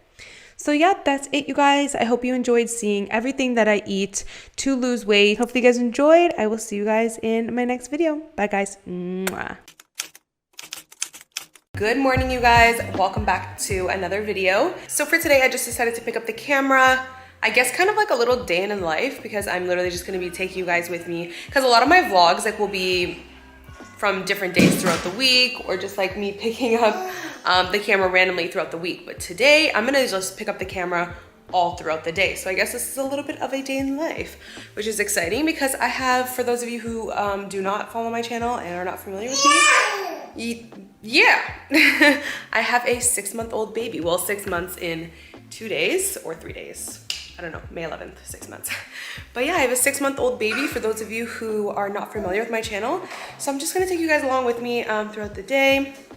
He's actually being super clingy today. He's overall always been kind of like a clingy, needy baby, just always wanting to be held and stuff. And I don't mean that in a bad way. I know clingy and needy kind of seems like bad words in a way, but whatever. You guys know what I mean. Just a baby that really loves to be held.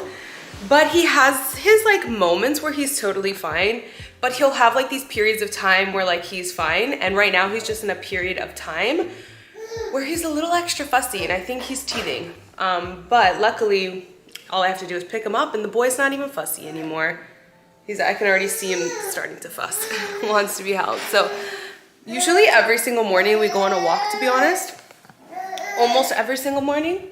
But especially on the days that he is fussy or extra clingy, a walk just does the trick. It gets mama feeling good, baby feels good, because we just get out of the house, get some fresh air, get moving, get my steps in. You guys know I'm also trying to lose weight from my pregnancy. Not trying to, we shouldn't say these things. We gotta watch the way we frame things. Not trying to, I am losing weight from my pregnancy, so getting my steps in is really important, and so that also helps as well. But let me pick this little boy up. I know, my love bug. Did you get your ball stuck in there? For a fussy, clingy baby, he really loves the skip hop. Like, if you don't have a skip hop, what are you doing? You have to get the skip hop activity center. It's amazing. These pacifier clips are so cool. They are made of silicone, so they are so easy to wash. The fabric ones, and they would get dirty, like spit up would get on them, sometimes purees would get on them.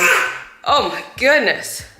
Sometimes purees would get on them, and it was just hard to clean. I actually got a 2-pack. It also came with the gray. I'll show you guys what I did. This is actually a really good little trick, is to not only use it for your pacifiers, but also teethers. So I have a teether on this one. So that's really good too, because it'll just kind of hang, and whenever they get fussy, they can, this is major key if your baby's teething. But yeah, I came in this pack with like the cream and the gray. I'll link that one. It's on Amazon, so I will link it in my favorites shop, but also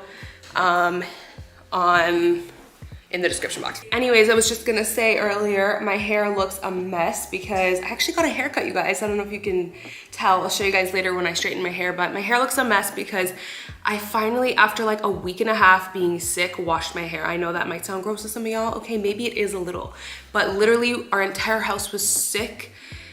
Like right around Halloween, it was just a mess. And being a mom and being sick is a whole different ball game. Like, it takes a whole different level of strength to be a mom and be sick.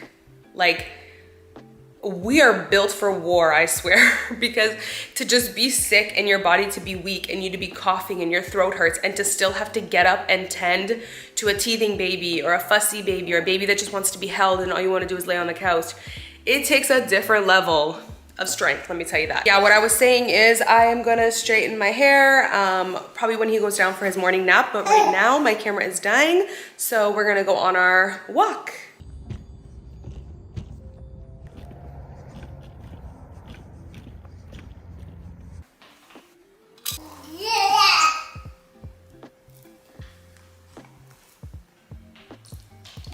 So for breakfast, I always make Kylo some oatmeal, and I always add some sort of fruit, whether it's pears, applesauce, like homemade, or just mash up a banana, which is super easy. And I love this from Whole Foods. This is the organic First Foods infant cereal, and I love it because it's not only is it organic, but it's only one ingredient other than vitamin B, but it's literally just whole grain oats. So super simple and clean, no added like artificial flavoring or anything like that.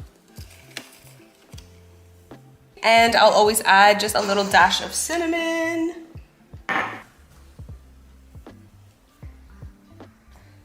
Kylo has actually been a really great eater. We started giving him purees like at 4.5 months, and he caught on to it so fast. Like literally it just took like 2 tries and he was opening his mouth ready to eat. Like this boy loves to eat, and he's been on purees ever since. I'm actually planning on starting some baby-led weaning soon as well. We do breakfast, lunch, and dinner, as well as his milk feeds, obviously, and he's just a really good eater. Delicious. So at first it just didn't work out because I would try to feed him like 30 minutes after his milk and he wasn't hungry enough, so he wasn't actually eating solids. But now I figured out the perfect schedule. We do milk, so bottle every 4 hours, and that just works for him, by the way. Like every baby's different. I know 4 hours is actually quite a good stretch. A lot of babies at this age still need 3 hours. If I try to feed him every 3 hours, he won't really finish like much of his bottle. At 4 hours is like that perfect peak for him where he's not overly fussy, but he's not, but he still like finishes his bottle. And then we do purees about 1.5 to 2 hours after the bottle. And I'll try to like strategically place the solids before his first 2 naps. And then the last solid, so dinner, I'll do it like 2 hours before bedtime. And for dinner right now, honestly, just because it really works for us and he's really happy with it, we do oatmeal for dinner, just because it gets him nice and full right before bedtime. The way he's just like chilling right now, like I cannot. The arm, it is the arm for me. Okay, you want more, delicioso. It's really the arm for me. Like I cannot. So right now it's almost his morning nap, and he'll usually do a nice long nap, usually at least 1.5 hours. Lately it's actually been 2 hours, but always at least 1.5 hours. And I'm excited because I'm about to get some time to myself, honey boo boo. Yeah. It's so easy to make him smile and laugh these days. I love this age. I actually was just thinking the other day how much I really love like the infant stage, the 4 months and up. Is just such a nice age. So this morning he woke up at 6:43 a.m. It's now 9:15, so it's definitely time to get him down for his nap. It's been like a good 2.5, like what is that, like 2.5 hours? That's usually his wake window. So normally I actually leave him in the high chair and I'll just give him a toy to play with while I kind of tidy up the kitchen. And then I'll put him down for his nap. But he's really fussing right now. He definitely wants his nap, but I am still just waiting another like 2-3 minutes because I don't just like laying him down right away, right after he's just eaten. I just want his food to like settle just for like 3 to 5 minutes-ish. Okay, so I was actually able to just put him in the bouncer with this pacifier just for a quick minute or two. I just wanted to say a big, huge tip that I kind of like realized about like 2 months ago was my new thing is I do all of like the chores and everything like that while he's awake with him, because I can usually let him play, or he likes to be carried while I do things one-handed, or he likes to watch me do chores. So I like to do all of the chores while he's awake. That way when his nap time comes, I can just have me time and I can relax. I don't have to do that much chores. I can either work or relax or do things for myself that I can't do, you know, in peace and quiet with him around. Finally straightened my hair and I just put some eye masks in, but I told you guys I got my hair cut and I absolutely love it. I don't know if you guys remember, but my hair was literally like down to here. It was wild. I'm so much happier. Let me just put my hair back. I decided to put on some of these. What are these? These are the Wander Baggage Claim Gold Eye Masks. Okay, before I take these eye masks off, I actually want to chit chat with you guys really quickly because I mentioned on my stories, if you follow me on Instagram stories and you saw how much I was complaining about Kylo's regression, or even if you watch my vlogs, I talked about it, he had literally, he's never been a good sleeper, let's just say that. Since he was a newborn, he always woke up at least 5 times a night, but more often it was like 10 times a night. And then the regression hit and it was literally like, it was starting to get 15-20 times a night, no joke.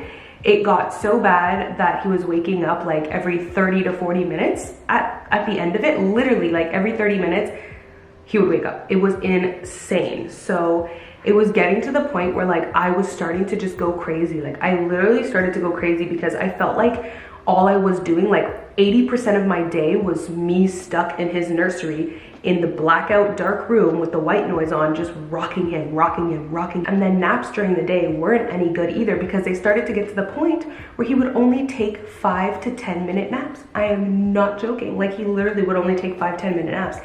So I would end up having to go up and rock him and hold him, like do a contact nap. So I'm telling you, I was literally like bound. I felt like I was like bound and chained to his nursery. It was crazy. Like, it just, and he hit the regression early, around 3 months. It lasted about 6 weeks until I finally was like, enough is enough. I cannot do this any longer. I decided to just cold turkey cut out the swaddle, cut out the bassinet. He was already in his nursery at that point. We had moved him to his nursery at like 2.5 months.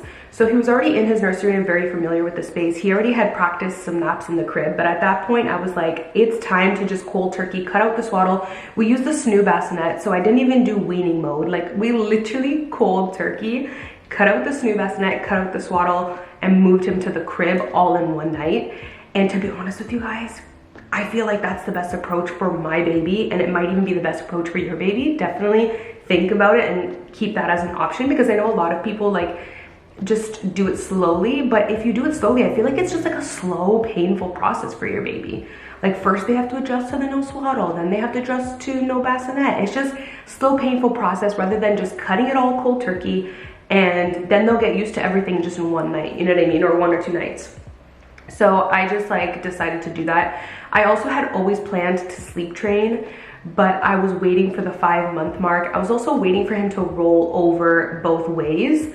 But I couldn't wait any longer.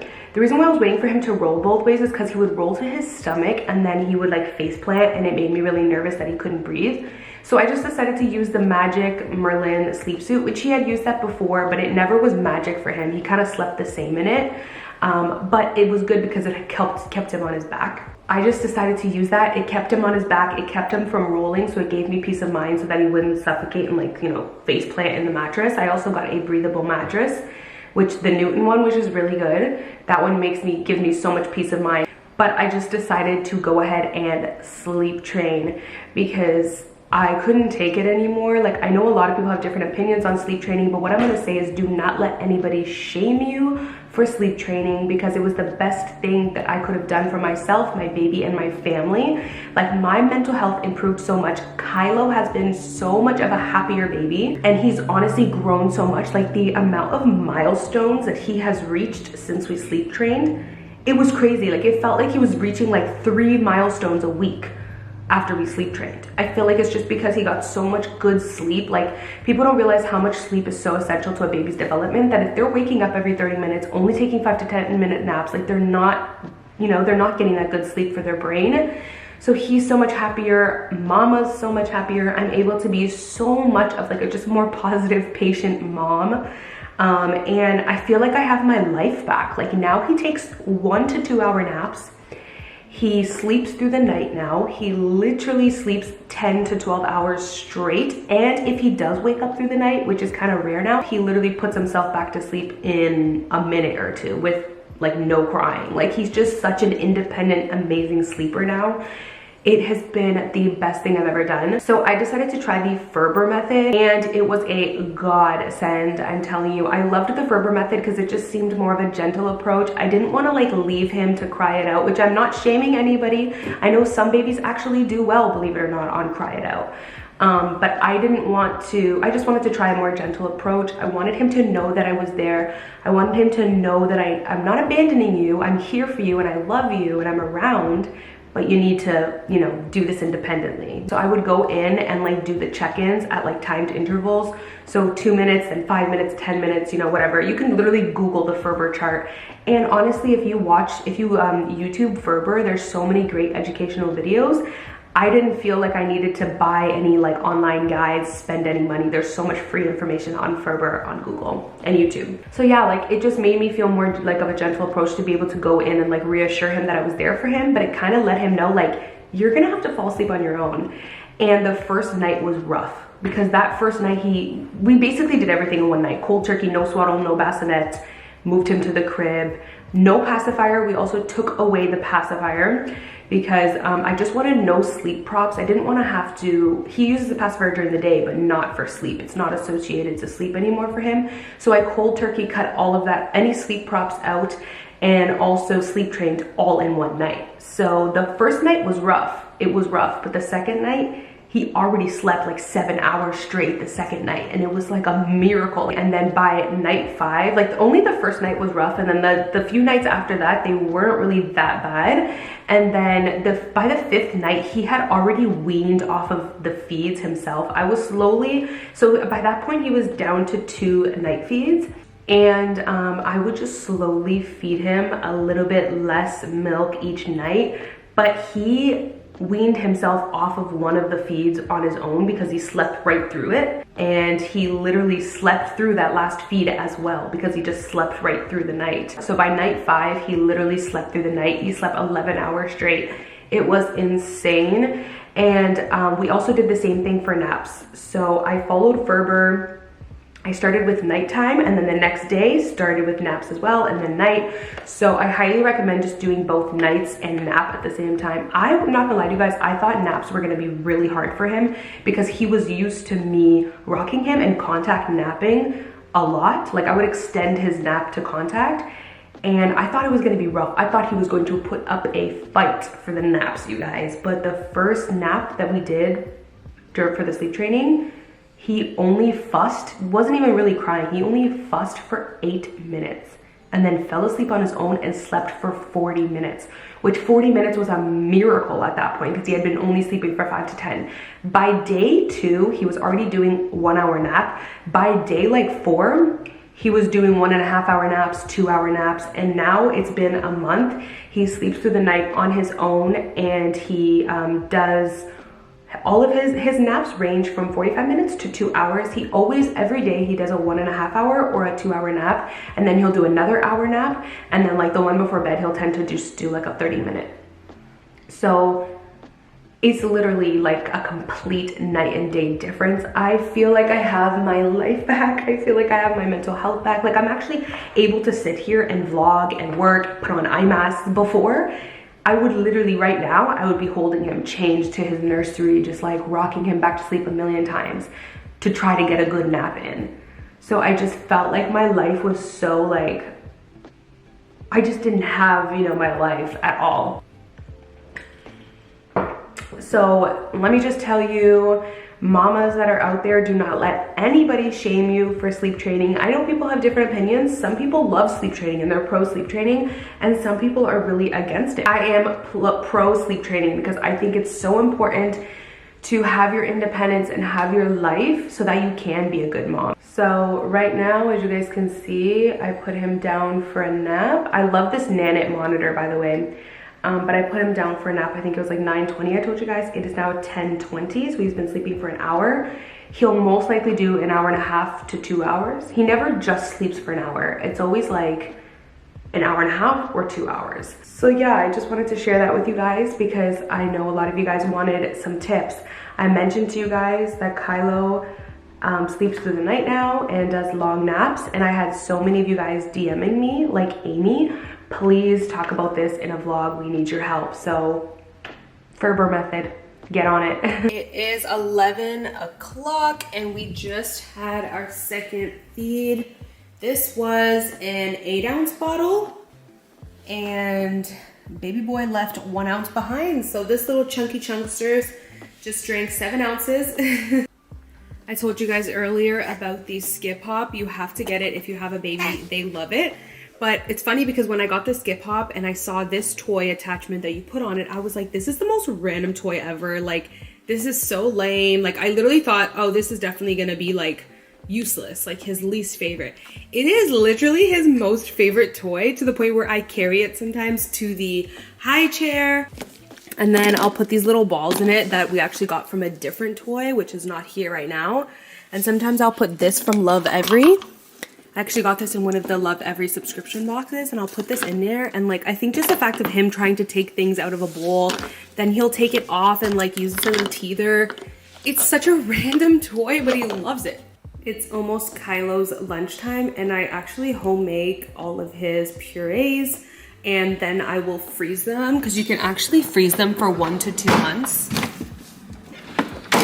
So this is his little stash of purees. We have some beef liver, some steak, some butternut squash, some sweet potato. But I wanted to show you guys these cute little jars from Amazon. I absolutely love them, so I will link them in the description box. I have like a few extras down here, and they come in so many cute colors, lots of neutrals, also some like pastels. Also, what's really cool is you can use a washable marker to put on top of this to label it if you want, so I love these.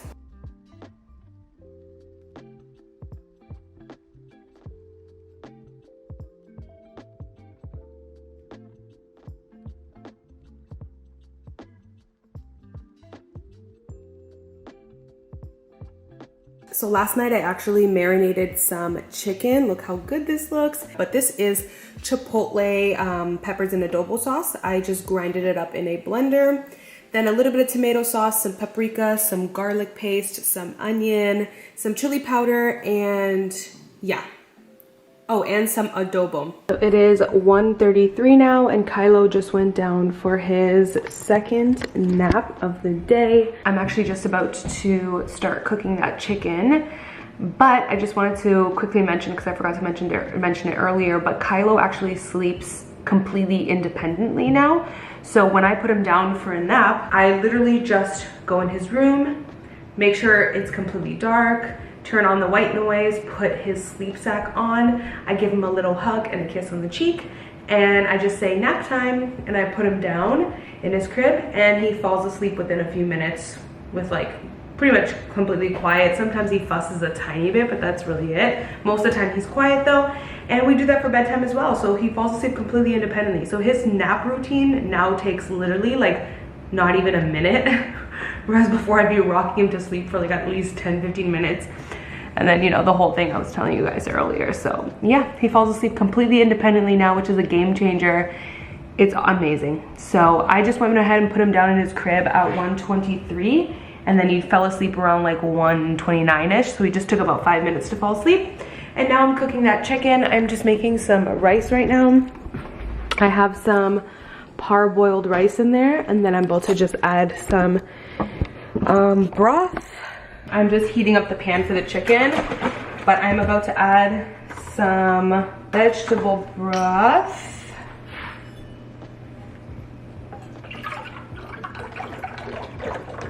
Now, I normally cook while he's still awake because like I mentioned earlier, that way when he goes down for his nap, I can just eat and I don't have to like cook and stuff. But I kind of just got carried away. We were playing and all that, so I just didn't end up cooking.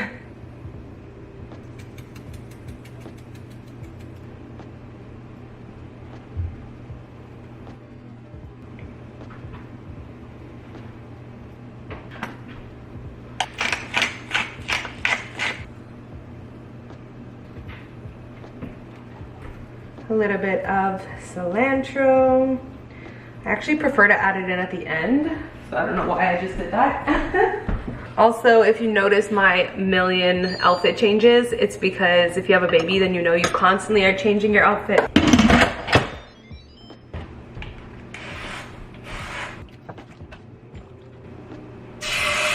Also, I am making a really big batch because it's gonna be so easy now to have this already prepped for the next 2 days. I can eat chicken on a plate with rice, or I can have it on top of salad. I can have it a burrito, a taco, a bowl. Like there's so many different meals I can make just by batch cooking some chicken and some rice.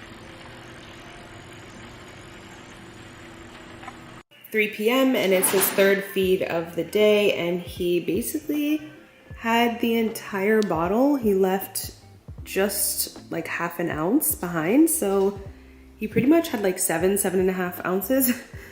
He typically will have like 6 to 7 ounces every feed. Okay, so it is now 4:30. He woke up from his last nap at like 4:10, which is going to make his bedtime tonight 7:10. So today his second nap was actually really short. It was only 22 minutes, which is very rare. Like he normally always naps for at least 45 minutes, usually an hour and a half, sometimes 2 hours. So very rare to have a 22-minute nap, but he is teething. When he woke up, he was drooling a lot. So he has just been extra fussy today.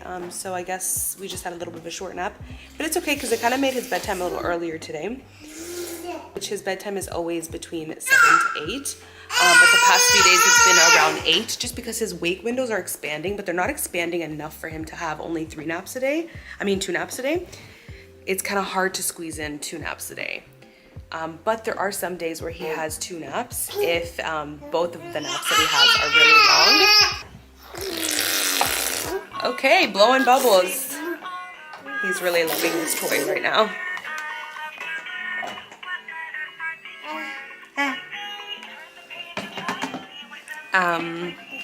But yeah, so we're still on 3 naps a day, but it's gotten kind of awkward because his wake windows are expanding to like 2 hours and 45 minutes. So it's getting kind of hard to squeeze that 3rd nap in while keeping his bedtime early. So lately his bedtime has been like closer to 8. Just because we've had to squeeze in like a little last minute nap before bed. Wow, he's literally spitting drool. So yeah, the way his naps worked out today, we're gonna have a 7 p.m. bedtime, 7:10. And soon you're gonna have dinner. So I also get asked a lot which formula we use, and this is the one we use, the Hip Organic, and I actually buy it from My Organic Company, I think it's called. I will leave the link down below.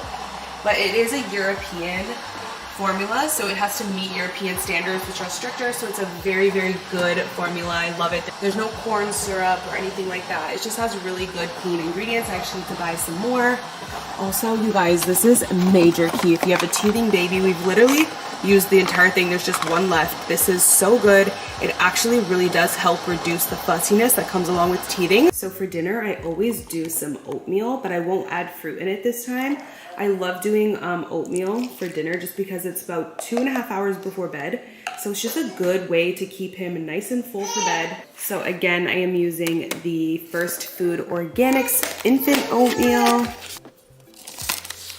I did about 2 ounces of formula, so it's gonna need about 2 to 2.5 scoops of oatmeal.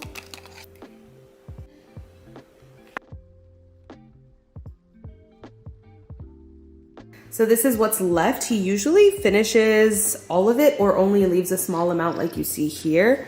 He might even still have another bite or 2, but I never force it. Yeah, he's still opening his mouth, so I'll still give it to him. But I can tell he's like finishing. We have a messy baby who's ready to get a high chair.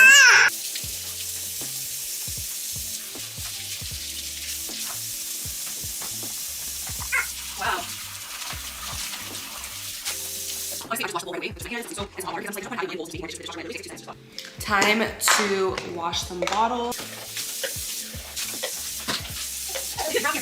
Oh no.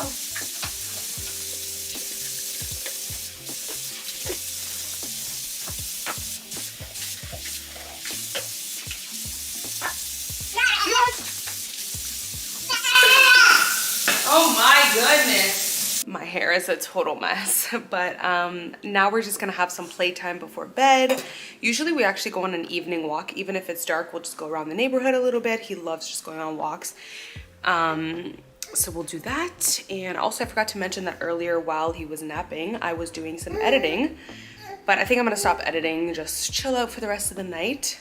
I will be here on the floor for the next little while, probably periodically also watching Real Housewives. This little toy is from Love Every, the 5 to 6 month package, and it's so cute. I love this one. All right, you guys, so I just did his bath, gave him a nice warm bubble bath, and I just put him to bed right now, gave him a bottle. He drank about 7 ounces. And then I read him a bedtime story, sang him Twinkle Twinkle Little Star. I always like singing that to him. And then I just turned off all the lights, popped on his white noise, put on his sleep sack, and I just laid him down in his crib. And right now I can see him on the monitor. He's just rolling around in there trying to find a comfy spot. He'll definitely knock out soon. So I always do like a 3-hour wake window before bed, and that's good for him right now. Just to keep it real with y'all, I don't know what this is. Like, you've probably been seeing it throughout this whole video. I don't know what's going on with my skin right now.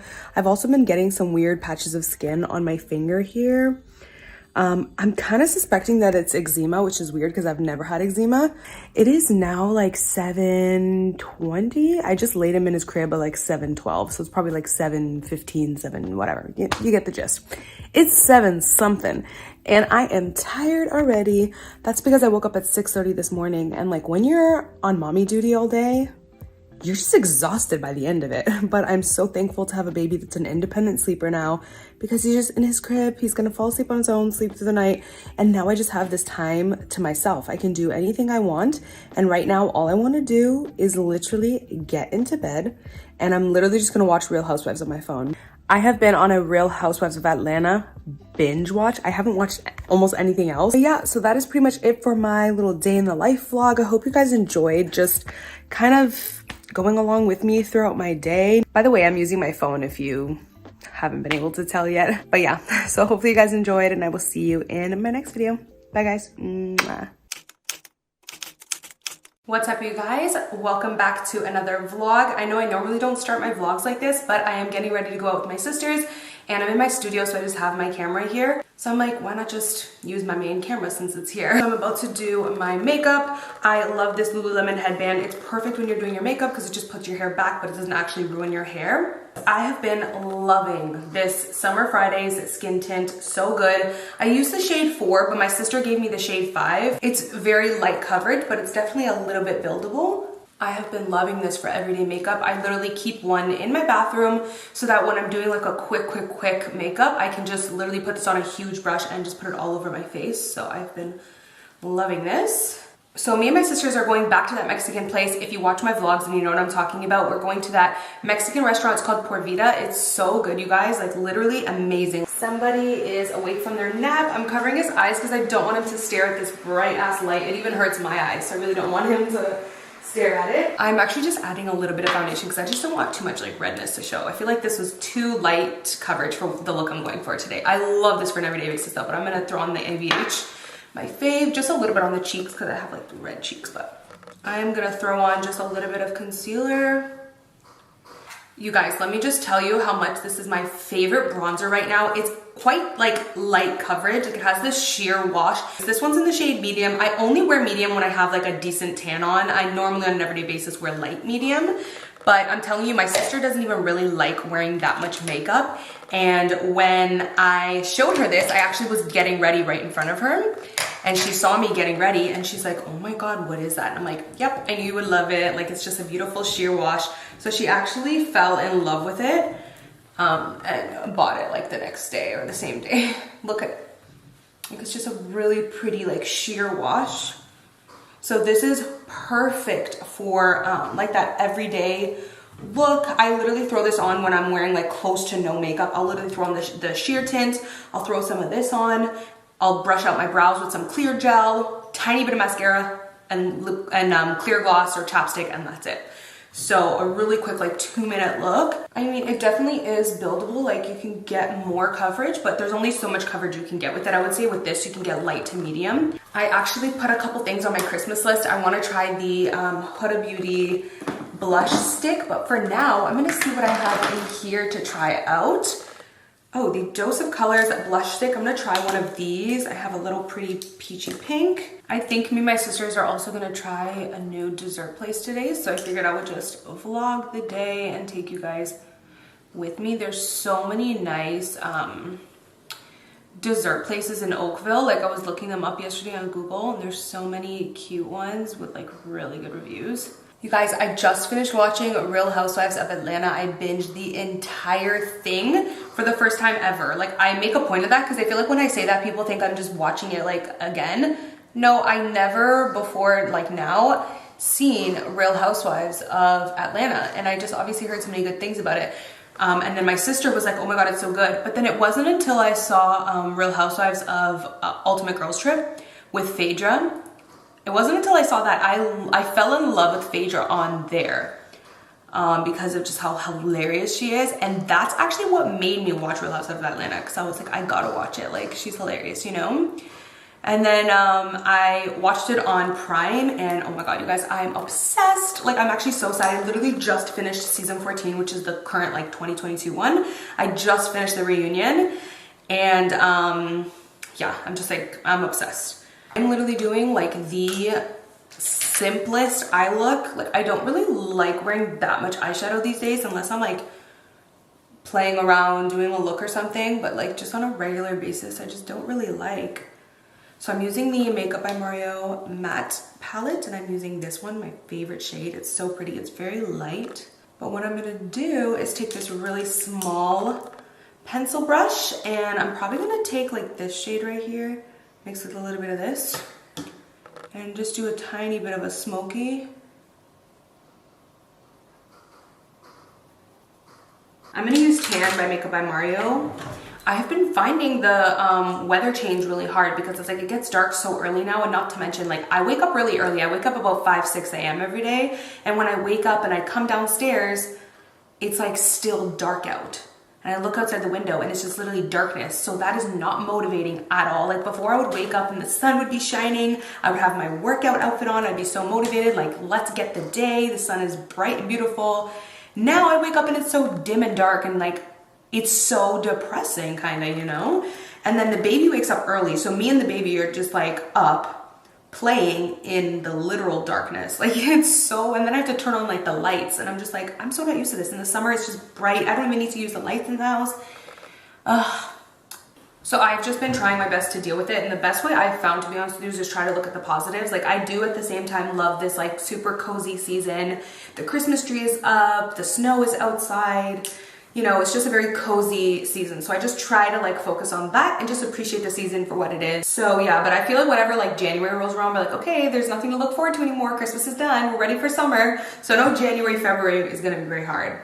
And setting spray, I'm gonna use the e.l.f. setting mist. You can use the Maybelline glass spray, but I kind of want to keep this like satin finish. I don't want to make it too dewy. This is just gonna marry all the products together. I have like a little like desktop like phone charger that you keep your phone on, and it charges it.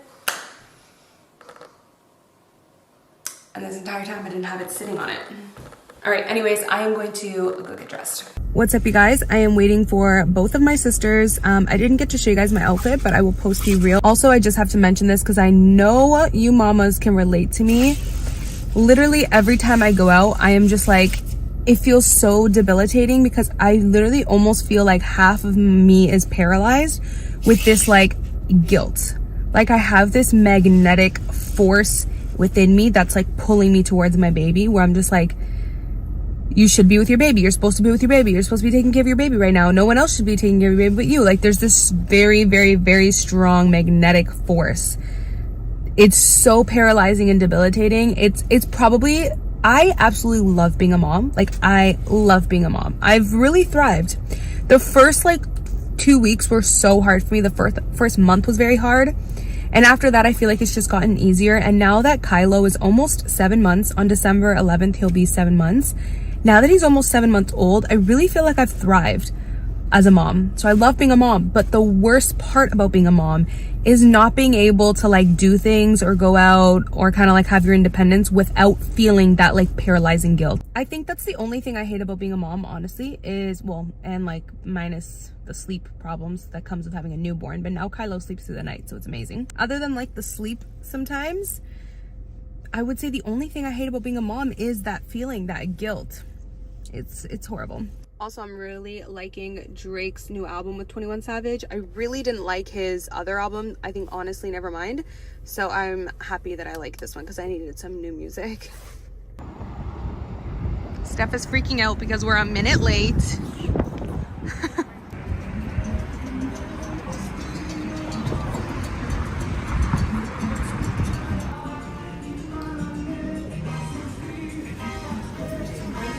The green rice they have. Oh yes, yeah, the green rice. Christmas tree and I'm like following her to our table. And they just taste like. Do you want me to squirt the lime?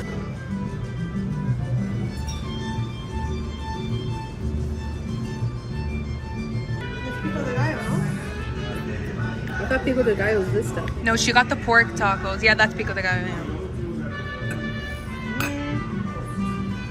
Guys, I'm dying because I finished all 4 tacos. Jessica leaves 2 tacos and Steph leaves 1. 1.5 is left. 1.5, okay. And then there's me who just eats everything like a beast. What is going on? What is going on? She just pulls this out of her purse randomly. I am freaking dead. Guys, there's nothing to hold on to. I can't. This is the spot we're trying out and it's so cute.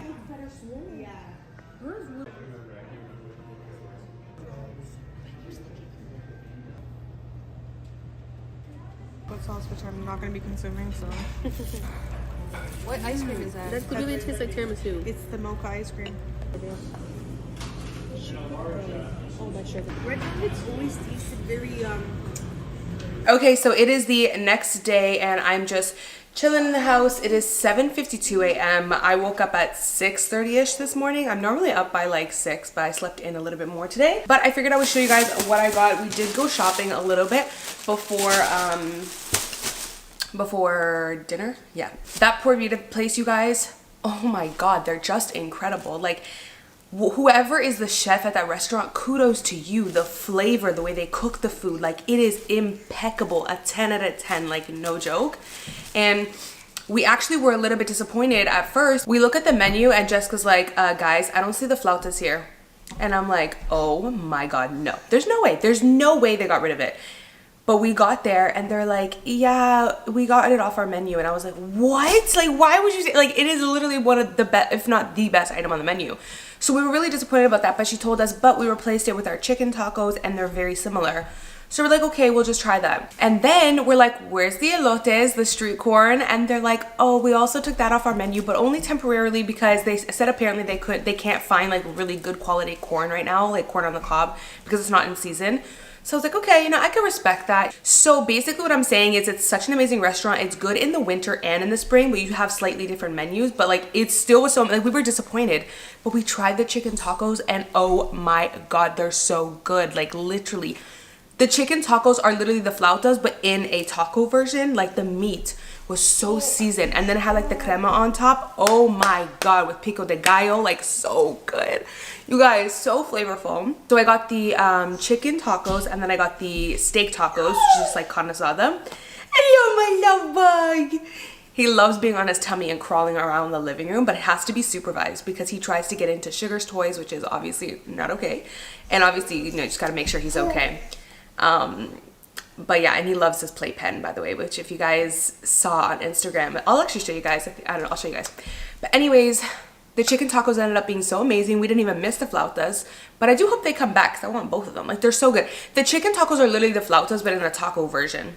The flautas are more like wrapped in corn tortilla and then deep fried. But anyways, then we're like, where's the green rice? Because they had green rice before. And she's like, oh, we also switched our rice. We're like, oh my God. But they replaced it with something called like black rice, which is basically rice in bean water.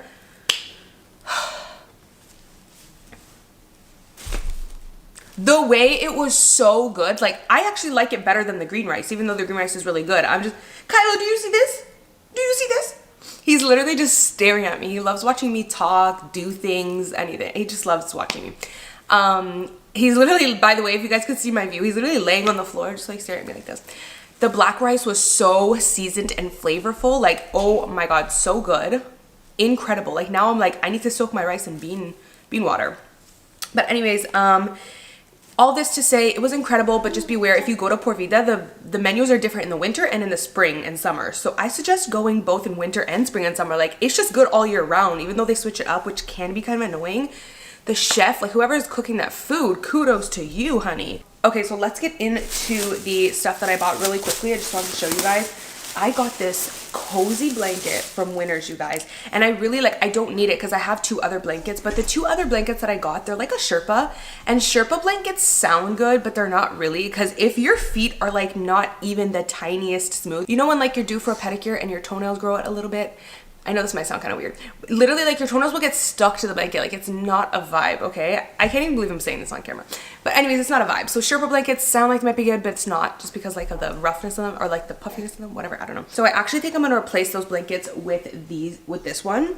It is so soft and cozy, but it's not too thick. Like, I'm the type of person that I'm always hot. I really don't like it to be like super warm and stuff. So I just love how thin this one is, but I wish you guys could feel it. It literally is like, it's just like a dream. I actually literally want to make an entire collection for beige in this material. Like, I need lounge pants for around the house in this. I need a sweater in this. I need tank top in this material. It is incredible. And then Steph went shopping the other day and she got this for me. Oh, and she also she knit me a ear warmer. How cute is this, you guys? It is so super cute, and I told her you need to make headbands in these. Like, I would totally rock a knit headband. It would be so cute with like a cozy sweater and stuff, like as an actual outfit to go out, obviously around the house too, but like I would totally wear a knit headband out and style it with an outfit. So I told her you have to make knit headbands, but this is going to be nice and warm to cover my ears when I go on walks. And then she found this sweater for me. She has this sweater, and when she wore it, I was like, I love that, because I love like sweaters like this, like a good solid color with like a nice like word or print type of thing. And she was wearing this, and I was like, I love that sweater. And she remembered that I loved it, found it again, and got it for me. But luckily she found it in a medium, because she was wearing the large and I just found it a little too oversized. It's cute, but she wanted that oversized look. I wanted something loose, but not like super oversized. So this will be nice, like loose fit. A pretty decent price, $39.99, but it wasn't even on sale, and it was literally like Black Friday. That's a scam. My camera literally just died and I had to run upstairs. I'm getting hot in this damn sweater, y'all. I honestly only put it on because I have a tank top on and I'm not wearing a bra, and I'm like, I really don't think they want to see my tittying on camera right now. So then we went to Indigo because we had time to kill. Corvita only opens at 5. We're like, what? 5? Like, for real? I will say it was actually really pretty at night with like the lights in there and stuff. So I bought Kylo some books because I realized he doesn't have any Christmas stories, and I just wanted like 1 or 2 to read to him. Sorry for the background noise, you guys. It's just, it is what it is these days. I wanted like some Christmas books to read to him now that it's Christmas. And this one was really cute, the 8 Jolly Reindeers. And it's just, each page is a different reindeer, and it's just short and cute to read to him. I always read him at least 1 book before bed, sometimes 2. And then I got the Teeny Tiny Santa. Like, how cute is this? Super cute. I love like these short little books to read for him, because I hate like the long ones, especially at his age. Like, I don't need to be reading no long ass book. This one's cute. The teeny tiny fox gave a teeny tiny sigh. He feared he was too little and Santa's sled too high. So cute. I think he's really gonna like those 2. And then Jessica saw this Halloween one and she wanted to get this for him. And I'm really happy that she did, because he doesn't have any Halloween books. So I'll definitely be able to read it to him next Halloween. The Teeny Tiny Ghost. Why isn't it focusing? Come on, come through for me.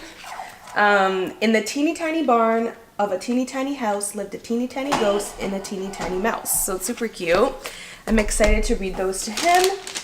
And yeah, that's it, you guys. That's my little haul for y'all, my schmall haul. You found your toy, Love Buggy? Actually, I wanted to show you guys this chapstick I picked up on Amazon. This is an EOS chapstick, but it's 100% natural, which I'm not like 100% strict about it. You guys know how I am. I'm a pretty balanced person and I like to just do things like slower, but I am going through a lot of like my products around the house.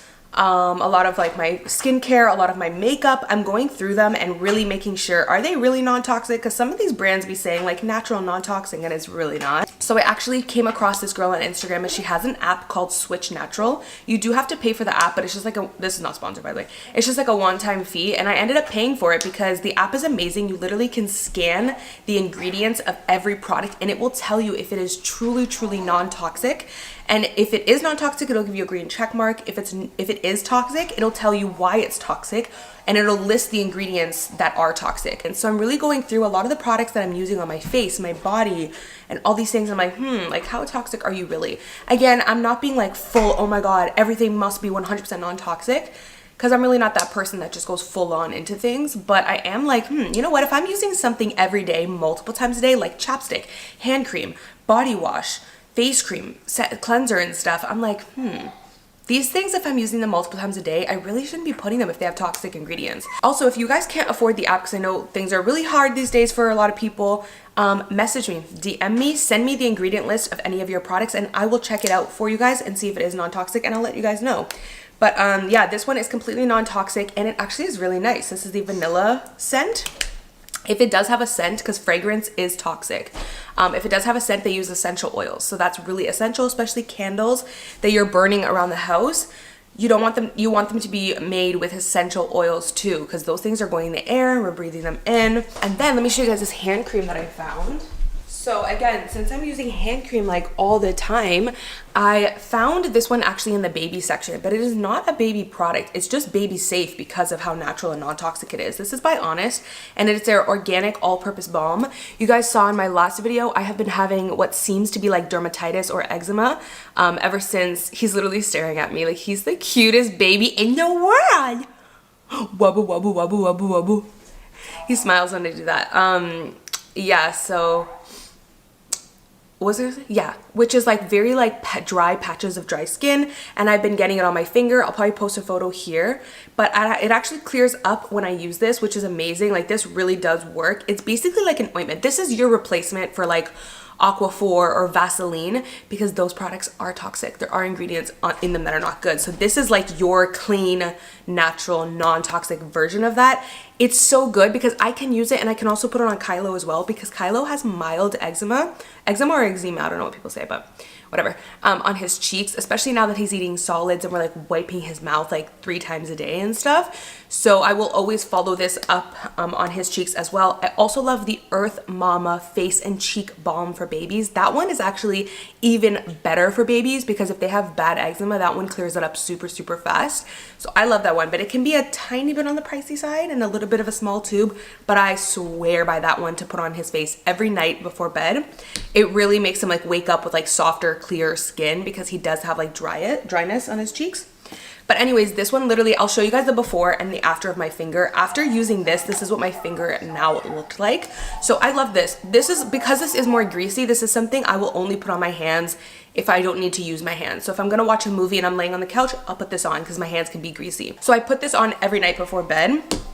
And I keep it actually right there like you guys saw, because if I get that flare up on my finger, I put it on right away. This is also really nice on your cuticles. It's just extremely hydrating, but it does have that greasy feel. And then this is your classic hand cream, not greasy at all, just like your classic like creamy cream.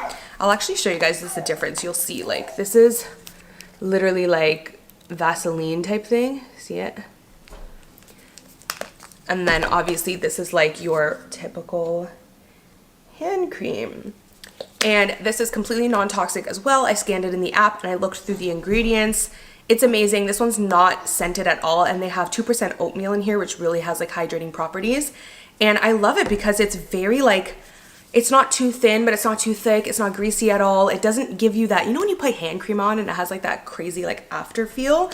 This has a nice, really nice feel to it. So these are my little non-toxic beauties, but I am kind of just slowly going through some things. So I was checking out my cleanser, and then I realized that Pharmacy is actually a really good non-toxic brand. So I'm switching to a lot of their stuff as well for my skincare. But yeah, did your leg get stuck under there? Oh my goodness. Hello, my love. Hello. Let's go show them your playpen. Oh. Okay, I have you guys on like a tripod, so I'm gonna try to see if I can literally carry it. It's like a legit tripod. Okay, so this is the playpen, and he absolutely loves it. I love it too because it's not an eyesore. It's wooden as well, so it kind of minimizes the amount of plastic that you have in your house. I really love that, and it's so cute next to the tree. This mat as well I also got from Wayfair, so I will link it. But how cute is this little setup? I loved that the mat was just like one solid big piece and not like those connecting pieces. Go play with Mr. Bunny. And then these just got delivered yesterday. This boy is really on the move, so I wanted to get a head start and get some gates to close up the stairs and also upstairs. But I don't think we need to put it up yet, but I think we're gonna need to put it up soon. So I just wanted to get it because they were actually on sale for Black Friday. So I wanted to take advantage of that. It wasn't a huge sale, but it was some off because these can be kind of pricey and I needed to get 3. So figured I would take advantage of the Black Friday sale. But I loved these because they're clear. So I feel like it's just gonna be, you know, probably as aesthetic as I can get when it comes to gates, and it'll kind of look like it's almost not there. So yeah. What's up, you guys? Welcome back to another vlog. I actually wasn't planning on vlogging today at all, but I just got back to, I just got back from the grocery store. Baby is sitting right here. He loves this Fisher Price chair. It's really good, you guys. You can like put little teethers on it. It actually comes with other ones, but I just added these to switch it up. And I obviously only use it on the counter supervised, but he really loves it because he does not like bounces anymore. He likes to be sitting up like a big boy. But I wanted to show you guys some groceries that I got because there's a few things. We've actually been baby led weaning more now. I'll still do purees, but when I can, I've been really trying to make the effort to, where did I put it? Baby led wean. And I wanted to show you guys some of the things that I got. I don't even have time to like find a cute angle because I have to make this quick. He's getting fussy because he's hungry, but his bottle's warming right now. So I gotta make this quick because as soon as that bottle is ready, your girl's gotta feed him. I went ahead and picked these up from Whole Foods because of how simple the ingredients are. I wanted to just try them out, and I figured this would be good, like we're on the go and you need something quick.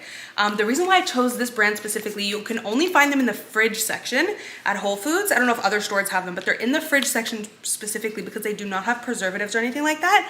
The ingredients are super simple. For this one, there's only apple, banana, kale, hemp seed, and that's it. For this one, there's only pineapple, banana, avocado, and mint. So just very simple ingredients. Then, like I said, we are baby led weaning more, so I want him to start trying to eat pasta on his own. So I bought this one, the organic chickpea pasta, because it's made with literally just chickpeas and lentils. So there's a lot of protein in here. So I got the penne, and then I also got the lasagna form because you can cut them into like strips. Then I also got bread for him. I want him to also start trying to eat some bread with some avocado mash on it, or just avocado and bread separately. The ingredients are really good. There is no seed oil in it. There's a good amount of fiber and protein in here and only 1 gram of sugar. And I actually eat this bread myself. Like this bread is good, I love it. So I'm gonna give that to him as well. Then I got him some mozzarella cheese. Oh, how did you rip that off the thing? I got him some mozzarella cheese because you can actually feed it to him in thin slices. Mozzarella cheese is soft, so babies his age can eat it. It's also low sodium. So that's good. Unlike something like Parmesan, this is for me. I'm gonna make some pasta tomorrow. It's hard, so babies can't have it. And it also is very high sodium. Then we got some free run eggs. I picked up this brown gravy because I'm a huge fan of the Clubhouse gravy mix. I've been having it since I was a kid, but there's a lot of really bad ingredients in it. This one had, all the ingredients are pretty good, so I'm happy with that. And then this is just a quick overview of the rest of the stuff. Got some pico de gallo, some cilantro, parsley, chocolate chips, sour cream, and baby boy needed some more yogurt. So I get him the plain one, and then I always add some fruit in it. I got some flank steak because I want to make tacos this week, some corn, vegetable broth, tomato paste for the pasta that I'm gonna make. And I forgot the most important thing that I got. You guys, these from Whole Foods are absolutely magical. They're so good. Today's my little cheat meal day, so I had to go pick those up. Okay, good morning, you guys. It is the next day. Last night was so good because I put baby to bed, ordered some food, and then I watched the Lindsay Lohan Christmas movie on Netflix, and it was just so nice just to have like a night to myself. Normally, as soon as I put the baby down, I just go straight to bed, but I decided to stay up like 2 hours later just to like have a little movie night in. So that was really fun and relaxing, but I actually wanted to show you guys. Oh, by the way, I started watching Insecure because Steph told me about it and she said it's really good and that I needed to. So I really love it so far. Baby boy is in his playpen right now, but I wanted to show you guys what I'm actually going to be doing. I found these baskets in my storage room upstairs, my spare room up. I call it my storage room. Wow, that's how bad it is. It's my spare room, but we keep a lot of things up there right now. But anyways, I found these 2 baskets because I want to start toy cycling. I really hope I'm saying her name right, but I follow Milena Ciciotti, hope I'm saying that right, on YouTube and Instagram, and she talks a lot about toy cycling, which is very like Montessori style.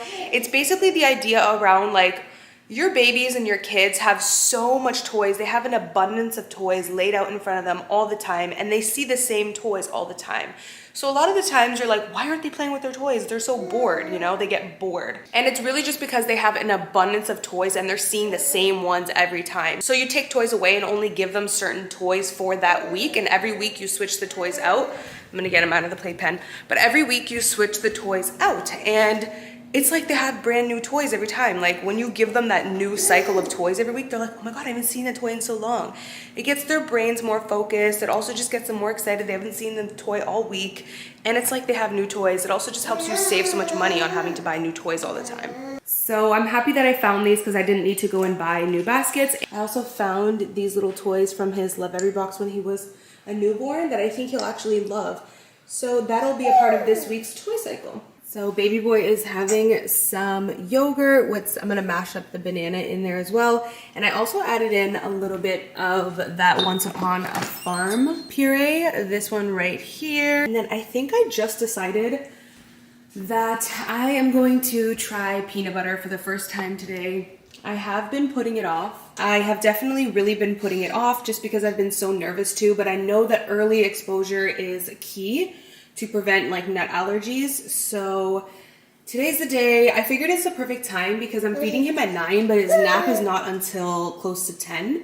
So I can at least watch him for an hour before I put him for a nap. Obviously, I also have the monitor, but this is the one that I am going to use because if you look at the ingredients, it's literally just dry roasted peanuts. So it's perfect. All right, I popped his toast in the toaster. I'm gonna put it on 1. It's more really just to warm it up. I really don't wanna like toast it because I still want it to be soft. All right, here is baby boy's breakfast. Yes, you're excited. We have some bread, and then I'm gonna feed him the yogurt. Sometimes I'll let him feed himself, but just don't feel like getting messy today. Mmm, delicious, my love. And I did add a tiny bit of, oh, okay.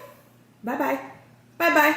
Sometimes I'll literally wheel the high chair in the kitchen and clean him here right next to the sink because it's so much easier. And as you can see, the tray is wet, but it's nice and clean. And he really wants to play with the spoon, so this is what I'm gonna give him. Sugar, get out of there. You're not the vacuum, buddy. Yes, I know you want your spoon. There you go, you can play, play, play. All right, let me show you guys what I did. So 2 of those bins fit perfectly in the cabinets, so it's perfect. And this one is still empty, so I still have extra storage. But what I did basically was take away some of the toys that I feel like he's just starting to get slightly bored of, put it away, and then next Sunday, so next week, I will swap them out. And I kept these toys here for him, and he has obviously his toys and his playpen as well. So I also toy cycled the playpen. Especially with Christmas coming up, there's just so many toys, and I just think that this is a really great idea. Plus you don't crazy guy. Plus you don't need to do it weekly. If you're super busy, you can do it monthly if that works as well. Oh my goodness. What's up, you guys? I just finished filming a sponsored Instagram reel. I had some content to get done. My lips look very washed out because I just removed my lipstick because I'm about to eat. My sisters are coming over soon, so that should be fun. We're just gonna hang out, chill. I'm actually gonna cook them dinner. I found this recipe on Instagram that looked so good. Basically like a linguine with a meat sauce, so it looks so good. So I'm definitely excited to try that out. Also, today is the first day that I'm kind of transitioning Kylo to a 2-nap schedule. We were previously on a 3-nap and then some days 2, just depending on how long his naps were or if he slept in that day or whatever. But recently I've been noticing that like he'll only take a 45-minute nap and then he'll wake up and only be awake for an hour and he's so tired and needs another nap. And then he'll take another 45-minute one. So that's kind of like a little sign to me that I think he needs to be kept up longer so that when he does go for a nap, he can take a nice long nap. He's also almost 7 months old in a few days. So typically when you're around 6 to 8 months, that's like the time when babies usually need to drop a nap.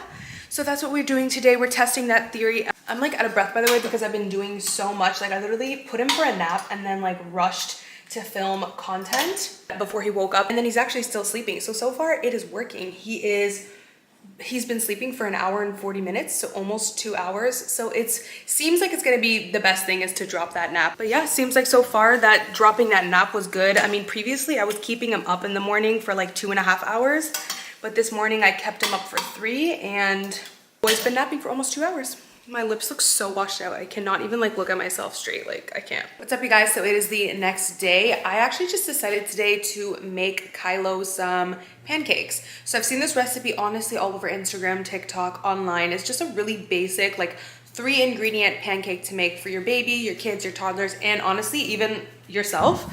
It makes a really great snack or breakfast. So the only ingredients you're gonna need are oats. I love this brand because just of how simple it is. If you look at the ingredients, it's literally just whole grain oats. So very simple. And you need a medium-sized ripe banana and 1 egg. I honestly don't know the exact amount of oats that you need. So you're more looking for like a specific consistency, like that runny, like pancake, liquidy consistency. So I'm just gonna start with half a cup of oats and I'm gonna pop it in the blender. That way it'll grind up all of the oats. I did have the thought, like I wonder if you could just use infant oat cereal, and I'm pretty sure you could just do that. Half a cup of oats, 1 egg,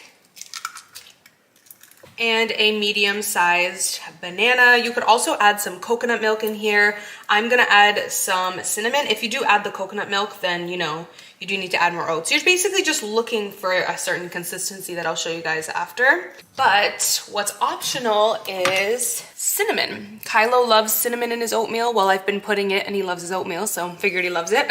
So I am gonna put just a little bit of cinnamon in there. This is the NutriBullet, by the way.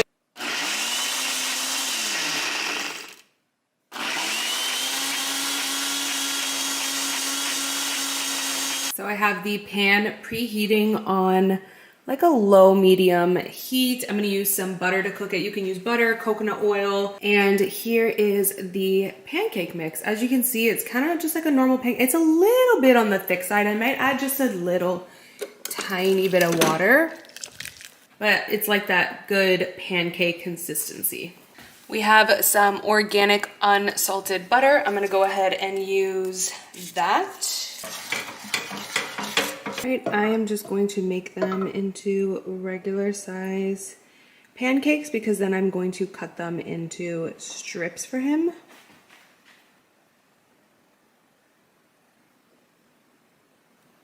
So it looks like that mixture will make about 4 pancakes. So if you want to batch cook, you can do double or triple the recipe. I'm gonna let this sit on like medium-low heat.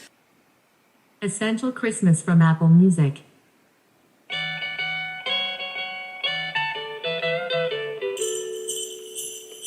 Okay, you can start to see the edges like lifting and firming up, and you can also start to see some bubbles popping like right there. And that's how you know it's cooking through. I'll usually take a peek under. Yep, and it's ready to flip. Okay, I just tried a small piece that kind of like broke off, and it's actually really good. Delish. Look how delish these look. So yummy. So I'm actually probably gonna serve it to him for lunch since it's past breakfast. So usually for a baby that's like 6 to 9 months, you wanna cut them about the size of 2 fingers. Doesn't have to be like exact, but just something that size is good for them.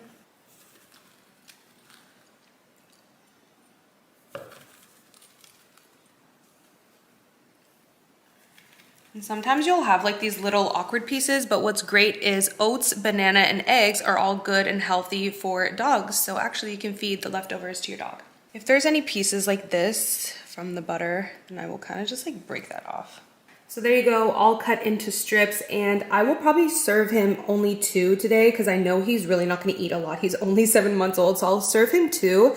I'll put maybe another 2 in the fridge tomorrow, and then the rest I will freeze. Here's a good tip. If you are going to be freezing them, you wanna make sure that they stay separate and not stuck together, because then it's gonna be hard when you go to like defreeze it. Like to take one out, you're gonna have to defreeze the whole thing.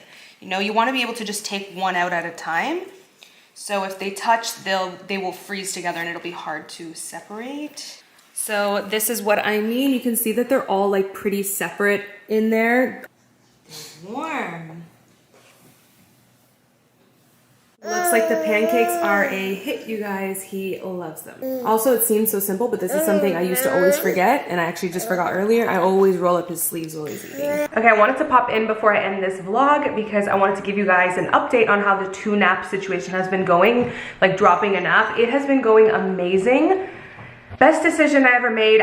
So this is like the signs that I saw personally. He kept waking up at like 5:45 in the morning, and I'm like, why are you waking up so early? You know, like he used to sleep from 7 to 7, but he was going to bed at 7 and waking up at 5. So I was like, that's weird. But it wasn't until he started taking shorter naps. So normally he would always take like 2-hour nap, an hour nap, an hour and a half. But then he started all of a sudden doing like a 30-minute nap, waking up still tired, only being awake for an hour. His normal wake window was 2.5 hours. Only being awake for an hour and literally needing to go back for another nap and then only napping for 30 minutes again. So I was like, okay, this is starting to get just like very messy and weird. So that's when I was like, okay, this is like kind of a sign that he needs to drop a nap, expand his wake windows to consolidate to like longer naps again. So now that we've dropped a nap, it literally has been a miracle. He's been doing 2 long naps. So he's been doing a 2-hour nap in the morning and then like a 1.5-hour nap for his second nap, and he's no longer been waking up at 5 a.m. He now has been waking up again around 7. So dropping a nap, I highly recommend if you're starting to notice signs. He's turning 7 months in a few days, so it kind of makes sense for his age to just drop to the 2 naps. Also this week, as you guys can see, I've started doing a lot more baby-led weaning. Baby boy just had some toast with some applesauce and peanut butter. He didn't finish this one, but he did have a good amount of his other one. As you can see, these are the pieces that broke off of it. He is obsessed with toast, by the way. He loves his apples. Not a huge fan of eggs right now, but we're gonna keep trying. I really wanted to start doing some more baby-led weaning because when I was pregnant, I always wanted to baby-led wean. But when your baby's actually here, like it can be so nerve-wracking, right? And not only was I scared, to be honest with you, it was just easier to do purees, which is, I still do purees, by the way. There's nothing wrong with purees. I don't want you guys to watch this video and be like, oh my God, I'm doing something wrong. There's nothing wrong with purees, you guys. I still do it. My goal has been to like baby-led wean for 1 to 2 meals a day. And then 1 to 2 meals, I'll do the purees just because it's quicker and easier. I feel like I ran from the mess more than is really necessary. It's really not that big of a deal. Now that I've been doing it for a few days, it's really not a big deal. What I do is this high chair that I have, I absolutely love it because it's so, as you can see, I just slid it back and forth so easy. It weighs like, I think 5 pounds. Even with him in it, it's so easy to slide. What I do is I slide him over to the kitchen and it's just so easy to clean him up like that. Because my goal was always to baby-led wean, I was like, why am I not baby-led weaning? Like, I think I got too comfortable with the purees because they were just very easy. I really want him to feed himself, feel the textures, learn to feed himself, learn how to gag, and all these things are really good for them to learn. So it's just always was a goal of mine. So I'm like, why haven't I done it? Like, I think I got too comfortable with the purees. So my goal this week has been to start doing 1 to 2 baby-led weaning meals a day and let him feed himself, and I've been doing it and it's been honestly really good. Like, he's been learning so well. Like before, when I would do some meals, I feel like there wasn't much eating. There was just a lot of playing, which is totally fine too. That's actually good for them to play with the textures and everything, but there wasn't much eating, and now there's actually a good amount of eating. Like the other day, like he literally ate an entire apple, you guys. Like I gave him 1.5 apples and there was only half left, so he ate an entire apple and fed himself that apple. Like there's really a lot of eating that's starting to go on, and it's just great to see him learn. Before, I was literally doing it like once a week, so there wasn't that much progress. Now I'm doing it once a day at least, and there's just so much progress. It's so nice to see him like learn how to feed himself and everything like that. It's just been really nice. And honestly, I've gotten really used to like the gagging. I've learned that gagging is actually good. It means that they're learning how to use their gag reflex. It just means that they're learning, so it's good and it's normal. It can be a little bit frightening sometimes, but honestly, I've gotten really comfortable with it. The only part that can be really overwhelming, if I'm being real with y'all, like the other day, I was trying to make him pancakes and he was like so fussy and he wanted me to hold him, but I'm trying to make him pancakes, and then he leaked, his diaper leaked. So at the same time, the oven is on, I have to change his diaper, he wants me to hold him. Like, it was so much happening at once. I felt so overwhelmed, I'm not gonna lie to you guys. I legit cried. It was just a moment, you know? Like, if you're a mom, then you know this, you just have a moment when there's like a million things coming at you at once. So the only thing with baby-led weaning that I have found, it can happen where you can feel a little overwhelmed, like, oh my God, what are they gonna eat today? I actually have to make them a meal. Whereas the purees are in the freezer, pre-made, and I defrost them in the fridge, and it's just like ready to go. So with baby-led weaning, you have to like make them their meals, and it can be very like overwhelming, right? So what I did was I actually made a list on my phone for those moments, like obviously not every moment I need this list, but you know those moments when baby all of a sudden wants their meal like right this second and you don't have time to think, and all of a sudden you're feeling like anxiety and you're rushed. So for those moments when I'm rushed and I can't think, I made this quick little like cheat sheet notes on my phone of like meal ideas, so that when I do have those moments where I literally can't think and I go blank, I can just reference this. And this has been so helpful, you guys. All right, you guys, I have been filming content all day, but I just realized that I did not come and do an outro for you guys. So I just wanted to say, I hope you enjoyed this vlog. I think I mostly just shared a lot of baby lead weaning and his nap schedule, just mommy stuff, mommy things. What's up, you guys? Welcome back to another vlog. So I just finished filming some content and I was like, you know what? I am tired of starting my vlogs. Not that there's anything wrong with this, but it's just like I start my every single vlog like no makeup, looking a hot mess, which is fine, but you know, sometimes your girl just wants to remind y'all that I still got it, okay? Still a baddie, just saying. No, but seriously, like today has just been a really good day. I wanted to kind of do my hair, do my makeup, and I had content to film. So I'm like, you know what? I'm gonna put on an outfit that isn't like house clothes so I can just feel good, feel cute, get ready, get glam. And now that I'm finished filming content, I'm like, let's just vlog today. Let's just do that. And let's just be real, knowing me, it's gonna be like vlogging a few days, not just one day, because it always ends up like that. But how cute is this like top, you guys? Jessica got it for me for Christmas. I think it's from Garage, so I will try to link it down below. And then my leggings are from Set Active, and then my socks have a hair on it. My socks are from TNA.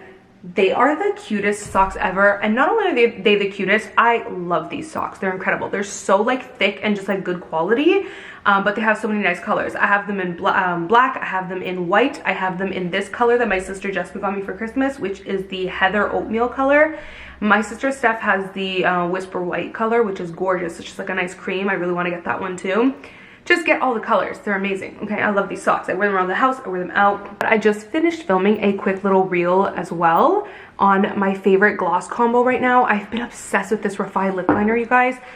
Like, okay, this is gonna be like an extension of that reel, because obviously reels are a little quicker. I just did a quick little reel, but you know when you overline your lips and then like, first of all, it can just be hard to like get a nice shape because maybe the lip liner is not super pigmented. This lip liner is very pigmented and it's very matte, so it's perfect to like really get that nice shape on your lips, and then it lasts very long. The fact that it's super matte makes it last really long, so throughout the day it doesn't fade.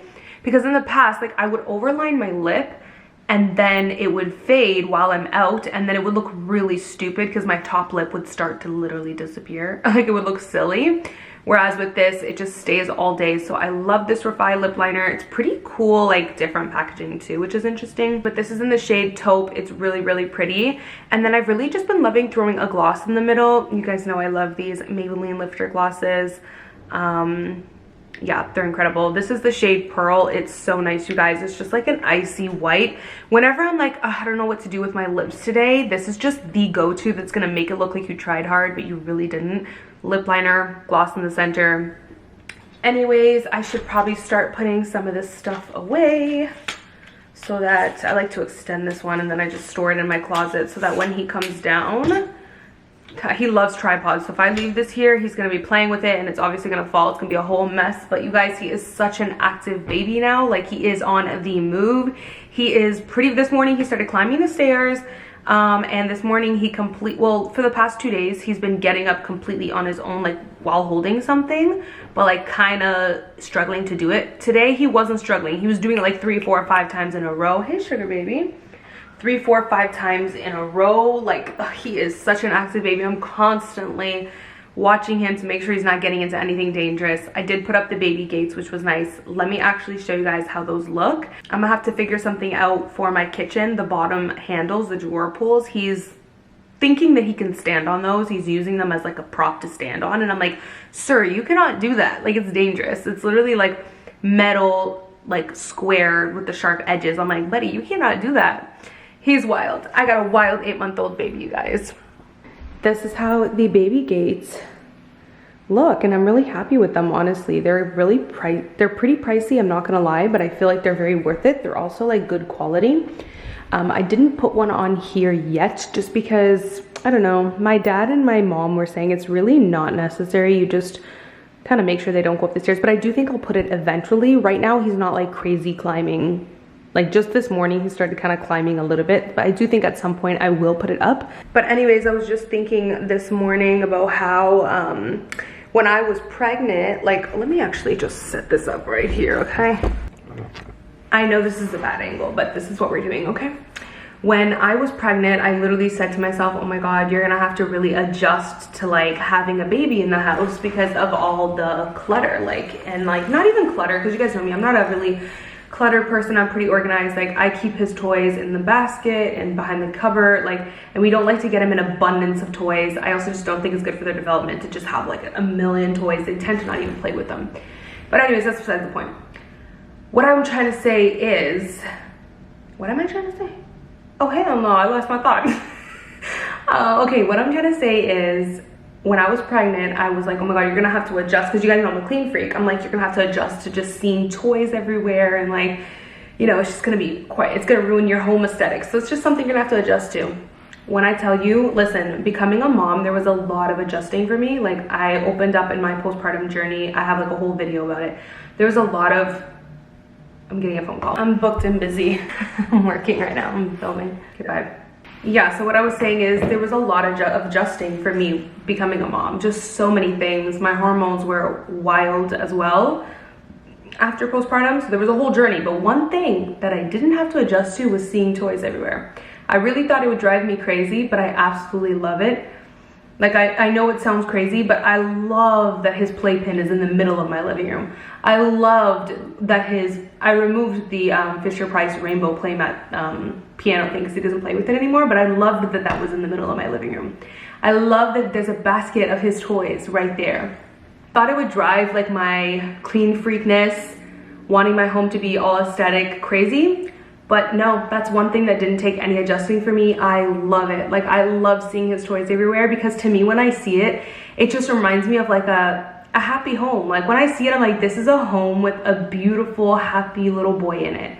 You know, like, I don't know, it might sound like kind of corny or weird, but like that's genuinely just how I feel when I see it. I'm like, I love seeing his toys. Like those are my little baby's toys, and he loves, his toys make him happy. So I'm seeing them, like I really love them being a part of my home. Like that's what makes a home at the end of the day, is like a home that's lived in, a home where memories are made, and that sometimes includes a little bit of mess. With that being said, you guys know me, I love to keep organized and stuff. So I still, you know, there's a method to the madness, if you can say. I love those cabinets that I have in my living room, because I can like keep baskets and keep his toys in there, and I do like a toy rotation so that he doesn't have so many toys at once, because honestly it's overstimulating and overwhelming for their developing minds. So yeah, there is a method to the madness. Still, I'm not saying my house is you know, it would drive me crazy probably, and I'm sure it probably gets more with more kids, okay? Why am I sitting on the floor? That's a really good question. Let me get the fuck up. All right, I am going to tidy up. Let me set you guys up here, and you can watch your girls tidy up. I haven't even eaten breakfast yet. I have not even eaten breakfast, but I actually don't feel that hungry.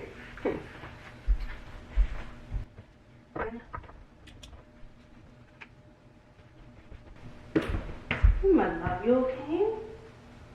You okay, my love?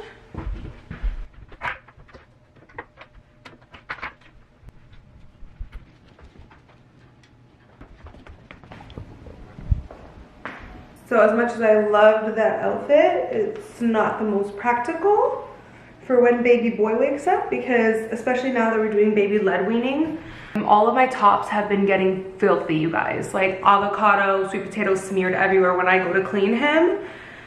So I just threw on this very comfy sweater because that's like a new shirt that I really don't want to get dirty, and I threw my hair back because y'all know I hate having my hair in my face.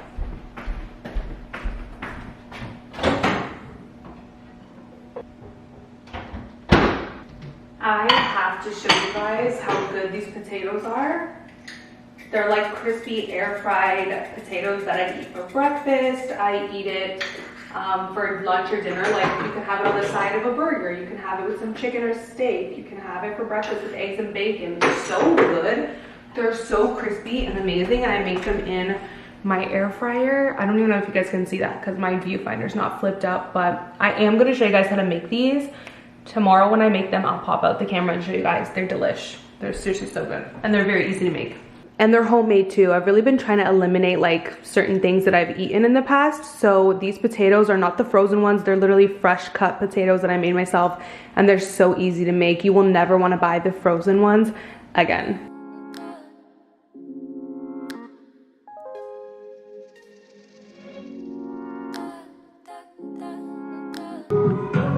Alexa, stop the music.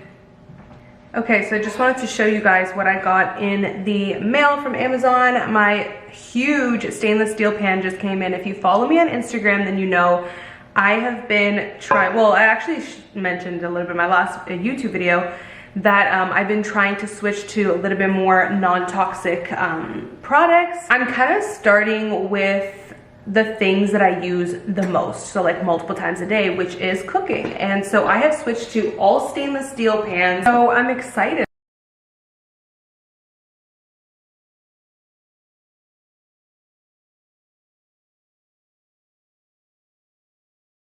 Like, this looks solid. So the trick with cooking with stainless steel that I've found is you need to use a little bit of oil, but also less heat. Stainless steel pans heat up really fast, so if you crank the heat up, everything's just gonna stick to it. So low to medium heat is like the key for stainless steel pans. And I want to show you guys my new water bottle that just came in. He's having fun playing with this, by the way. All the toys you got for Christmas and you want to play with random shit around the house. Look at this pan. You want to bang mommy's pan? So I wanted to show you guys my new water bottle that I just bought. I saw this brand on Instagram and I was like, I need this water bottle. It's so cute. Let me open it. Let's open it, baby. Wait till you guys see it. Like, it is absolutely adorable. Don't put that in your mouth. How cute, you guys. Like, I've really grown to love being able to see my water bottle. So that window right there where you can see how much water is left in your bottle. So I'm kind of picky now, and I will only have like clear water bottles. And now I'm really trying to get rid of like plastic water bottles in my home, which I've always used glass ones, but I do have some that were plastic. So I just got rid of the plastic ones, and I'm only going to use glass from now on. This one's so nice because it has that sleeve over. I've always taken the sleeves off of my glass ones, but I'm going to leave this one on. I got this like gorgeous stone color. I love it. And it does have the time markings. I don't know if you guys can see it. It has the time markings right there. And what's really cool is I purchased the attachment. By the way, this is the brand Bink. I don't know if I made that clear, but I'll link it for you guys. They sell a separate attachment, which is the straw and cap. So if you don't want to drink from like just like this, which I usually do like it, but then sometimes I like to switch it up. I'm weird. Like, I'll leave it like this for like a few weeks and then I'll get bored and want to switch it up. So I bought the straw for when I want to switch it up, and you could just put the straw on it. I've been trying my best to use more glass and like stainless steel pans, using glass cups, glass things, even mugs. Like, I'm switching to all non-painted ceramic or glass mugs instead of using painted mugs, because paint is toxic and they be putting it in our mugs and then we drink it with like hot ass liquid and everything's just leaching in there. So I'm really just been trying to like switch things that I'm using multiple times a day. So water bottles, cooking stuff, hand lotion, things that I'm using multiple times a day. I'm trying to really just stick to non-toxic items. He's having a blast up here. It feels hot in this house. I think I need to lower the heat. You are my little sunshine. Clap, clap, clap. Bang, bang, bang. Clap, clap, clap. Snap, snap, snap. All right, y'all, it is the next day and I am chilling with baby boy. He is currently just playing with some random household shit. What else is new? But my new rug just came in, as you can see back there. I'm so excited for it. This room is really large, but it's also just like a little bit narrow and then just like super wide and long. So I'm actually gonna be just redoing this whole room to be like a second living room slash just a nice little play space, because Kylo loves to just crawl around since this space is really large. So as you can see, we have his playpen here, which I'm gonna leave there for now, but in the future, just hear me out on this.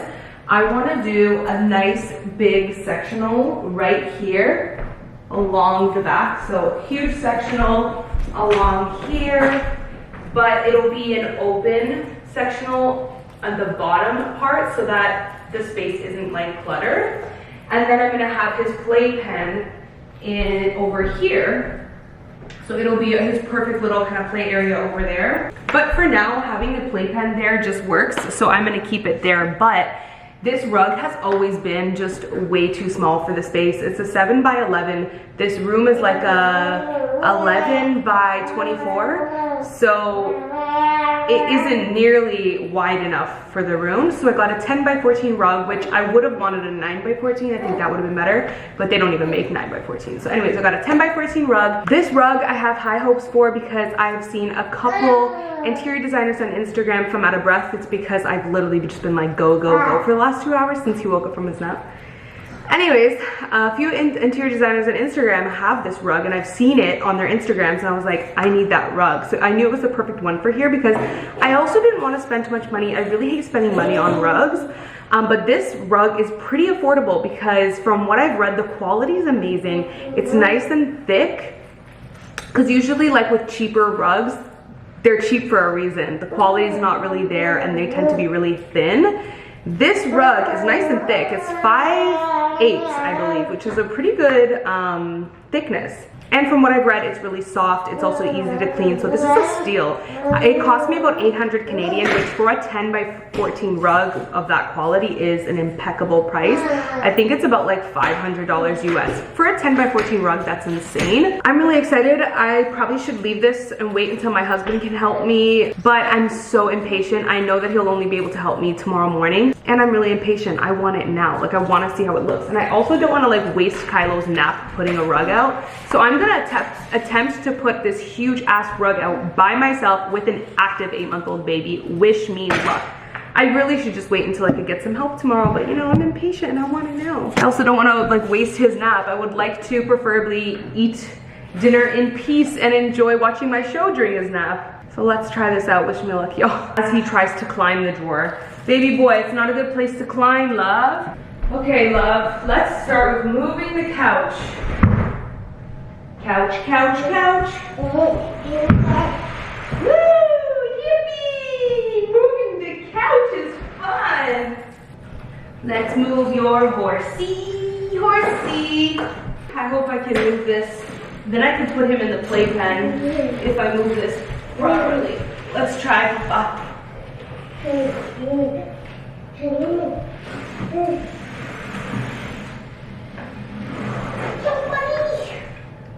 Watch out, buddy! Ah, big boy!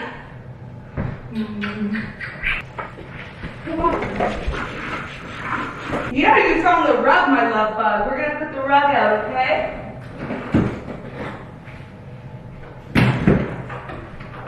You wanna go in your playpen and watch Mama? You wanna go in your playpen and watch Mama?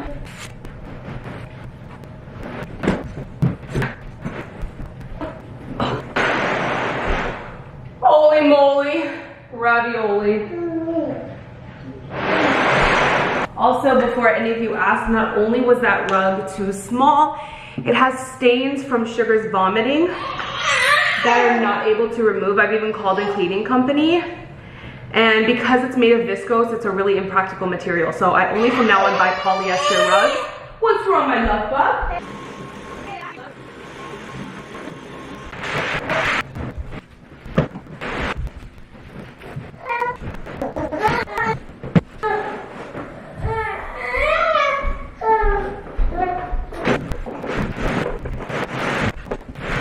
Definitely have to let this sit and let all these wrinkles come out. I really can't believe I just did that with an 8-month-old, y'all. Nobody can tell me that women are not warriors. So here's how the rug looks. I think it looks really nice. It kind of shade shifts. So when you have it a certain way, it looks darker on one end. Like over here, it looks a lot lighter than from when you're viewing it on the other end, just because of like the pattern it kind of has.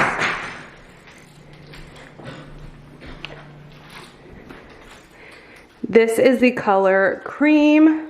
But overall, I'm really happy with it. I plan on sticking with white couches.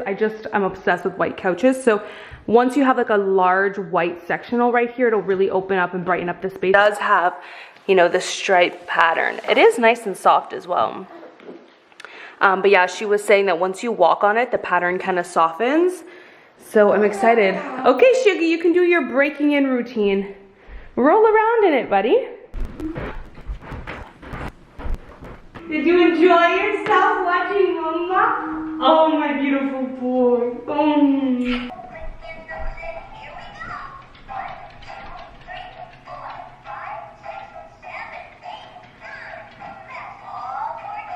We're out of time. When you don't do screen time with your baby, so you just become the entertainment.